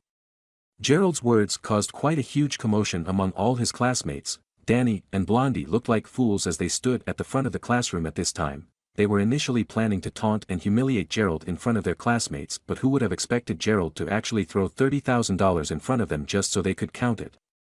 Both of them felt very embarrassed. They could only stand awkwardly in front of the classroom as it would be even more embarrassing for them to retreat now. At this time, Xavier asked with a nervous expression on her face, Gerald, how much did you win from the lottery? She was breathing very fast at this time. She was afraid that Gerald would have won millions of dollars in the lottery. If that really happened, she would really want to jump off the building. No.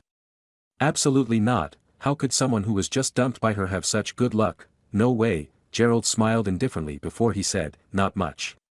Not that much. How much is not much? $30,000? Cassandra asked as she looked at Gerald with a strange expression on her face. More than that. Gerald simply replied, what did that even mean? All of Gerald's classmates felt very anxious at this time because they wanted to know how much money Gerald had won. This was because all of them, including Cassandra, had always despised and looked down on Gerald. To them, Gerald had always been a pauper who deserved to be mocked and ridiculed. However, now that he had won the lottery, his classmates' self-esteem started to fall. They were all envious and jealous of him. It should be easy for you to count $1,500, right? Gerald said as he glanced coldly at Danny, who was dumbfounded at this time. He took out $1,500 from the pile of cash before he threw it in front of Cassandra.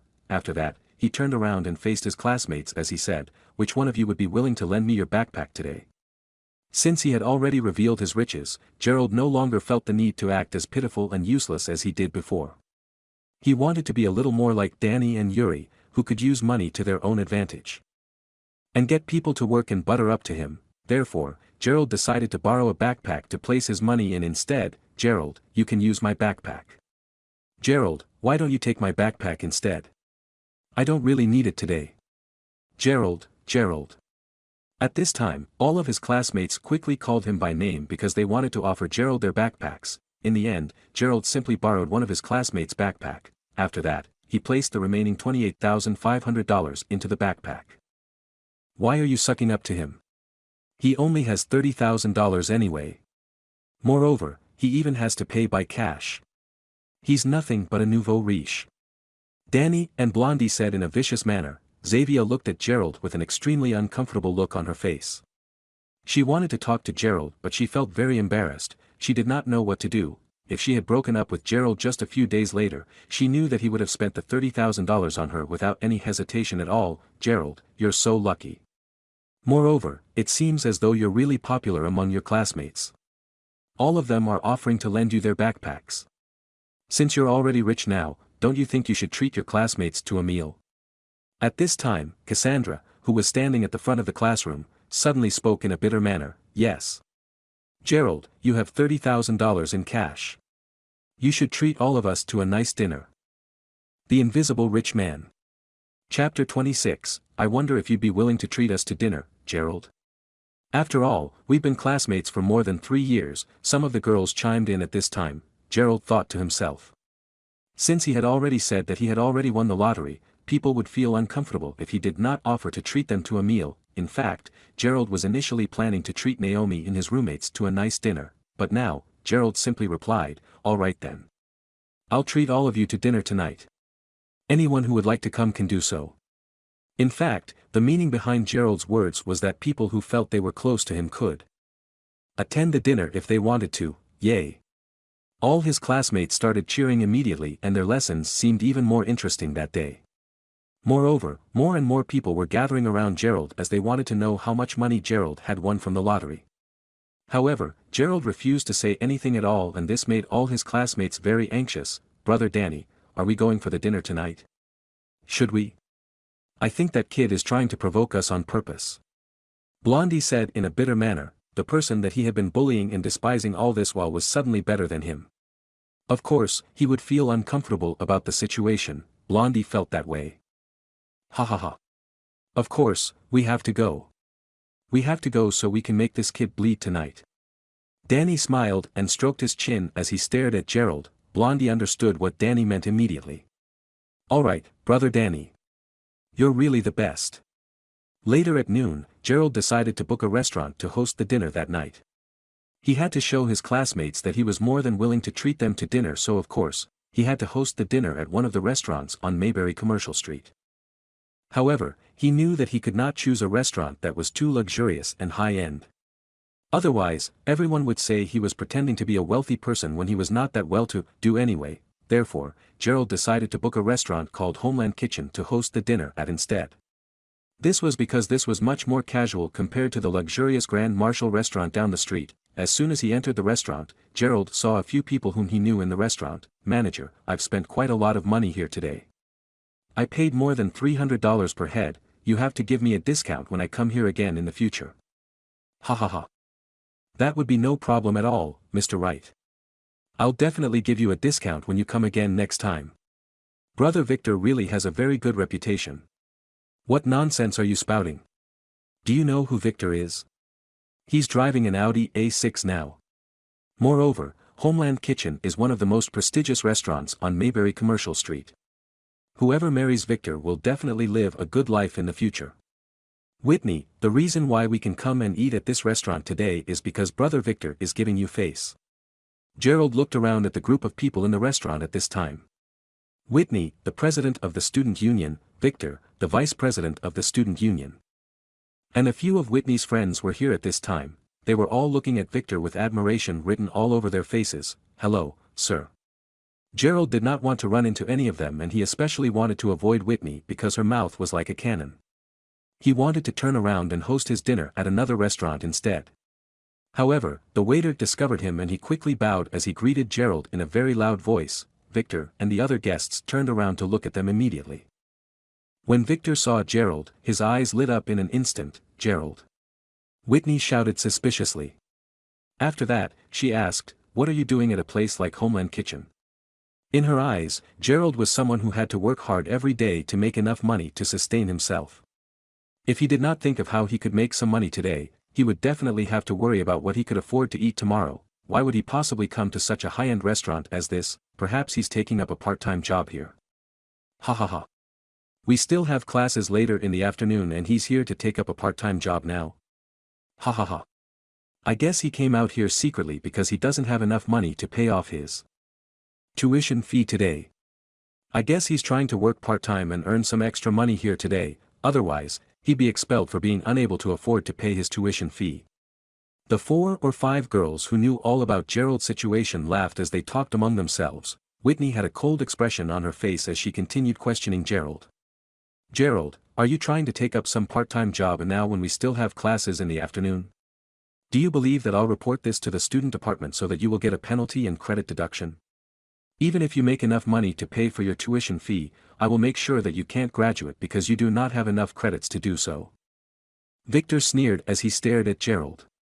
Gerald had always relied on his good academic performance to continue studying in this university. However, despite running into him, the vice president of the student union, Gerald did not even bother to greet him at all. Victor wanted to see how Gerald was going to survive without the student union's help and subsidy. I'm not here to work part-time. I'm here to book a room for dinner. Gerald was also a little furious and frustrated when he heard Whitney and the rest of her friends insulting and making fun of him, so he simply replied to her in an indifferent manner. After that, he headed directly to the counter. What? He's here to book a room for dinner. Whitney and the rest of her friends were stunned at this time, and they were filled with even more contempt and disgust for Gerald. The Invisible Rich Man. Chapter 27, Gerald, you want to book a room for dinner? Based on your ability? Oh my God. Do you even know how much it costs to have dinner here? Whitney looked at Gerald with a cold expression on her face as though she was staring at an idiot. She thought that this guy was crazy. Why would he possibly think that he would be able to afford a meal at Homeland Kitchen? Beauty, do you know this man? The manager asked as he looked at Whitney with a smile on his face. To be honest, looking at Gerald's dressing and the clothes that he was wearing, the manager did not feel that Gerald would be able to afford a meal here. This was because the prices to dine here ranged from $150 to $2,500 per person.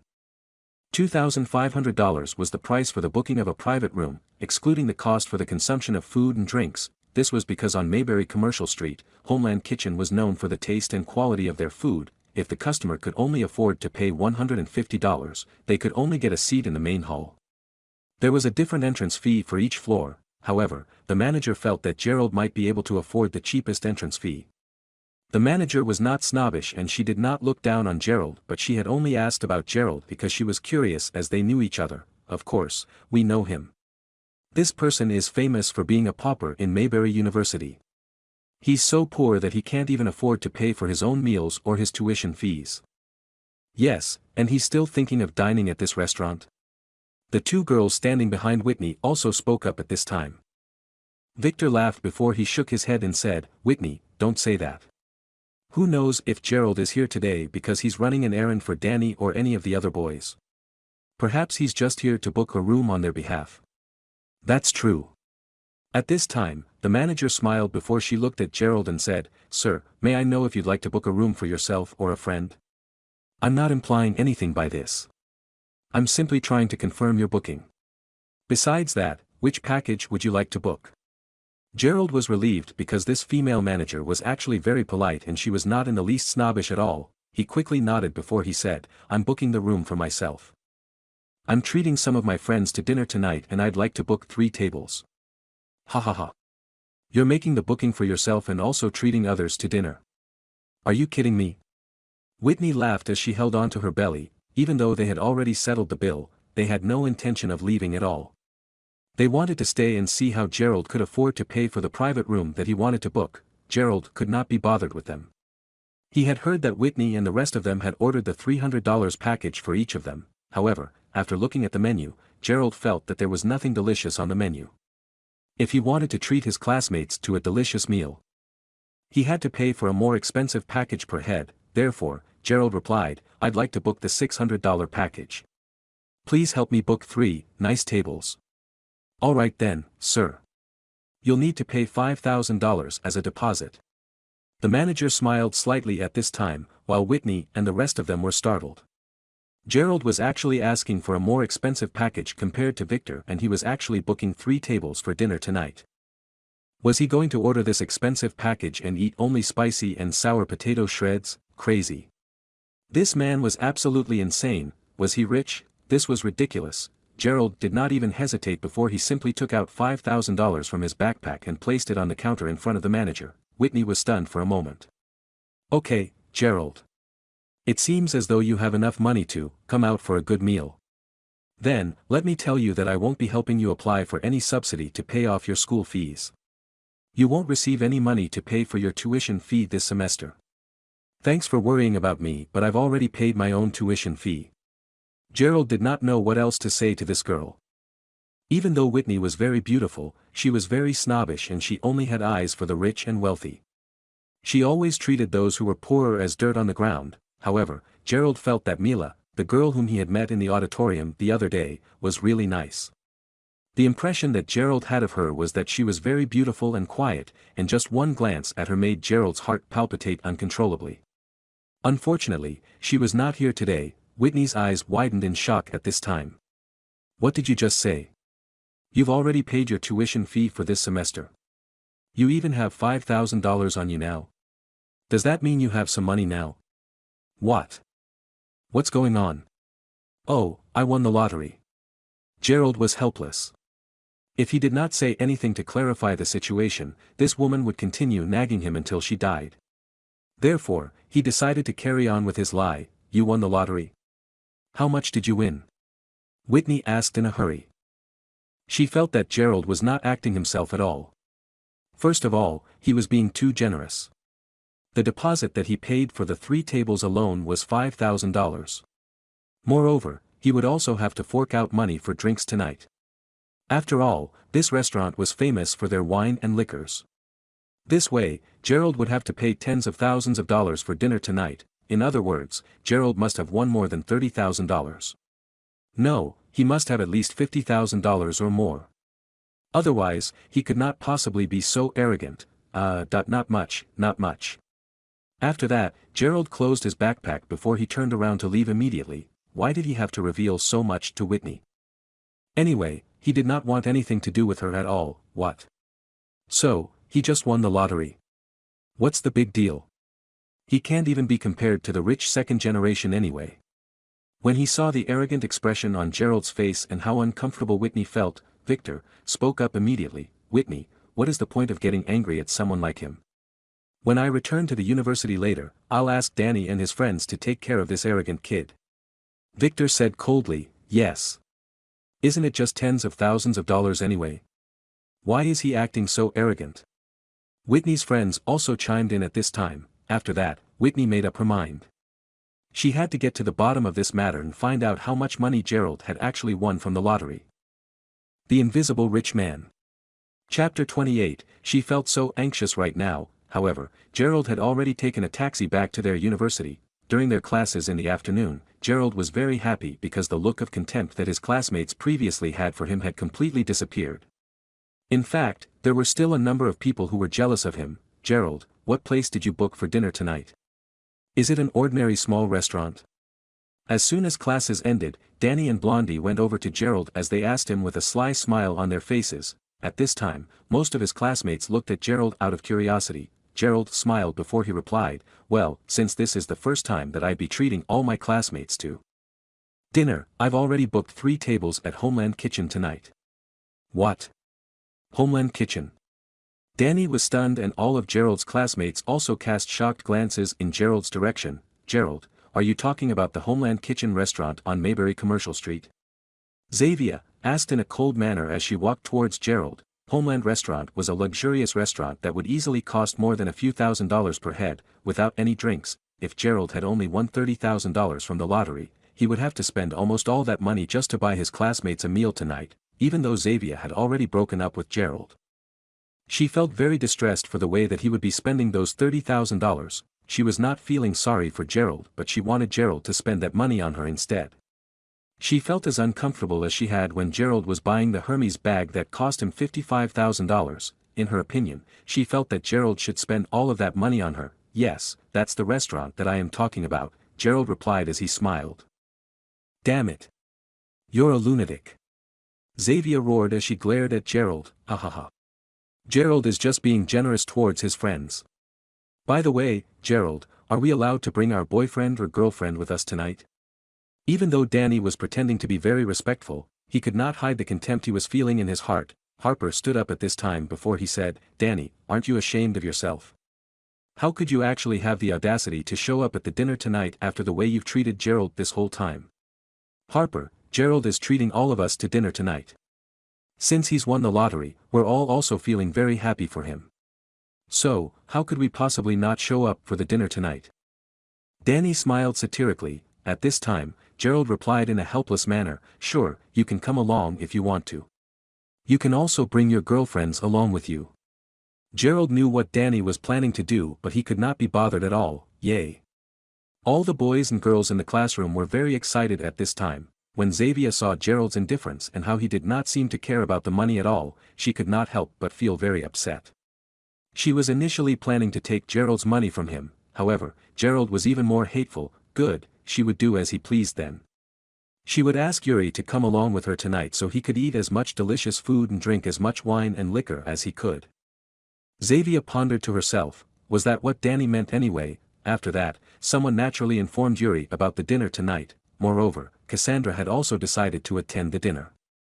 She even drove Danny and his friends along with her. At this time, Gerald and Harper also went to the restaurant by a taxi. Oh my. Gerald really booked a room at Homeland Kitchen. Danny was really surprised. However, this was exactly what he planned for.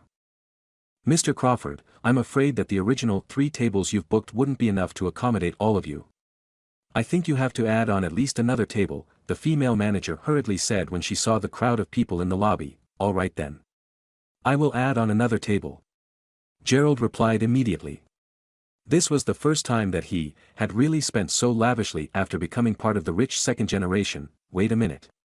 Gerald, if we are really going to add another table, don't you think you should also book another luxurious private room since our class representative is here?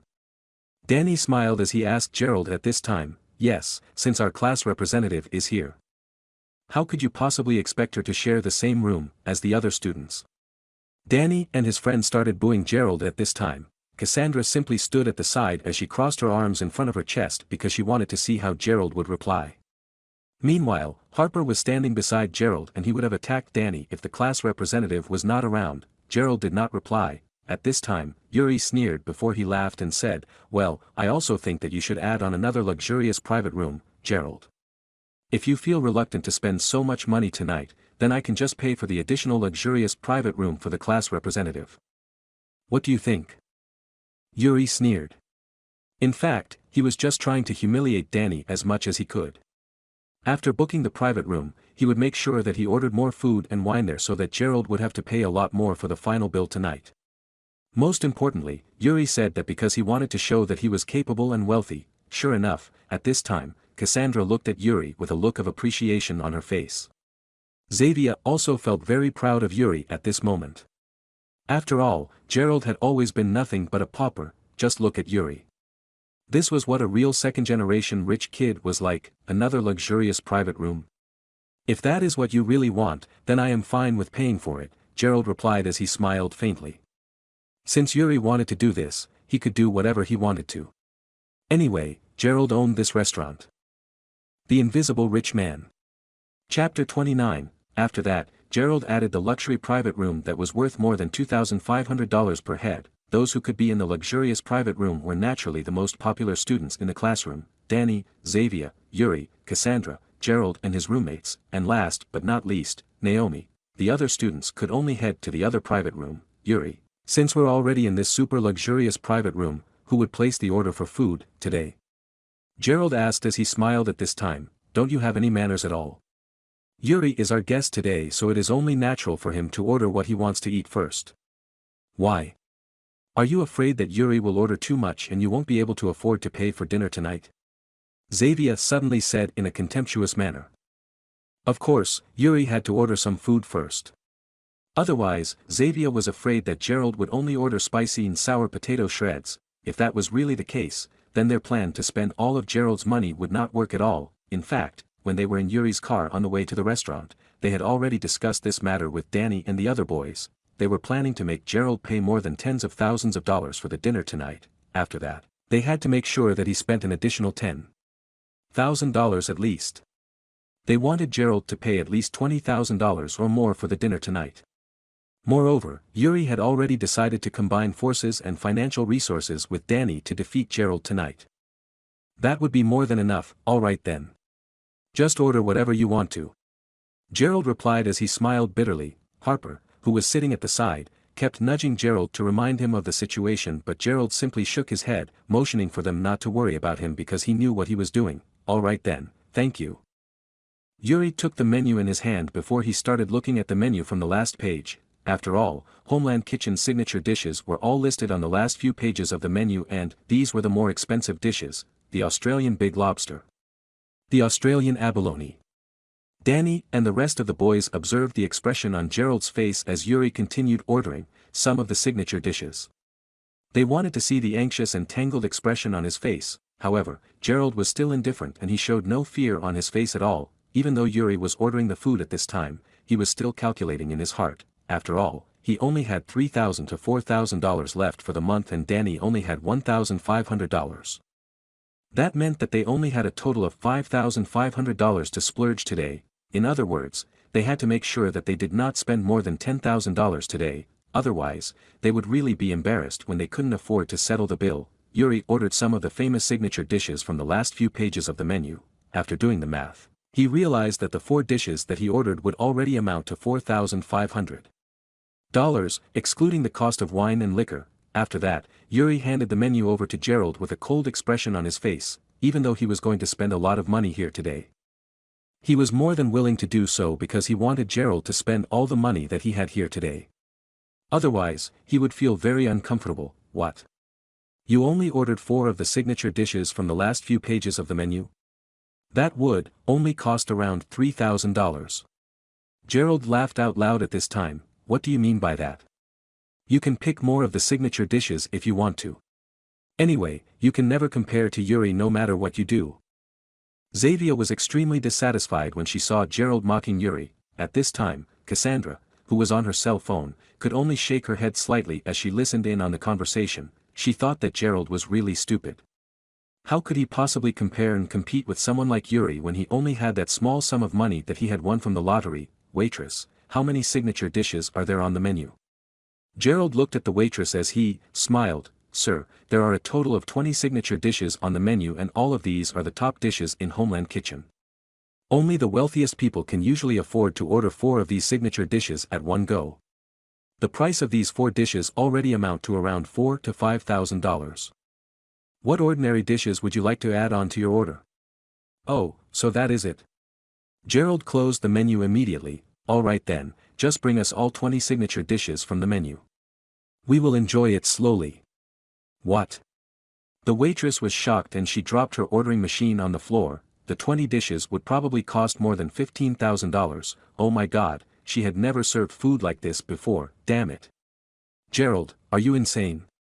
The price of these 20 signature dishes and the package will amount to at least $20,000. Danny was shocked. Yuri also felt very nervous as he calculated the amount of money that he had on hand. Initially, he was just trying to play around with Gerald so that he could humiliate him.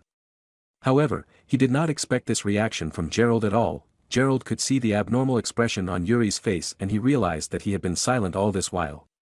Gerald smiled before he said, "Yuri, why don't we order some drinks? Why aren't you saying anything at all? Are the dishes I've ordered too expensive for you? How could it possibly be too expensive for me? You can dream on.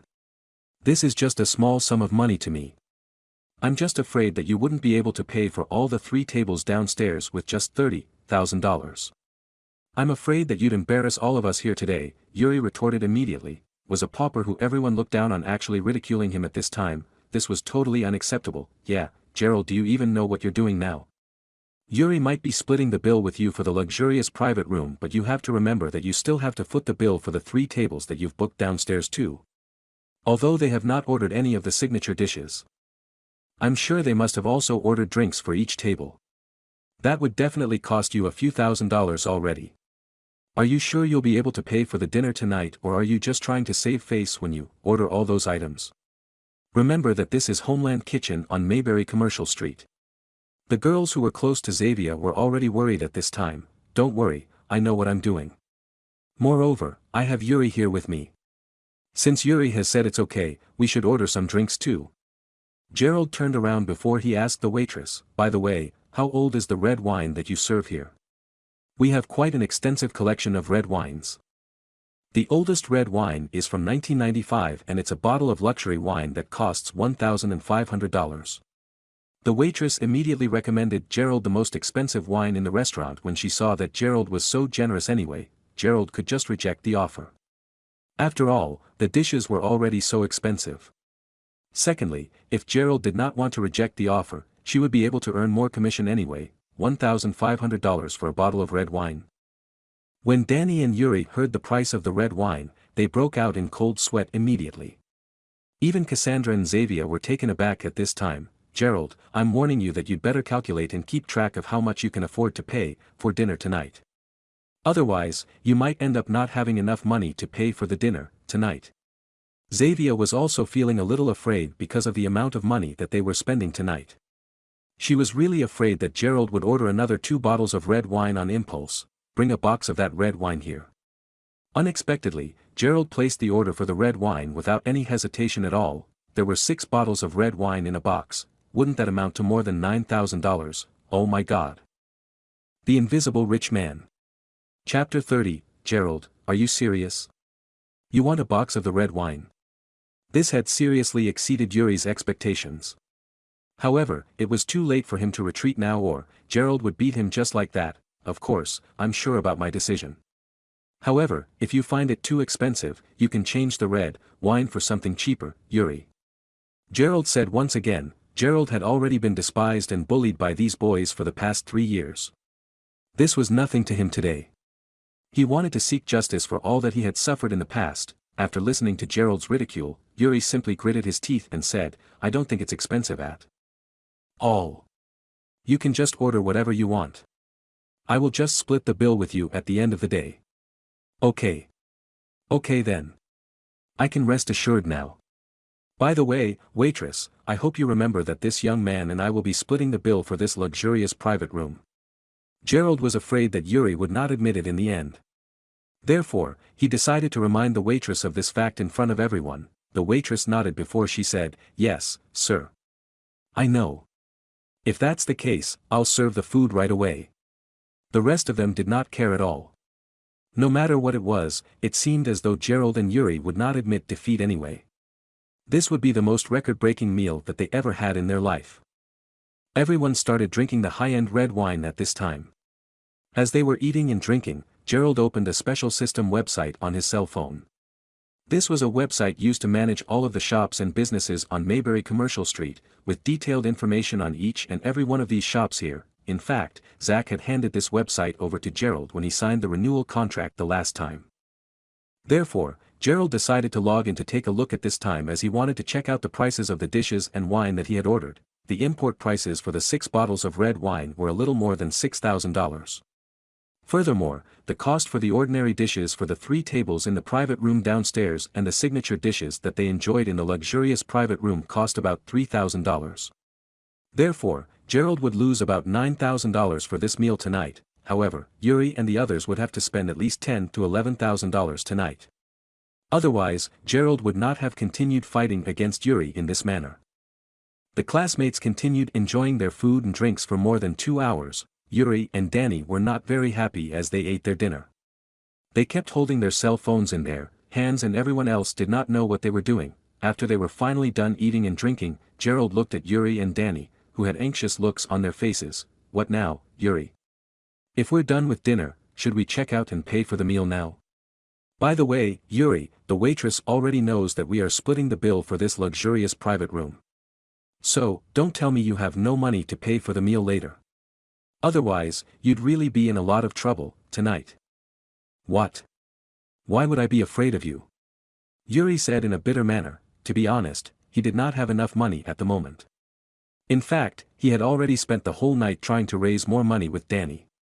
As Gerald had already specifically mentioned the fact that he would be splitting the bill with Yuri to the waitress, there was no way for Yuri to get out of this at all. Moreover, all of the friends that he had texted did not bother answering their phones or replying to his messages as soon as they saw that he wanted to borrow some money from them. Damn it. Gerald, what are you implying? After paying for this meal tonight, you'll be nothing more than a pauper once again. So, why don't you worry about yourself instead? Xavier said as she glared angrily at Gerald. After that, she looked at Yuri before she said, Brother Yuri, why don't we go to the counter to pay for the food now? Let's see who shall be the one crying later. Even though Xavier also felt distressed because Yuri had to spend so much money on this dinner, she thought that it was totally worth it since Gerald would become a pauper again after tonight. As they were talking, the group of people, including all their classmates who enjoyed dinner at the other 3 tables, also headed downstairs. Everyone was gathered in the lobby at this time. Gerald's classmates were undoubtedly very happy with the meal that they had enjoyed tonight. Even though most of them did not get to enjoy their dinner in the luxurious private room, they still felt very grateful towards Gerald. Hello, sir. In addition to the 3 tables in the private room downstairs, Mr. Crawford and Mr. Lowell will be splitting the bill for the luxurious private room upstairs. Each of you will need to pay $11,000 after splitting the bill. What? That meal cost $22,000. Oh my God. Everyone was shocked at this time. Gerald was indifferent as he took out the money from his backpack before he immediately settled the bill for the $11,000 and the 3 tables for his classmates downstairs. At this time, it seemed as though Gerald only had $6,000 to $7,000 left. However, this meal had actually cost him only about $7,000 to $8,000. After paying the bill, Gerald looked at Yuri before he said, Yuri, aren't you going to settle the bill now? Everyone's waiting to go home. Humph. Yuri looked a little embarrassed at this time. He regretted his actions now. He had only decided to continue fighting heads-on with Gerald because he was angry earlier. Moreover, he thought that he would be able to borrow some money from his friends before settling the bill. Unfortunately, he did not manage to do so. Everyone was staring at Yuri at this time and this made him feel very stressed and embarrassed. Well, miss, could you please put this bill under my name and I'll settle the payment tomorrow instead? Yuri asked with a softer tone at this time. He did not know what else to do. Sir, please don't joke around with us. We do not accept credit payment here.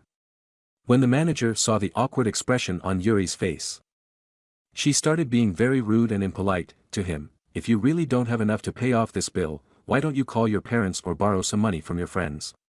At this time, Yuri looked at Xavier and all of her classmates. All of Xavier's classmates looked out of the restaurant at this time, as though they had already made an agreement to do so. Yuri was very annoyed at this time. He did not dare to call his father, as if his father found out that he had spent $11,000 on a meal just to prove he was richer than his friend. His father would definitely kill him. His family only owned a factory. I can offer you another way out.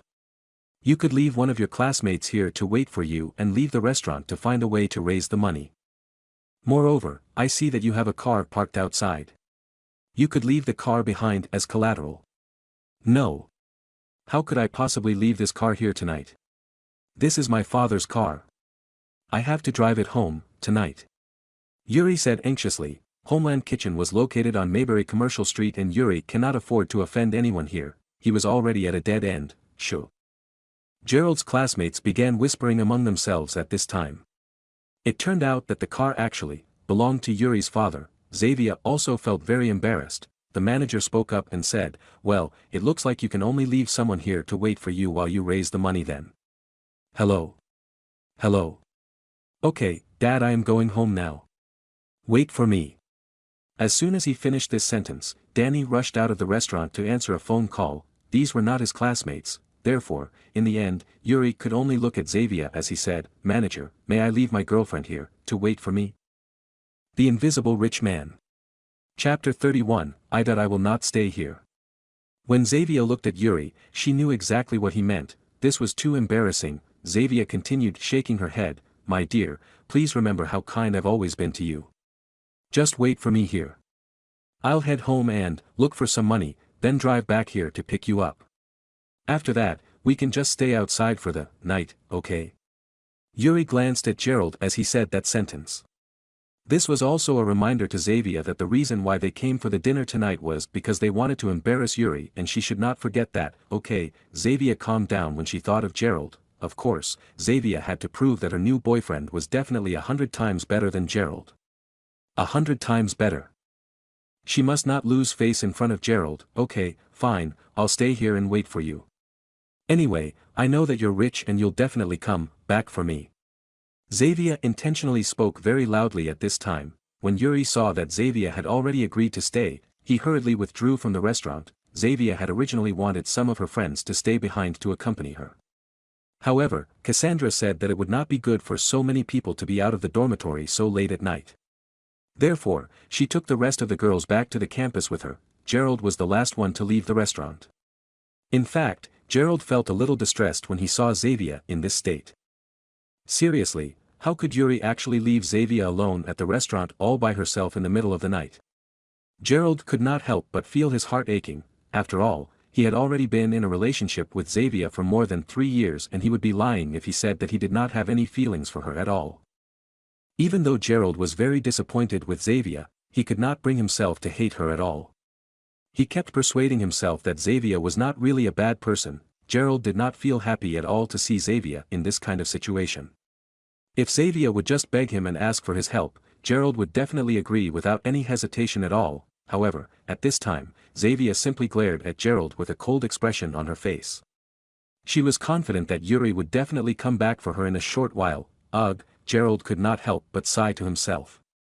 If that was the case, then he did not need to worry anymore. Perhaps the Xavier that he felt distressed for was the sensible and well-behaved Xavier in the past, and not the vain and materialistic Xavier that she had become today. Hence, Gerald left the restaurant without turning back. Gerald got back to the boys' dormitory a short while later.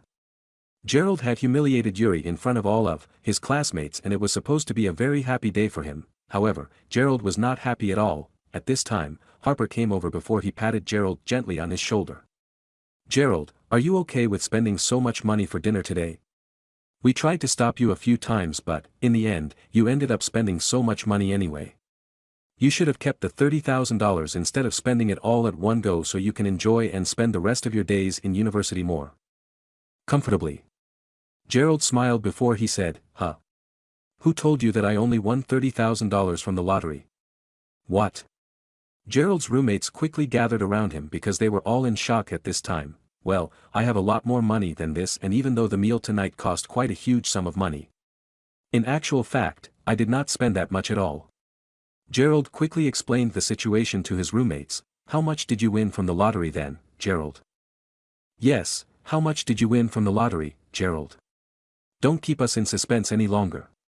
At this time, Harper and the rest of his roommates were all lying on Gerald's bed as though they would not let him go to sleep if he did not tell them the truth. Gerald was helpless and he could only show them his fingers. $80,000? Harper asked with a shocked expression on his face. "Let's go to sleep already. It's Saturday tomorrow and I have to go to the library early in the morning to study. I have to go to bed early in order to wake up early tomorrow." Gerald replied as he covered his face with his quilt as he got ready to sleep. "Tell me. Is it $80,000 or $800,000? Harper was very anxious. However, after harassing Gerald for a short while, Harper decided to give up. In fact, it did not matter to him whether Gerald won $80,000 or $800,000. All that mattered to him was that Gerald finally had some money. Harper felt very content as he thought about it. As Gerald was hiding beneath his quilt, he could not sleep even though he really wanted to sleep. This was because he was still worried for Xavier. He did not know if she had already returned from the restaurant. In fact, Gerald had actually conducted an investigation on Yuri before, and he found out that his family was not exactly very rich. Yuri's father owned a factory and he gave Yuri about $1,000 for his allowance every month. Moreover, Gerald knew that Yuri did not have a lot of savings. He would definitely not have enough money to pay the bill tonight. Moreover, based on his personality, Gerald knew that Yuri would not go back and pick Xavier up from the restaurant. Gerald thought that Xavier would definitely call him to ask for his help. However, Gerald waited until midnight and Xavier did not call him at all. Why was he worried about her in the first place? The person that she loved was Yuri, and not him. Gerald felt very helpless at this time. The next day was a Saturday. While Gerald's roommates were still lazing in bed, he received a phone call, early in the morning, but it was not a phone call from Xavier. Instead, it was a phone call from Zach, the invisible rich man. Chapter 32, Gerald got out of bed before he rushed into the bathroom to answer the call. "Good morning, Mr. Crawford." Zach greeted Gerald respectfully. "My Lyle, thank you for calling today. I'd like to ask you something." Gerald asked as he smiled. "Mr. Crawford, please let me know what you'd like me to do. You can just give me your instructions and I'll get it done immediately." Gerald told Zach all about the money that he had spent at Homeland Kitchen last night. "Oh. Is that so? Mr. Crawford, I don't think you spent $10,000 anyway. After all, the high-end red wine that you ordered last night, which cost you $9,000, is actually produced by the Crawford family abroad. Therefore, the cost of the red wine was only a few $100s, ha ha ha." Zach smiled. To be honest, it was really a shame that Gerald had only spent so little money just like that. However, Gerald was already showing progress in the task that Jessica had already entrusted him to do. "Mr. Crawford, what can I do for you? Do you want me to refund you the $20,000? I'll get to work as soon as you give me the order to do so." Zach listened as he said again, "Ahem. Forget it. After all, the money is also going back into my own business." Initially, Gerald was planning to get his money back. However, after listening to Zach's tone, he felt that it would be really embarrassing if he asked him to transfer that money back to him. Moreover, he would also feel a little embarrassed if he asked Zach to do that. Anyway, the money that his sister had given to him came from all these industries and businesses that they owned. "By the way, is there a reason for you calling me today, Mr. Lyle?" Gerald asked immediately. "Yes, there's something I'd like to tell you. After finding out that your poverty-stricken days are over, the bosses of most of the major businesses on Mayberry Commercial Street would like to hold a special banquet as a celebration for you. I was just wondering if you'd have the time to attend the banquet since it is a Saturday," Zach said in a soft tone. Initially, Gerald had planned to go out to relax. However, since everyone had specially put together a special reception for him, he did not want to let them down. Moreover, Gerald really wanted to get acquainted with more people. Otherwise, he would always look like a pauper and a fool. Therefore, Gerald immediately agreed to attend the banquet. In order to express the grandeur of the banquet, they had chosen for the banquet to be held at an exceptional and 5-star luxurious hotel instead of holding the banquet at one of the establishments on Mayberry Commercial Street. It was a really luxurious restaurant. After talking to Harper and his other roommates, Gerald went downstairs as he prepared to head out of the campus. As he was passing by the girls' dormitory, he looked up and he saw a person walking out of the girls' dormitory. It was none other than Xavier. "Huh? Why is she back at the dormitory?" Gerald originally thought that Xavier would be spending the night out with Yuri after he rescued her from the restaurant. In fact, Gerald was feeling a little distressed because of that. As soon as Xavier saw Gerald, she said, "Ha ha ha. Gerald, are you heading out for your part-time job since it's already the weekend? Did you run out of money after spending so extravagantly last night? Let me tell you something. You can never compare to Brother Yuri. Did you know that Brother Yuri came back for me in less than an hour last night? We were initially planning to spend the night outside together. However, we decided not to do so since I'm on my period anyway." Xavier stared at Gerald with a triumphant look on her face. In fact, she had deliberately said all of this because she wanted to provoke Gerald. She was Xavier, the goddess he would never be able to get in this lifetime. "Okay." Gerald replied with a bittersweet smile. At this time, a white BMW 3 Series roared in front of the campus. As soon as he rolled down the car window, Yuri looked at Xavier with a smile on his face before he glanced coldly at Gerald. Ahaha. Gerald, I know that you were trying to make a fool out of me last night. Unfortunately, you didn't succeed in doing so. Did you really think that I wouldn't have money to pay for the meal? Yuri asked as he glared at Gerald. After that, he took out a diamond ring from his pocket before he said, Xavier, I bought this for you. Do you like it? Wow. It's a diamond ring. It must cost at least $1,500. I knew that you're rich, brother Yuri, unlike some people who have simply won a little money from the lottery. Of course, I'm rich. I have plenty of money. Xavier, I'll bring you to a nice place today and we will be spending a lot of money. However, some people will have to be poor in the future. Come, get in the car. Xavier was very excited and she quickly got into the car. Then, Yuri glanced at Gerald contemptuously before he drove out of the campus. Xavier was very excited after getting into the car and she asked Yuri.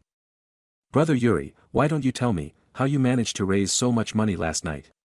Moreover, why does it seem as though you became richer overnight? Did your father give you all this money? Yuri chuckled as he continued using his cell phone as he drove. After that, he deleted a piece of software on his cell phone without leaving any traces behind. Don't worry about it. Anyway, just remember that Gerald can never compare to me. He's just a piece of trash. Wow. I'm really very happy. After getting ridiculed by Yuri and Xavier early in the morning, Gerald no longer had the mood to go out. Moreover, he could not help but wonder how Yuri managed to get so much money overnight. Ha ha ha. Gerald laughed to himself because he did not know why he was taking it to heart. He headed straight to the library before reading some books and spending some of his time studying. When it was almost noon, Gerald called for a cab before he headed to the Brilliant Star restaurant. It was a 6-star restaurant in Mayberry City. Of course, it could not be compared to any of the restaurants on Mayberry Commercial Street. However, it was still a very luxurious and expensive restaurant. Because he had been busy reading and did not estimate the traffic on the road, Gerald arrived a few minutes later than the time that they had agreed on. He walked very swiftly as he was in a hurry. Boom, ah. Are you crazy? When he was passing through the turnstile, Gerald had pushed the turnstile a little too hard and he unintentionally hit the girl who was behind him. The girl clutched her chest tightly as she cursed at Gerald and this attracted the attention of many people as they gathered around to find out what was happening. The Invisible Rich Man. Chapter 33, Sorry. Gerald hurriedly apologized. After that, he raised his eyes before he stole a glance at the girl behind him. He was immediately shocked by the girl's beautiful appearance. She was wearing a tight-fitted dress and she had very long, flowy hair that fell over her shoulders. She looked about the same age as he was, but her body had already developed perfectly at this time. She was definitely one of the most beautiful girls that Gerald had ever seen. Sorry. Do you think it's over just because you say you're sorry? The girl continued cursing violently at him as she rubbed herself gently, when Gerald indirectly hit her with the turnstile. She had injured herself and he could feel a fiery pain on her body at this time. In fact, it was obvious that she was the one who had bumped into Gerald, but since she saw that Gerald was dressed in such a casual manner, she decided to put the blame on him instead. If I wasn't in a hurry, I'd definitely teach you a lesson today. The girl continued shouting at Gerald. After that, she pushed Gerald out of the way as she yelled, "Get out of my way, dumbass." After she was done cursing at him, the girl walked towards the elevator.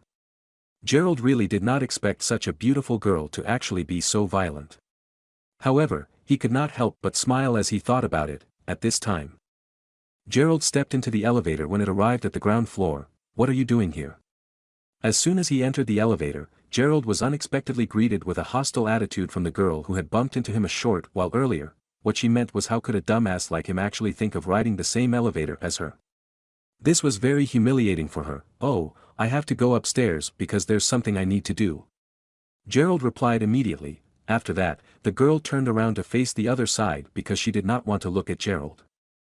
Ding, ding. At this time, Gerald suddenly swallowed his saliva. The girl's fair and snow-white thighs were really very alluring. Gerald turned away, pretending to look aside as though nothing had happened. After that, he secretly glanced at her thighs again when she was not paying any attention. It was really exciting. Who asked that crazy girl to bump into him, and then yell at him for no reason at all? Well, it was only reasonable for him to take advantage of her a little as a form of payment, right? Gerald tilted his head a little because he wanted to glance at the girl's thighs again. However, he realized that the girl had already turned around to face him at this time. Right now, she was staring at Gerald with hatred in her eyes. You're really a scumbag. How dare you peek at me even when you're at such a high-end location? You're despicable. The girl yelled at him angrily, forget about his trashy dressing.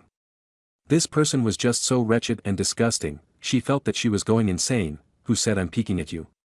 Does it mean I'm peeking at you just because I lowered my head and looked at the ground? Gerald retorted even though he had a guilty conscience. Slap, the girl raised her hand before she gave Gerald a tight slap across his face. You're a scumbag. Don't go. Wait for me to deal with you. After that, the girl pressed the elevator before she stepped out of the elevator with a furious expression on her face. Damn it.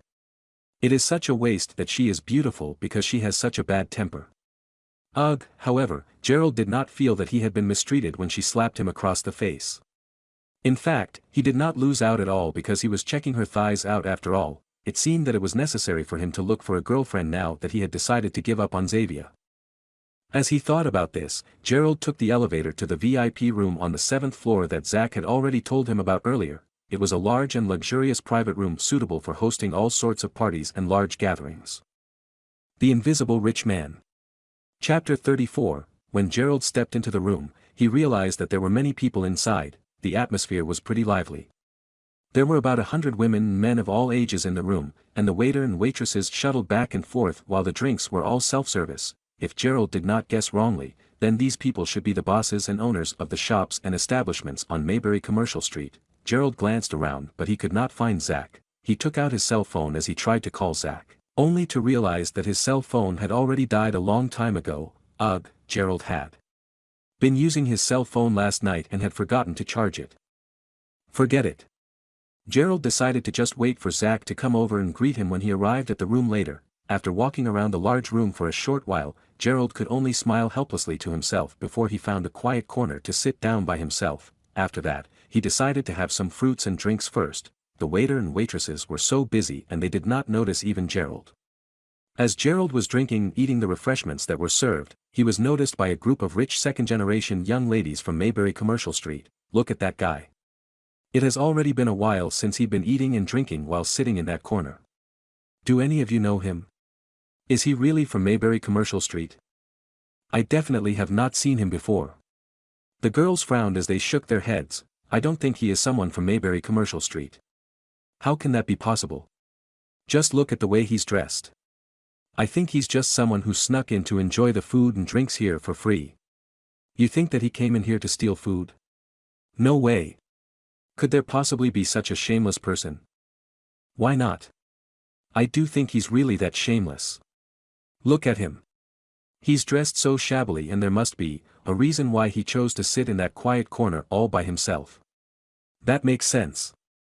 The sons and daughters of several owners of the businesses on Mayberry Commercial Street started discussing and talking about Gerald. The boss of Mayberry Commercial Street, Gerald Crawford, will be coming here today. I don't want someone like that shabbily dressed man to ruin the atmosphere. What would Mr. Crawford think of our parents' ability to do things? How can someone like him be allowed to enter this venue? A young and charismatic man dressed in white sneered as he looked at Gerald. Oh, look. Elena is here. At this time, one of the girls exclaimed as she pointed at the entrance, Elena, come here. The girl waved at Elena Larson. As soon as Elena entered the room, the eyes of the young boys brightened up immediately. Elena was wearing a short dress and her long hair was draping over her shoulders. Her beautiful face was perfect and she really looked like a goddess compared to all the other girls present in the room. When Elena walked towards her friends, some of the older guests could not help but glance at her long, fair legs with perverted expressions on their faces. At this time, the young boys were also staring at Elena. Elena. Why are you only here now? Didn't we agree to come here together? Elena, why do you look so unhappy? Did something happen? The young man dressed in white suddenly asked, with a face full of concern. Ugh. Don't mention it anymore. When I was downstairs, I ran into a wretched scumbag. First, he touched me in an inappropriate place. After that, he was peeking at me as we took the elevator up, together. That's why I had to stop by the washroom to fix my clothes. Elena complained as she exhaled, with a pale expression on her face. She was quite fluent and good at talking. The first reason why she had hurried out of the elevator earlier was because she did not want to stay in the same elevator with that perverted scumbag. Secondly, she felt as though her underwear had moved when she slammed into the turnstile earlier. Therefore, she went to the bathroom to fix her underwear and her clothing. She was very annoyed. Damn it. How can something like this happen? The boy dressed in white and the other brothers and sisters were all very furious at this time. How could anyone touch Elena inappropriately? She was their goddess and the boys here did not even dare to touch her hand. All right, Elena. Wait for us to get rid of this sneaky little thief first. After that, we will head to the surveillance control room and look for that man that you were talking about. The young man dressed in white glanced at Gerald, who was enjoying his fruits and vegetable salad at this time. Yes, we should get rid of that thief first. Echoed all the girls at this time. The Invisible Rich Man. Chapter 35, A Food Thief. Elena was startled and she looked in the direction that the young man dressed in white was pointing at. As soon as she saw the man that he was pointing at, Elena's eyes widened immediately. It's him. Who is that? Elena, do you know that food thief? Humph. He is that wretched scumbag I was talking about. Elena said in a furious manner as she walked towards Gerald. The rich and young wealthy girls and boys followed behind Elena at this time. At this time, Gerald was enjoying all his food and he was thinking about how he was going to greet the bosses and owners of the businesses on Maybury Commercial Street later. After all, this was the first time that Gerald had ever attended an event like this. At this moment, it suddenly became very dark in front of him. Gerald lifted his head and he saw a group of people standing in front of him. Gerald realized then that the leader of the group of people was none other than the beautiful but violent and aggressive girl that he encountered in the lobby earlier. It's really you. Why are you here? Gerald exclaimed with a shocked expression on his face. You aren't only nasty but you actually dared to sneak in here and steal our food? I think that you must be really tired of living. Elena yelled angrily before she continued. Sisters, this is the man who was peeping at me in the elevator just now. Humph. Let's teach him a lesson. After that, the group of 5 or 6 girls started attacking Gerald under Elena's orders. They pounced on Gerald and they started scratching him, choking him, pinching him, and tearing at his clothes. The rich young boys were much calmer and they simply watched as they stood at the side. After all, there were so many seniors there today. If Gerald fought back, it would not be too late for him to fight him then. What are you doing? Don't think that I won't hesitate to fight back. Gerald's hair was already all messed up. His clothes were completely torn and he had purple bruises all over his face because the girls had been pinching and beating him. He was starting to lose his temper. At this time, Elena slapped him across his face again. Who asked you to peek at me? I'll kill you for peeping at me. Crazy woman.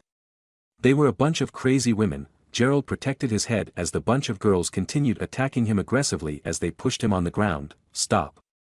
At this time, a middle-aged man stood up before he stopped the girls. In fact, many people had already surrounded them because of the huge commotion. The middle-aged man was wearing glasses and he sounded very gentle but he had some sort of magnificent aura around him.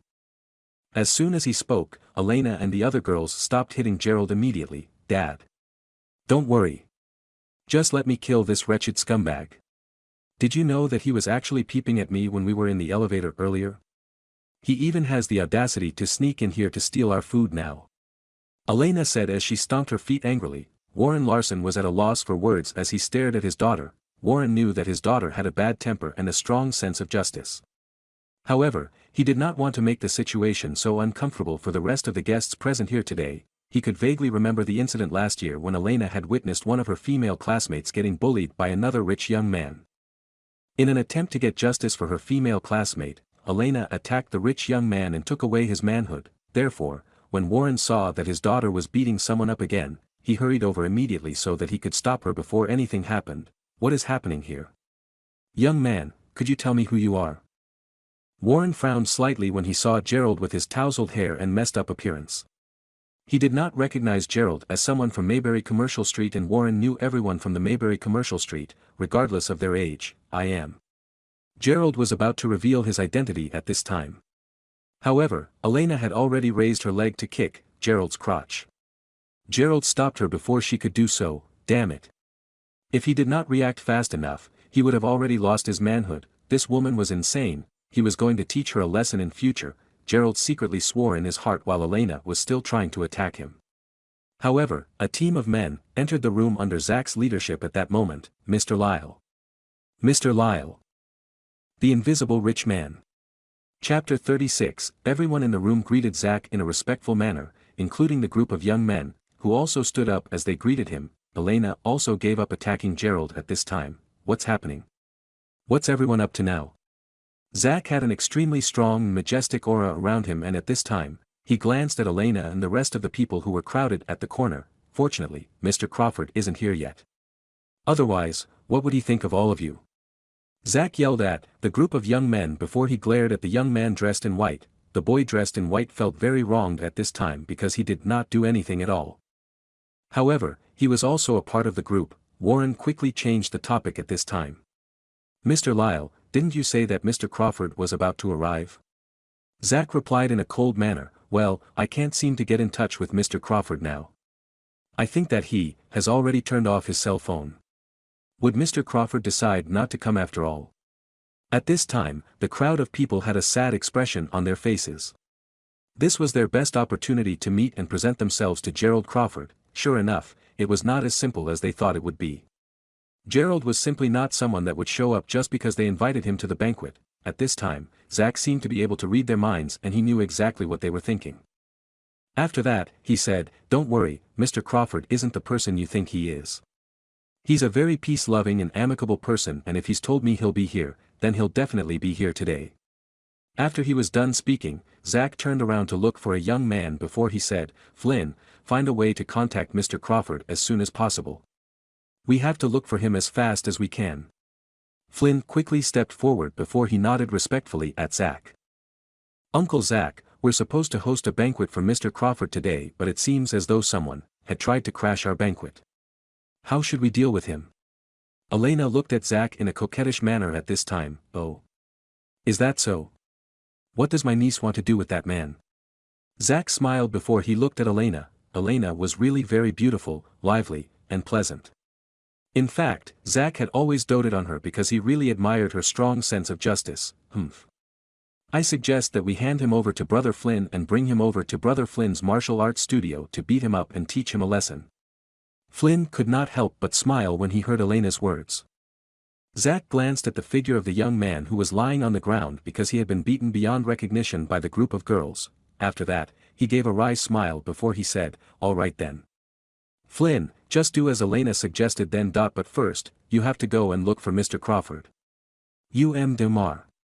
Lyle, you don't have to look for me. I'm here." Gerald only intervened at this time. Boom, as soon as Zach heard Gerald's voice, his body started trembling uncontrollably. Then, he looked at the young man who was lying on the ground with tousled hair and a messed up appearance. Zach's eyes widened in shock as he looked at Gerald. At this time, the crowd of people could only exchange glances with one another. Unable to comprehend what was happening. You nasty guy. You still dare to talk now? Who did you say you are?" Elena asked in a contemptuous tone as she glared at Gerald. "Ahaha. You're really good at acting. You're even pretending to be Mr. Crawford now, aren't you?" The group of girls were also very annoyed at this time. After Zach regained his senses, he turned a deaf ear to what the young girls had said, as he was really confused at this time. They were supposed to give Gerald a welcome party today, but he was beaten up instead. Zach walked up to Gerald before he shouted in a respectful manner, "Mr. Crawford. I am so sorry for what happened." Zach was bowing before Gerald at a 90-degree angle. What? The crowd of people were all shocked at this time. Elena and the other young ladies were also very confused. Was this person really the boss and owner of Mayberry Commercial Street? Was he really the one who was backing Zach up all along? This man here was Gerald Crawford. Warren had already turned pale and he quickly said, "Mr. Crawford, I'm really happy to meet you today." After that, he bowed in front of Gerald in a humble manner. He felt that his life was over. His daughter had just beaten Gerald up so badly. "Nice to meet you, Mr. Crawford." The rest of the crowd also bowed as they greeted Gerald. However, Elena and her friends were still standing straight and they did not bow in front of Gerald at all. At this time, Gerald looked at Elena with a playful look on his face as he said, "So, young lady, how should we deal with this matter now?" The Invisible Rich Man. Chapter 37. I don't know. Elena felt very ashamed and angry at this time. It felt as though she had already knocked over a bottle of wine. She would never have thought that this wretched and disgusting man would actually turn out to be the famous Gerald Crawford. He was truly part of the rich second generation in every sense. Mr. Crawford, I apologize for everything that my daughter had done earlier. You can punish my daughter however you wish to. Warren was bent over and he did not dare raise his body at all. To be honest, when he saw Elena and Warren acting this way, Gerald's anger had already subsided. In fact, Gerald knew that he was also at fault because he had indeed behaved a little wretchedly earlier. However, it was all because Elena was showing off her long and beautiful fair legs. This was the first time that he had ever been surrounded by so many women in his life. Based on Gerald's personality, he would not regard this as a big matter and he would simply let this matter go just like that. He would just endure this humiliation on his own. However, Zach could read his mind and he said in a low voice, Mr. Crawford, you have to punish them because they were trampling all over your family tradition. After all, if you don't punish them after they have already publicly offended you, the damage would definitely be irreparable when your sister finds out about this matter in the future. The consequences aren't as simple as you think they are. At this time, Gerald looked at Warren, who was still bowing in front of him. Gerald knew that he would have to punish Elena and her friends, otherwise, all the big bosses on Mayberry Commercial Street would not fear him. All right then, he would have to punish them. Gerald looked at Elena and all the other beautiful girls with a cold expression on his face before he said, Brother Zach, please arrange for a big room for me and bring all the girls into the room on my behalf. Zach got to work immediately without saying anything else and Elena bit her lips gently. It seemed as though she already knew her own fate and she was filled with shame and anger at this time. However, Warren and the other fathers took a deep breath after listening to his instructions. Everyone understood Gerald's intentions immediately, but this kind of punishment? Was it even a punishment? It was simply a reward. Once his daughter was done with her service and if she was favored by Gerald, then the Larson family would also gain an advantage. Warren thought that he could take advantage and make use of this opportunity to replace Zach's position so he could gain control over Mayberry Commercial Street instead. Obviously, the fathers of the other girls also had the same thing in mind. They were constantly winking at their daughter, as though they were trying to convince them to perform and serve Gerald well. At this time, Zach had already prepared the room that Gerald had asked for. After that, Gerald brought Elena and the 4 other girls into the room with him. Zach naturally waited outside the door. Mr. Crawford, what do you want? A young and beautiful girl suddenly asked with an embarrassed look on her face. Ahaha. What do you think I want? The 5 of you have beat me up like this and you're actually asking me what I want. Since he was angry anyway, he should just release his anger now. He should let it all out. I want all 5 of you to lie on the bed now. What? Elena clenched her fist slightly at this time. She really did not expect Gerald to be such a nasty person. If it wasn't because of her fear that her family would collapse and pay the consequences of her actions, she would never do anything that Gerald wanted her to do. Ahaha. Elena did not know what to imagine now. After all, she had always despised such nasty people and all these nasty things, but she was actually being forced to do these nasty things with so many other girls now. However, Elena still gritted her teeth as she obeyed Gerald's instructions and lay on the bed with the 4 girls. Slap. Gerald slapped one of the girls. After that, he continued slapping them, one after the other. The girls felt very embarrassed and they were also hurting but they had no choice but to endure it. At this time, Elena was on the verge of breaking into tears after getting slapped by Gerald. You want to hit me? Let's see if you still dare to hit me in the future. Gerald gave each of them another tight slap across their faces. After that, he finally heaved a huge sigh of relief as he felt so much better at this time. The Invisible Rich Man. Chapter 38. If he really wanted to do anything, he would have chosen Elena, but Gerald did not have that type of overlord personality and character. However, Gerald had to punish them. So, he thought of giving them this kind of nasty punishment so they would always remember this day. Sob. Sob. After half an hour, the girls walked out of the room. All of them had a painful and miserable expression on their faces. At this time, all the second-generation rich young lords were stunned. Damn it. Mr. Crawford was simply too amazing. He could actually punish all 5 of the beautiful girls within half an hour and those girls could barely walk in a straight line now. The young boy dressed in white also secretly admired Gerald. Since Gerald was still interested in Elena and the other girls, however, he did not dare harbor any other ideas. Today's meal was very interesting. When all the wealthy businessmen, including Warren, learned that their daughter did not have sexual intercourse with Gerald, they were all extremely disappointed. "Mr. Crawford, why don't I send you back home?" The reception banquet ended perfectly and Zack and his entourage quickly followed after Gerald as he offered to send him home. Gerald was about to nod when at this time, a middle-aged man with a big belly suddenly squeezed in before he said, "Mr. Crawford, why don't you allow my son to send you home instead? This is my son, Aiden Baker. He's studying at Sunnydale University, which isn't too far from Maybury University." The middle-aged man did not seem to care about the type of car that someone like Gerald should be sitting in. In fact, he did not really care about Gerald's existence at all. All that he wanted was for Gerald to ride in his son's car, and his purpose in doing so was just so Gerald would remember his son's name. That was sufficient for him. Of course, Aiden was none other than the former second-generation rich kid dressed in white. At this time, Aiden was a little shy as he stood in front of Gerald with his hands behind his back. After all, the Crawford family was a very wealthy and powerful family. How could he possibly not be nervous in front of Gerald? However, Gerald did not say much and he simply nodded and said, "All right then. I am sorry to trouble you, brother." "What? It's no trouble at all. No trouble at all." Aiden's father was pleasantly surprised that Gerald was actually so easygoing. Aiden was also very excited at this time. He left in a hurry before driving his car to the main entrance. Aiden was driving a Ferrari that was worth about $750,000. "Hey, Fatty Baker, how could you possibly ask Mr. Crawford to ride in this kind of car?" The other people tried to stop him as soon as they saw Aiden's car. "Mr. Crawford, why don't you ride with me instead? I have a Rolls-Royce." "Yes, Mr. Crawford, you cannot possibly ride in this car. How is it befitting of your status?" The other bosses and businessmen competed for Gerald's attention at this time. "No, this car is fine. I will go back to my campus now.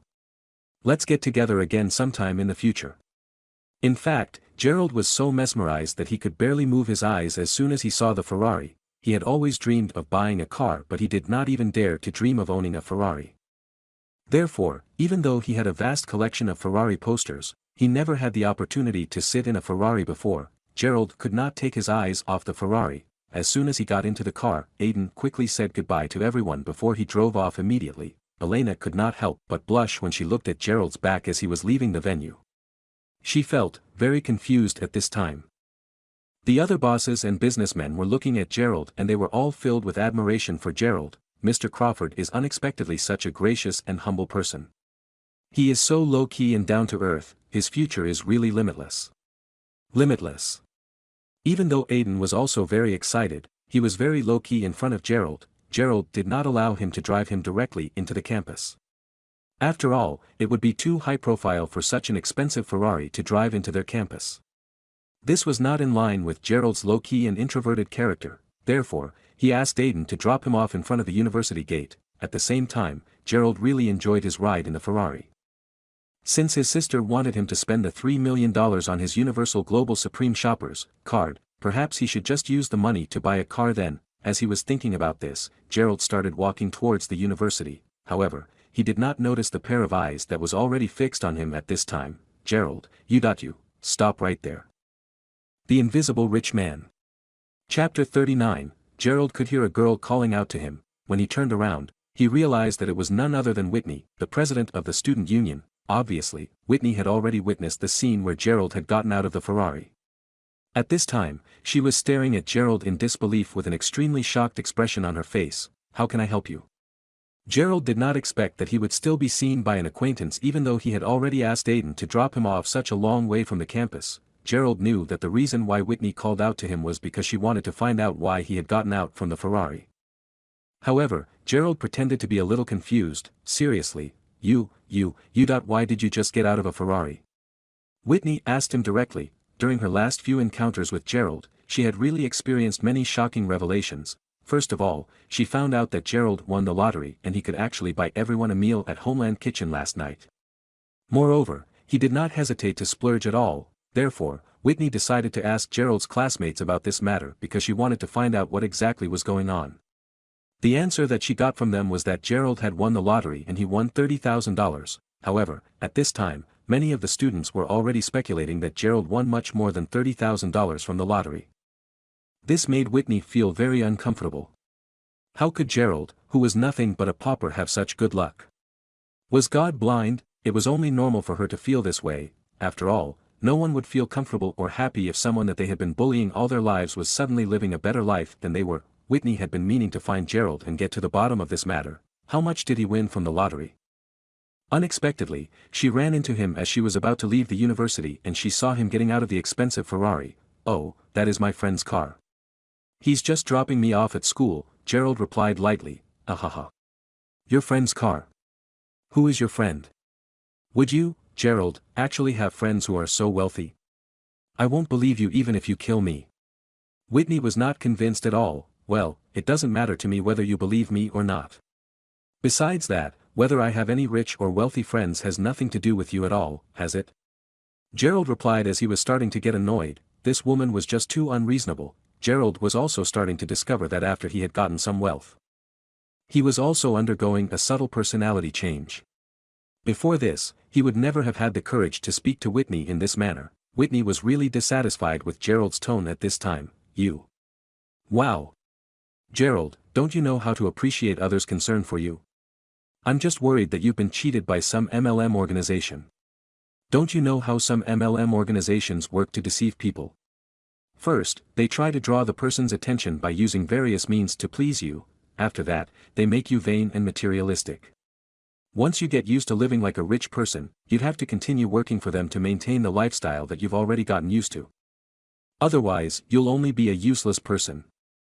Furthermore, as the president of the student union, don't you think I have the right to meddle in your private affairs? If you really did join an MLM organization, you'll only discredit the student union department. I'm only trying to advise you because you've been poor all your life and you know nothing about anything that's going on in this world."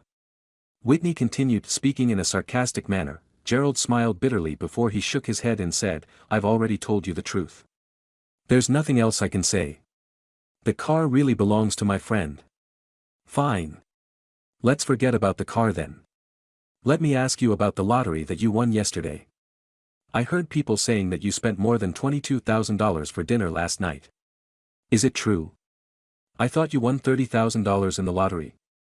Did you actually spend $22,000 just like that?" Whitney asked as she looked at Gerald. The Invisible Rich Man. Chapter 40, $30,000. Who said I won $30,000? That is all their own guesses and assumptions. I only withdrew $30,000 from the bank, but who said that I won $30,000 from the lottery? Gerald replied with a confident expression on his face. When Whitney saw the expression on his face, she could feel her heart sinking immediately. Sure enough, her guess was right. Since Gerald was more than willing to spend $22,000 at one go, Gerald must definitely have won more than $30,000 in the lottery. How much did you win, then? It isn't convenient for me to tell you that much. Anyway, it isn't too much. Not too much at all. Okay, Miss President Jenkins, if there isn't anything else, I'd like to leave now. Gerald replied with an indifferent expression on his face. Whitney felt as though she was about to explode at this time. Humph. Do you really think you're so great? You're just fortunate to win some money from the lottery. However, you can never be compared to a second-generation rich kid like Victor. Whitney stomped angrily because she could not stand Gerald's current attitude towards herself. Victor was also a second-generation rich kid. Though he was not very capable nor impressive, no matter what it was, in Whitney's eyes, a second-generation rich kid was definitely better compared to Gerald, who had merely won the lottery. Beep. Beep. At this time, an Audi A6 stopped right beside Whitney. After rolling down the car window, Victor stuck his head out as he looked at Whitney. "Whitney, why is your complexion so pale? Are you feeling unwell? Or do you not want to accompany me for my Audi A6 maintenance appointment?" Victor asked casually. "No, Victor, it isn't that. I'm just feeling a little depressed. Actually, I'm feeling a little confused right now and I'm also feeling inexplicably depressed." "Ah. Why am I feeling so depressed?" Whitney could not explain her feelings at this time. When Victor saw that Whitney was feeling so upset, he knew that his opportunity had come and he hurriedly comforted her.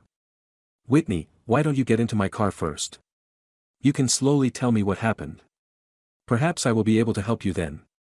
Whitney nodded. Since more and more of the students were coming out to play at this time, Whitney felt very good and proud to be sitting in an Audi A6. after getting into the car, Victor parked his car at the entrance of the university and he did not intend to drive away at all. At this time, Whitney quickly told Victor about her encounter with Gerald. Victor sneered before he said, "Whitney, why are you so worried about Gerald? So, what if he won the lottery? I heard that Gerald has already become a pauper again." Ha ha ha. I had actually wanted to tell you all about it today. Last night, Victor had also been embarrassed because Gerald had actually paid for a more expensive package at Homeland Restaurant compared to him. He had also been very curious and concerned about Gerald winning the lottery, therefore, he sent someone to look into the situation. What? So, has Gerald really turned into a pauper again? Who did you hear the news from? According to one of Gerald's classmates, Gerald won more than $30,000 from the lottery, and that's the reason why he was more than willing to spend $22,000 on dinner last night. Whitney said immediately. Ha ha ha. Yes, it's true that Gerald won $30,000 from the lottery. The reason why he spent $22,000 on dinner was because he wanted to fight against his love rival, Yuri. Both of them had wanted to show off in terms of who had more money, and they decided to split the bill for one of the most expensive private rooms with signature dishes. Gerald went all in, and that was the reason why he paid so much money for the dinner last night. Even though Yuri had also lost face last night because he could not pay $11,000 on the spot, I would say that they were both the losers last night. Ah. So, it turns out to be like that. I knew that Gerald would never be so lucky, but... Whitney continued speaking. Victor, did you know that Gerald actually got off a Ferrari in front of the school entrance just now? Moreover, that Ferrari is an international limited edition worth at least $700,000 to $800,000. I asked him about it and he told me that the Ferrari belongs to his friend. Oh. Did something like that happen? Did you see clearly? Was it really an international limited edition Ferrari? Yes, I saw it clearly. Damn it. How could Gerald possibly know someone who drives a limited edition Ferrari? Victor mumbled to himself. Both of them felt very depressed at this time. How could Gerald actually have better connections than they had? How could that be possible? How could they allow it? No. Absolutely not. The Invisible Rich Man. Chapter 41. Both of them were very depressed as they headed for the first round of maintenance for his Audi A6. Victor was very proud of his car, but the Ferrari driven by Gerald's friend made him feel a little embarrassed. Both of them had a tacit understanding and felt that they had to find out the truth behind Gerald's friend. After that, at the car maintenance shop, as Victor was waiting for the maintenance to be done, he started a conversation with the boss because he wanted to gain some admiration and respect from these people who were looking at him with admiration in their eyes at this time. At this time, the person who was responsible for maintaining Victor's vehicle said, "Sir, I think that it's very wise of you to choose a high-end Audi as your personal car. Our Audi cars are unlike any of the other high-end or luxury cars in the market.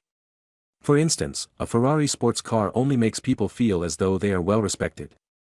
Only rich people would invest in those kinds of cars. Now, most ordinary wealthy businessmen would focus on cars such as Audi or BMW instead.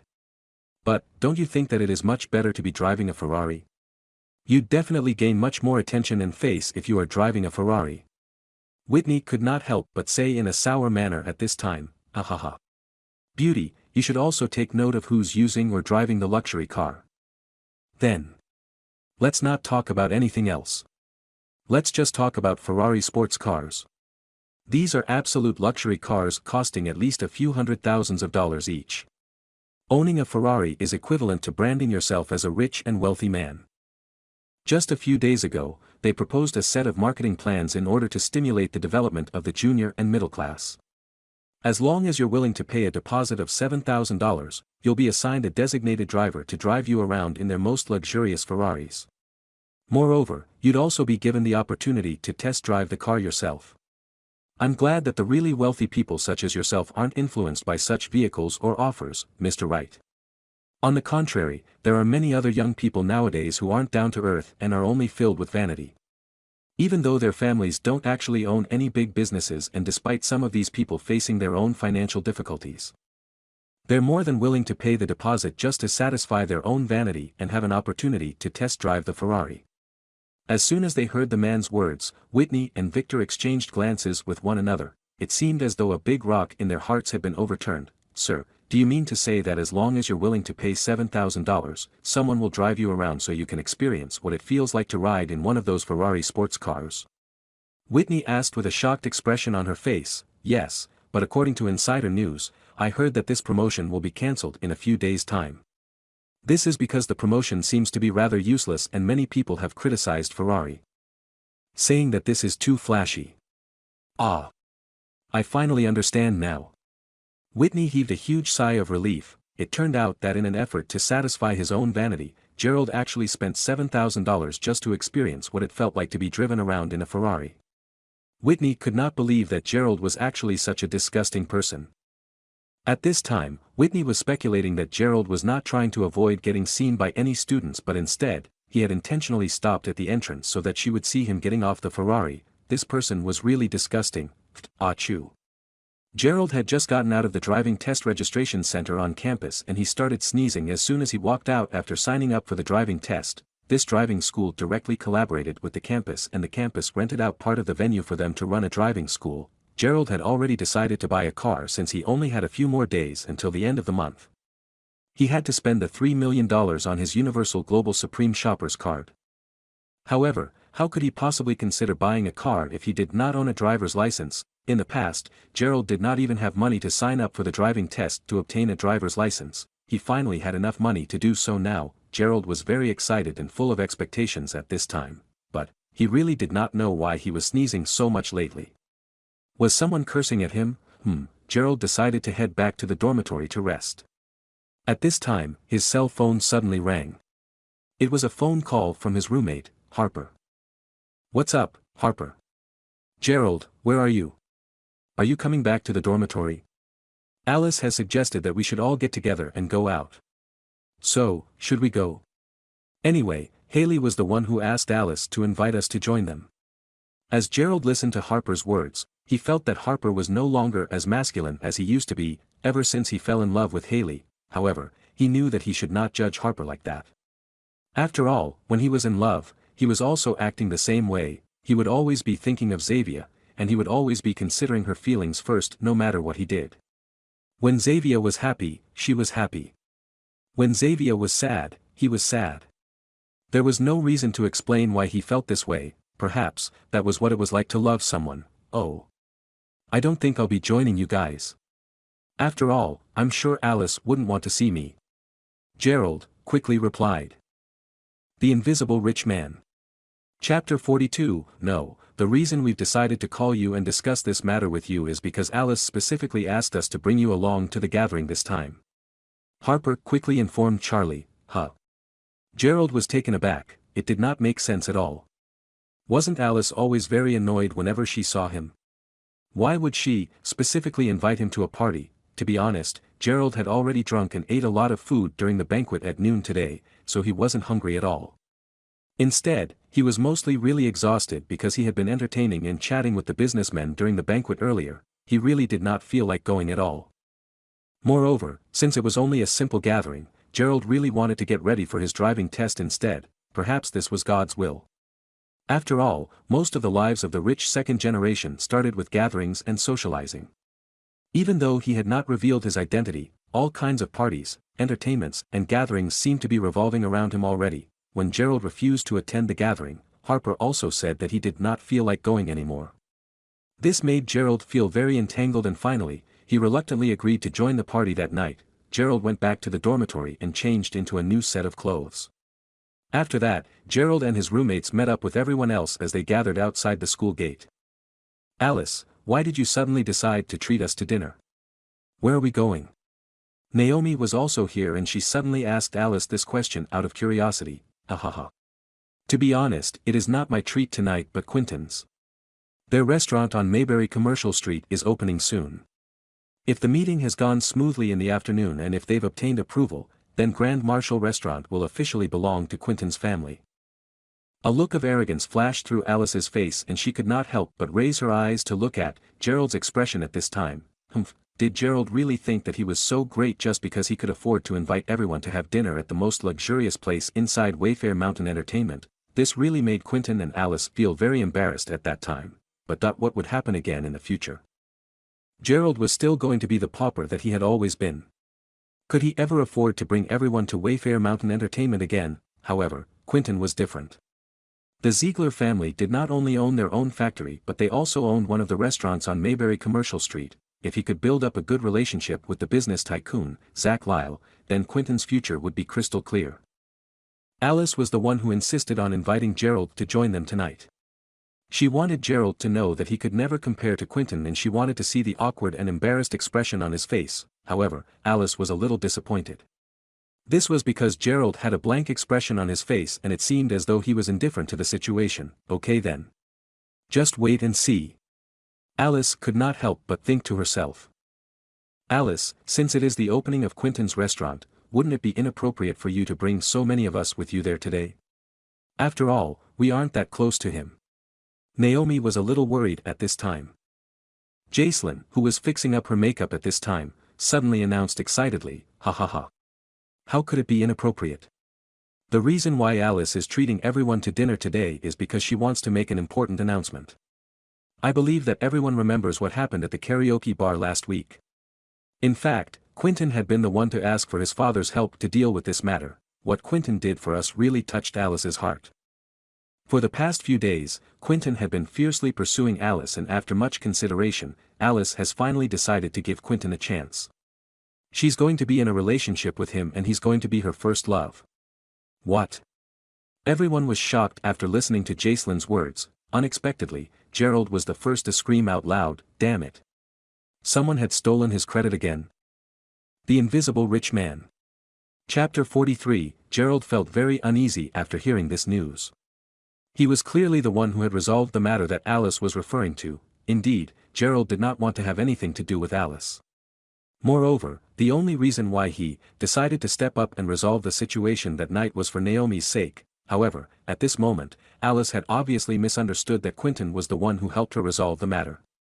She even felt that Quentin was very awesome and that was the reason why she made the decision to get together with Quentin. Alice was indeed a very beautiful girl and she had never been in love before. She was an absolute goddess. Gerald would be lying if he said that he was not captivated by Alice's appearance at all. Should he look for an opportunity to tell Alice the truth?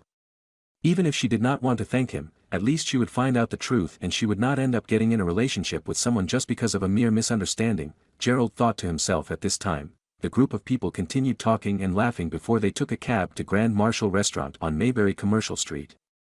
The opening ceremony of Grand Marshal Restaurant was naturally very lively because of all the people that they knew and the entire lobby on the first floor was overcrowded at this time. Those who came in and out of the restaurant were all wealthy and powerful people. Quentin is really amazing. Alice, does it mean that Grand Marshal Restaurant on Mayberry Commercial Street will belong to the Ziegler family in the future? Can we come here and play whenever we want to? Jacelyn asked as she looked at Alice. Of course. Alice won't forget us just because she has brother Quentin now. Isn't that right, Alice? After the girls stepped into the restaurant, they were all very excited and they could not help but look around the restaurant. Well, we're all sisters. Of course, you can come here whenever you want to. In fact, you might not know some news but Grand Marshal Restaurant doesn't belong entirely to the Ziegler family. Alice suddenly told the girls as they were all walking around the reception area. What? Didn't the Ziegler family buy Grand Marshal Restaurant? No, the Ziegler family only bought the rights to operate Grand Marshal Restaurant. The real moneymaker and owner is the big boss who owns the entire Mayberry Commercial Street. In fact, the whole commercial street belongs to this big boss. Alice said as the expression on her face changed immediately. Everything on the Mayberry Commercial Street is all owned by one person. Isn't this place organized by the Mayberry Chamber of Commerce? Oh my God. Who does not know that the Mayberry Commercial Street is like an endless stream of money? Wasn't it reported on the news that the total amount spent on Mayberry Commercial Street on a daily basis is about $14 million? That is billions of dollars worth here. Of course, Grand Marshal Restaurant also accounts for more than a few $1,000,000 every month and that would amount to more than tens of millions of dollars a year. The owner is making tons of money without even lifting a finger. Jacelyn and the other girls almost exploded when they heard the news. It turned out that Mayberry Commercial Street was not organized by the Mayberry Chamber of Commerce. Instead, one single big boss owned almost every business on the street. Wow.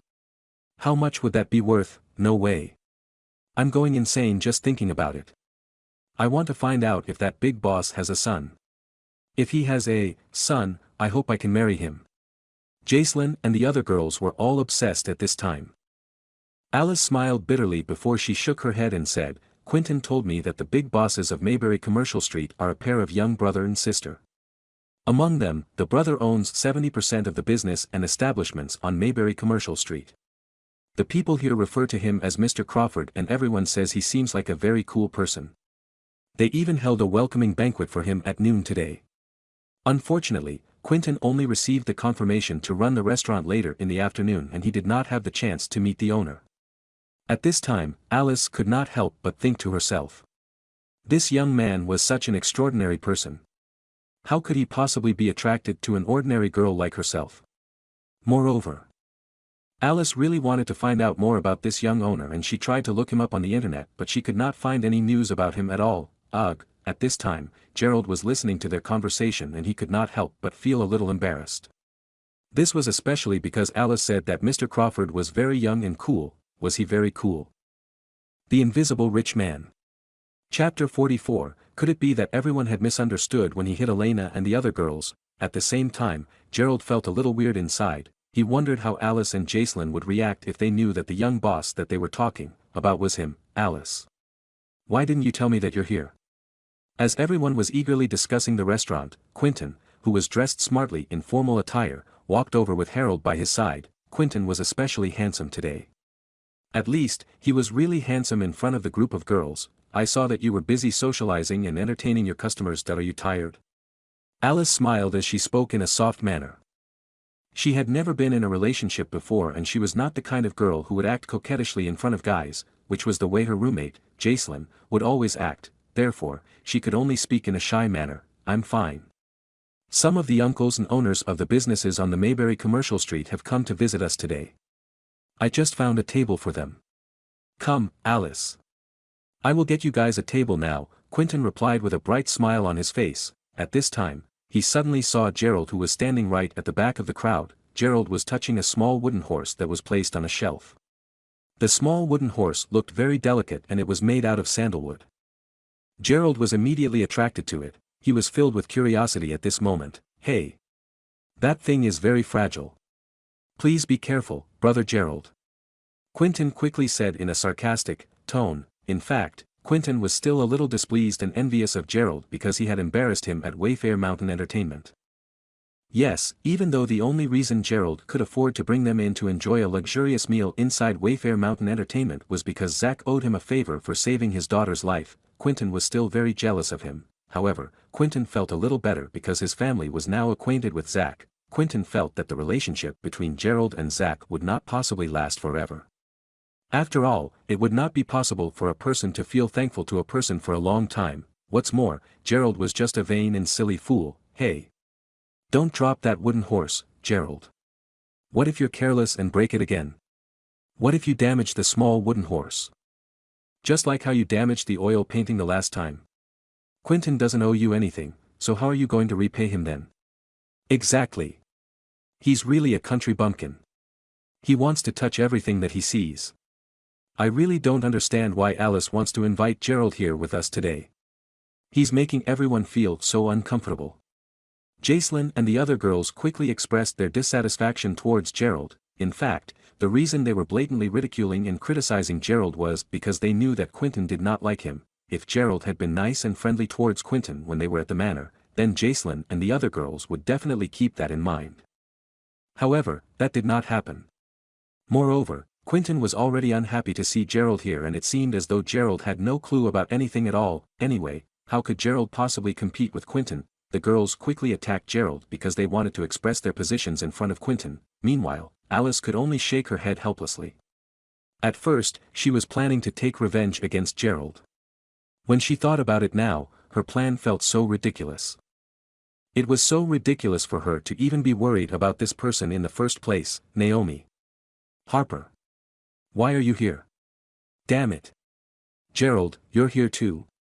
At this time, a woman's voice sounded behind them and she sounded very surprised. When Gerald heard this woman's voice, he lifted his head and turned around, only to realize that it was Xavier.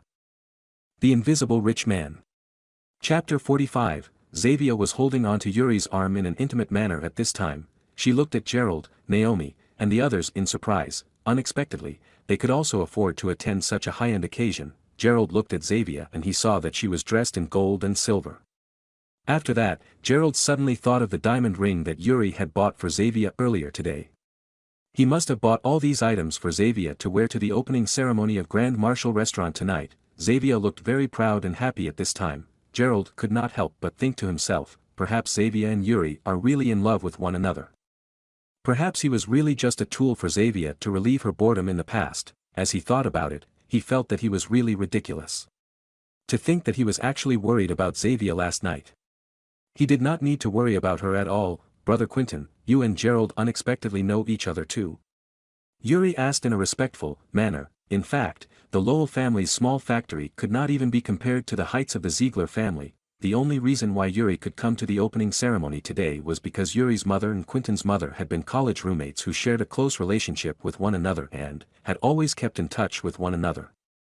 When Yuri heard about the opening ceremony, he asked his mother for help, and this was the reason he could come here with Xavier tonight. They are all Alice's friends.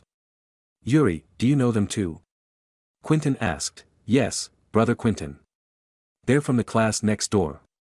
Brother Quentin, Gerald is really a piece of trash. This is such a high-end and luxurious opening ceremony, but he isn't showing any respect at all. Look at what he is wearing today. He is really lowering the standards here. Xavier said as she glared at Gerald contemptuously at this time. She even tightened her grasp around Yuri's arm. It was as though Xavier was trying to show Gerald that her life had improved so much after getting together with Yuri. Moreover, Xavier wanted to show Gerald that she was eligible to come to the opening ceremony of the Grand Marshal Restaurant after breaking up with him. In Xavier's opinion, Gerald was really lucky to have won $30,000 from the lottery, but he was still nothing compared to everyone else. Quentin was also very satisfied with Xavier's comment, and he placed his hands in his pockets as he laughed and said, if he's going to lower the standard, then just lower the standard. After all, when it comes to elegance and common appreciation, not everyone has a high standard. Ha ha ha. Quentin is really amazing. What he said is so accurate. That's right, Brother Quentin is right. What he said really made sense. If there are no low standards, then how could there possibly be high standards then? Okay. Let's stop already. Is it really okay to talk about Gerald like this even though it's true? Ha ha ha. This time, Xavier had a tacit understanding with Jacelyn and the rest of the girls as they agreed with what Quentin had just said. Gerald was also starting to get angry as he listened to what they were saying. At this time, he thought to himself about how much this group of girls loved money. Alright then. He would just throw money at them later, okay? He was angry. At this time, Quentin looked at Gerald before he smiled and said, Brother Gerald, don't get me wrong. I was just joking. You aren't angry, are you? Well, I know that Brother Gerald will definitely not get angry. Are you really someone who can't take a joke? Gerald simply replied in a cold manner, Quentin, are you deliberately finding trouble with me today?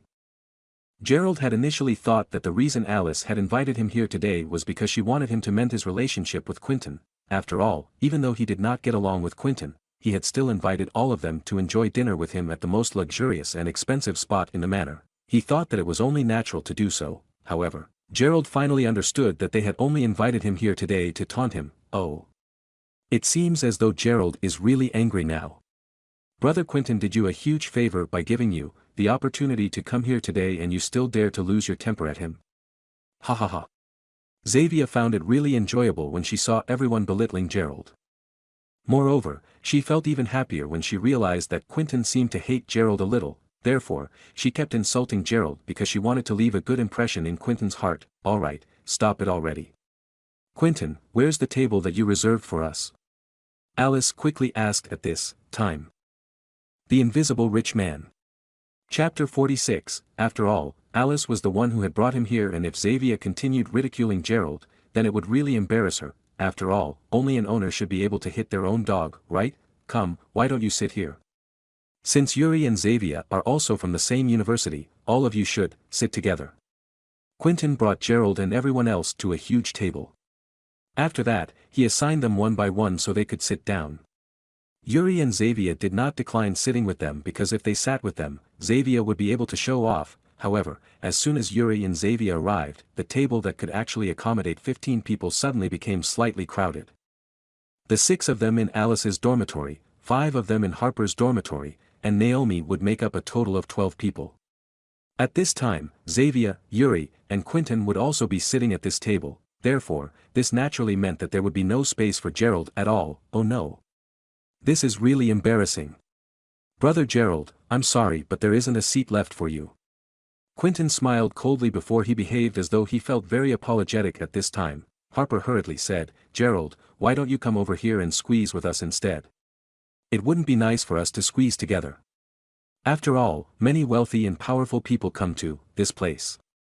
If we squeeze together, it wouldn't look good at all. Quentin scratched his head and he could not help but sigh at this time. I was originally planning to sit here with all of you so we could chat and talk before I go up on stage to participate in the opening ceremony. Since I won't be eating anyway, I will just go up on stage and Gerald can take my seat instead. No way. No way. Absolutely not. Jacelyn and the other girls yelled immediately. If you give up your seat to Gerald, then he will be sitting between Alice and I. Absolutely not. Moreover, we don't want you to leave, Brother Quentin. We still want to listen to more of your stories and gain some insight from you. Everyone continued speaking, one after the other, and this placed Gerald in a very difficult position. Damn it, he would definitely take his revenge on them later. Gerald could not help but feel a little hatred in his heart. He was about to leave at this time so that he did not need to look at their faces anymore. After all, he was already in a bad mood. At this time, the host's voice suddenly sounded on stage. Quiet. Everyone, please be quiet. Tonight, the opening ceremony is about to begin and the host was giving his speech at this time. Everyone quickly took their own seats and the atmosphere in the banquet hall was very quiet at this time. Gerald did not have a seat and he was standing awkwardly in the middle of the banquet hall. Naturally, he attracted the attention of many people. Oh my God. Look at that person. Why is he just standing there in such an awkward manner? Is he a waiter? No, he doesn't look like a waiter. Just look at the way he's dressed. Do you think that he secretly sneaked in here to steal food and drinks? Ha ha ha. This is so embarrassing. That poor man has no seat. How did the Ziegler family plan their opening ceremony?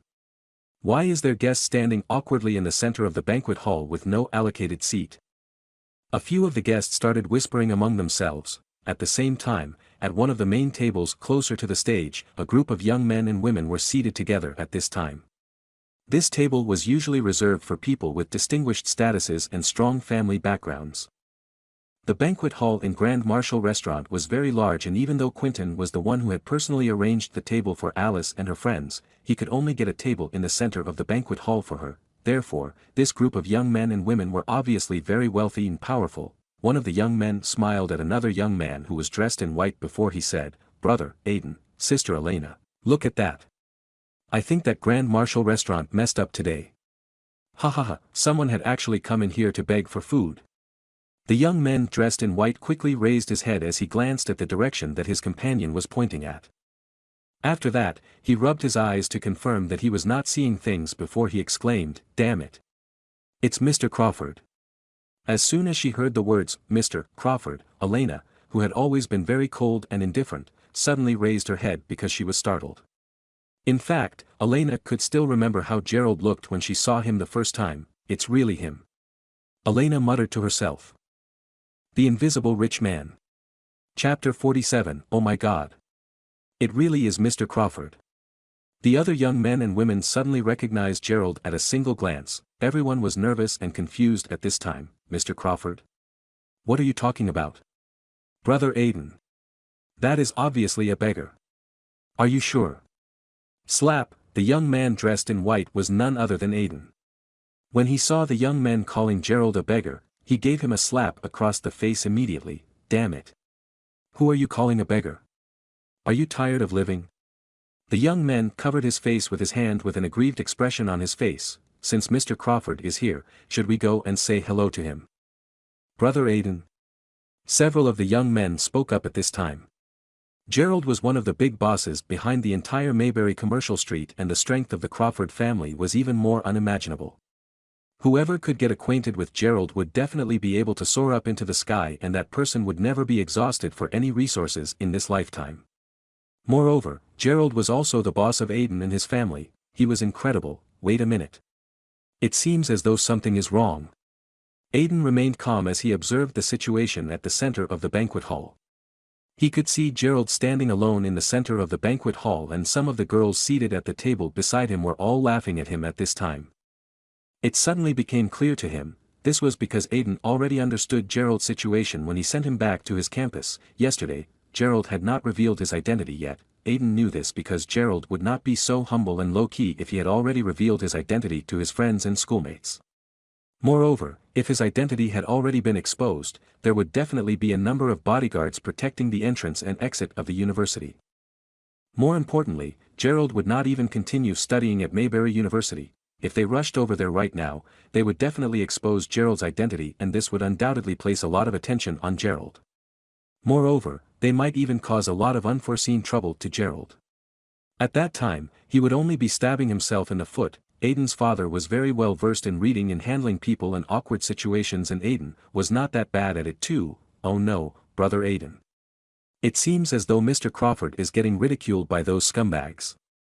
This is our chance to step in and assist him. We shouldn't just sit here and watch them ridicule him, right? One of the second-generation rich kids said anxiously. Of course not.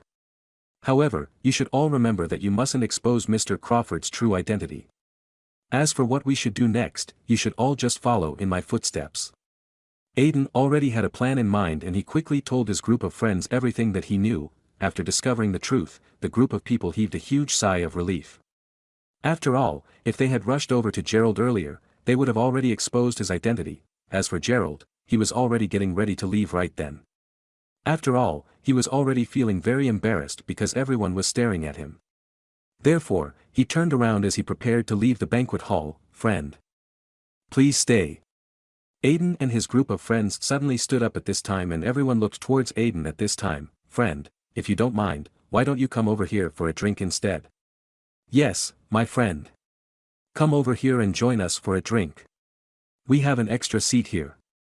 At this time, all of the people with Aiden who were part of the rich second generation also stood up at this time, and one of them was even breaking out in cold sweat. Huh? What is happening?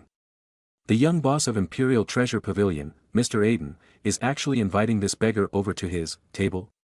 Yes.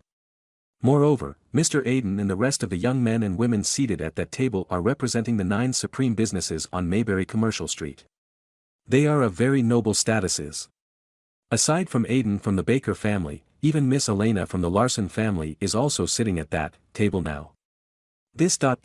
No one knew what was happening. The Baker family, the Larson family, and even the Fisher family, who was formerly in charge of Grand Marshal Restaurant, started their businesses entirely on Mayberry Commercial Street, and this was how they had made a huge fortune. They were all very close to Zach. Each and every one of these young men and women was very distinguished. The Invisible Rich Man. Chapter 48. In fact, Xavier, Yuri, Alice, and everyone else were all startled at this moment. They had obviously already heard of who those young people who were seated at that table were, but they had never had the opportunity to meet them.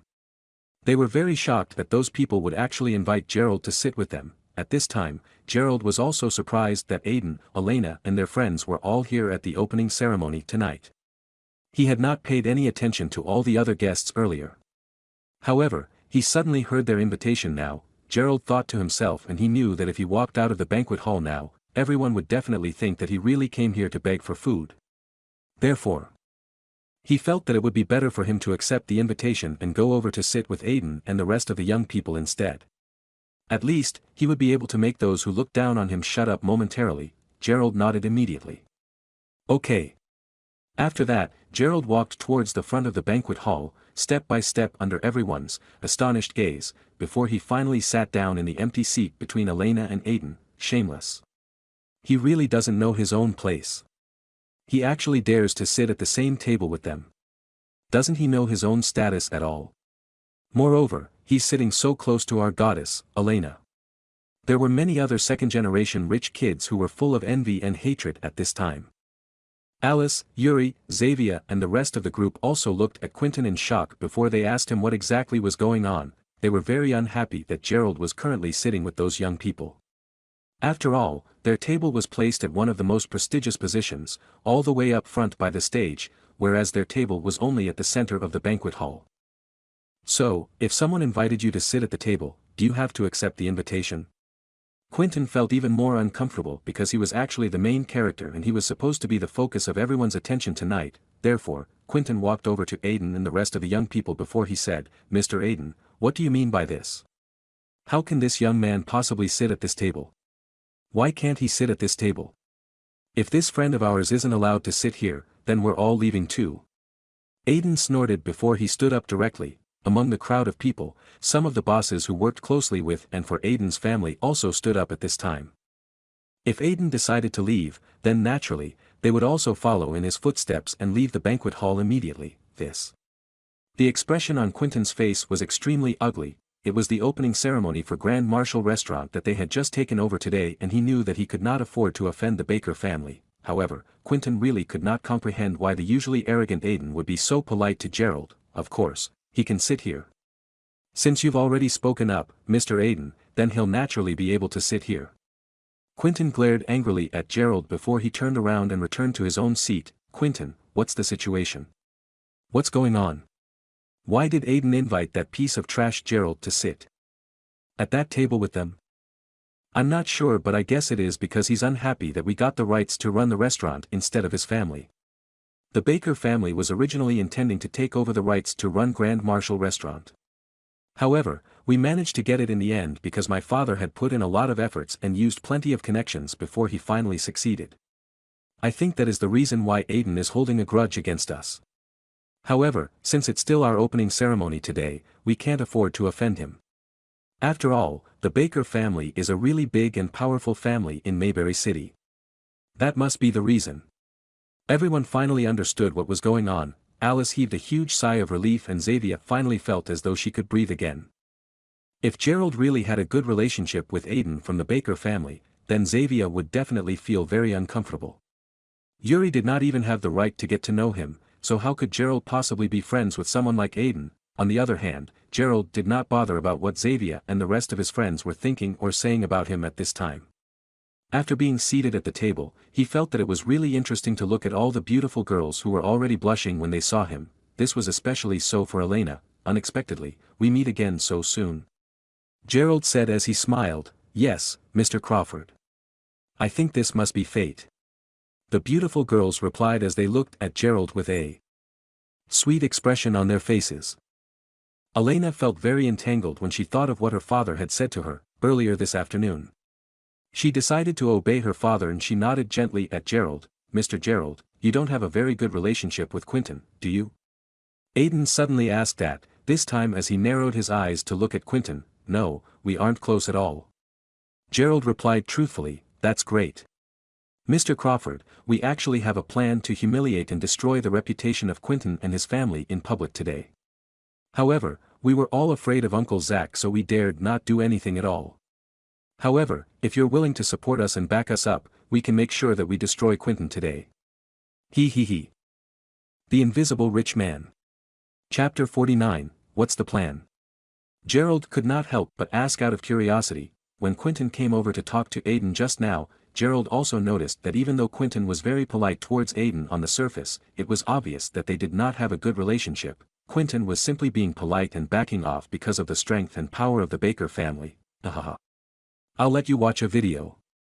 After that, Aiden took out his cell phone before he showed Gerald a video that they had recorded. It was a video in a big bedroom.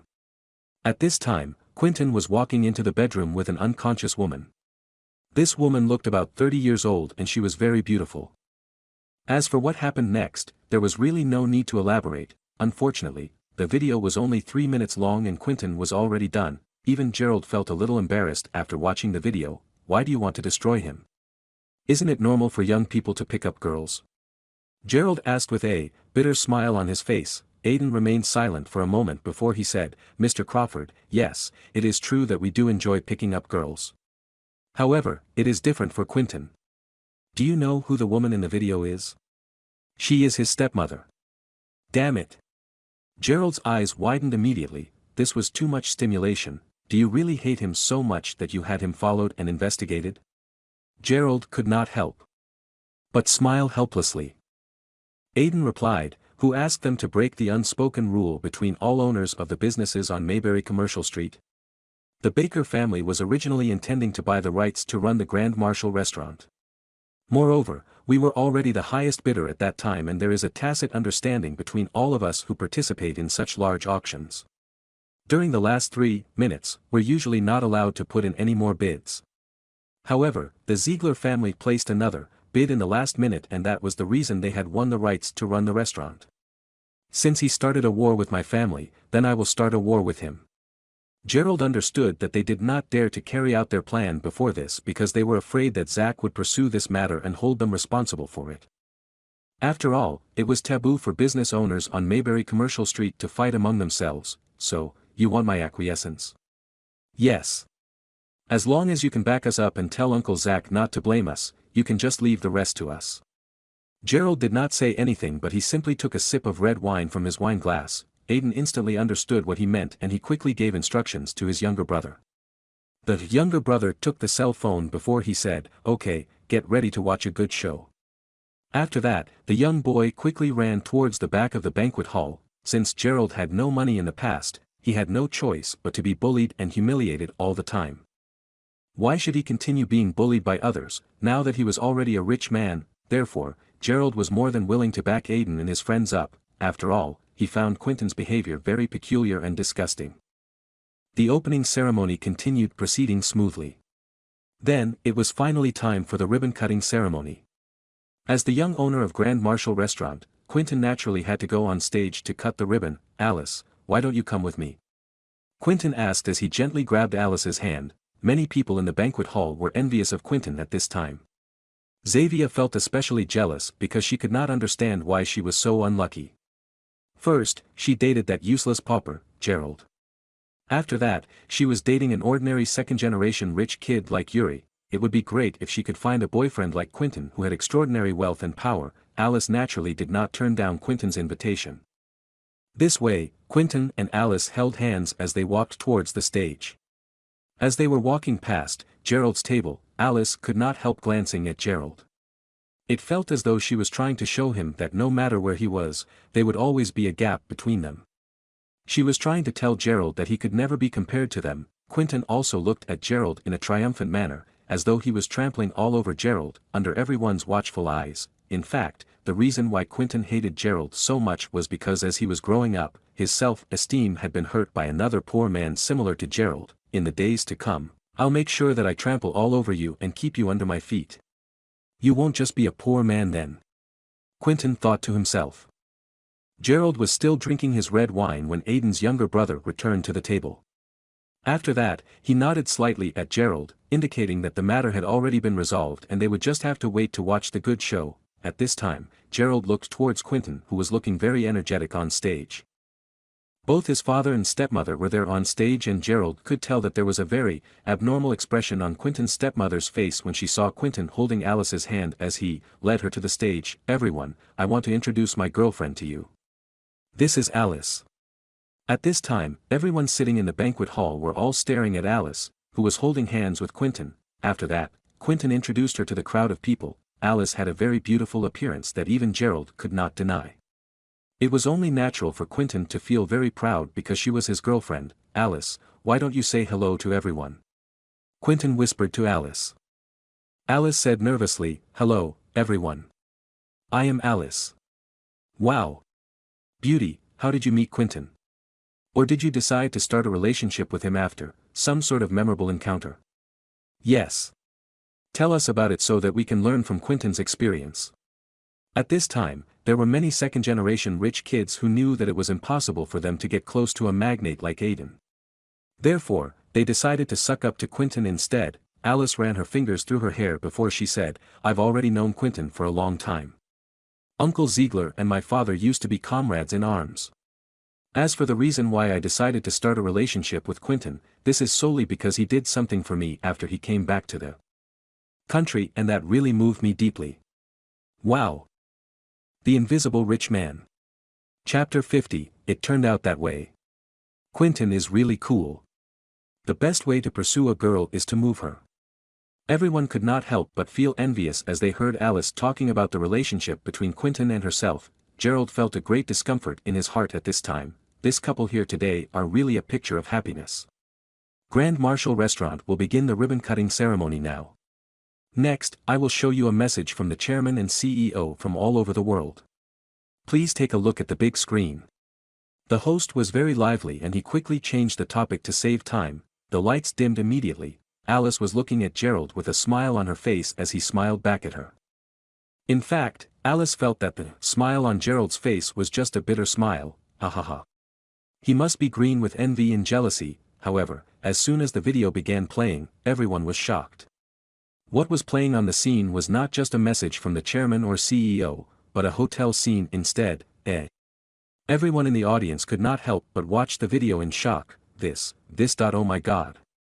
After that, everyone watched a scene of Quentin holding a woman as they walked into the bedroom. Moreover, that woman was not just any woman but she was his stepmother. Boom, everyone in the audience was shocked. At this time, Quentin also had a very ugly expression on his face before he turned pale. Alice was also dumbfounded. The most exciting scene on stage was the reaction of Quentin's father and his coquettish stepmother. You be starred. Be starred. Quentin's father started yelling at him, "No, it isn't me. Who did it? Who played the video?" Quentin was trembling uncontrollably as he spoke. Even though he was yelling for them to stop the video continued playing on the big screen. It was really unsightly. Alice shook her head in disappointment. She was not only disappointed, but she was also insulted and humiliated on stage. She had just introduced herself as Quentin's girlfriend on stage, but now, someone was actually showing everyone a perverted and disgusting video of Quentin. Besides that, there were many reporters from the local news at the banquet hall today. She, Alice, had already become famous. How could she possibly be as arrogant as she had been earlier? You be starred. Slap. Alice gave Quentin a tight slap across his face. He had really lifted her up in the sky before he dropped her to the ground without any warning. Alice covered her mouth with her hand as she cried and ran out of the banquet hall. Alice. Alice. Naomi really did not expect the situation to end up like this. She knew that Alice must have felt seriously hurt today and she hurriedly chased after her out of fear that something terrible would happen. Meanwhile, on stage, Quentin's father was also hitting Quentin for shaming and humiliating him in public. Everyone in the banquet hall was watching this scene as excitement filled their hearts. Ahaha. Aiden smiled as he said, "Are you satisfied, Mr. Crawford? To think that this kid actually dared to tease you in public just now. Moreover, he was also trying to humiliate you by deliberately embarrassing you and placing you in a tough spot. I guess he really did not expect something like this to happen." Gerald could only give Aiden a wry smile. At this time, he glanced at Quentin who was still on stage as he was covering his face with his hands so that the reporters would not be able to take any pictures of him. After that, Gerald said, "Okay, the excitement is over. It's time for us to withdraw." Gerald did not feel bad for him at all. As he thought about it, he felt that Quentin really deserved it. After talking to Aiden and his friends, Gerald decided to go back to Harper and the rest of the group. It did not make sense for him to stay here any longer and he decided to leave the restaurant and take a cab back to the dormitory. At this time, Yuri happened to drive past with Xavier and he deliberately slowed down in front of Gerald. "Oh, it's not easy to hail a cab at this time of the night, right?" Yuri said in a cold manner. In fact, he originally wanted to appear to be really cool tonight but he did not get to do anything at all. In fact, he had almost been defeated by Gerald, as Aiden actually invited Gerald to sit at their table. If not for Quentin's explanation, Yuri and Xavier would probably not have been able to sleep again that night. After that, both of them left shamelessly. Damn it. What are they trying to prove? Harper asked angrily, "Hey. I heard that Yuri made some money again. Wasn't it difficult for him to even raise $10,000 that day? I heard that he got a huge sum of money again today and he bought a lot of gifts for Xavier." Benjamin said in a helpless manner. After that, he could not help himself from sighing out loud. After receiving a signal from Harper, Benjamin suddenly recalled that Yuri was the one who snatched Gerald's girlfriend from him. Therefore, he did not continue elaborating anymore. In fact, Gerald was also a little curious as to where Yuri was getting his money from but he could not be bothered to look into it. At this time, Gerald suddenly received a phone call from Naomi. Gerald, where are you? Can you come to Emperor Karaoke Bar? Alice is in trouble.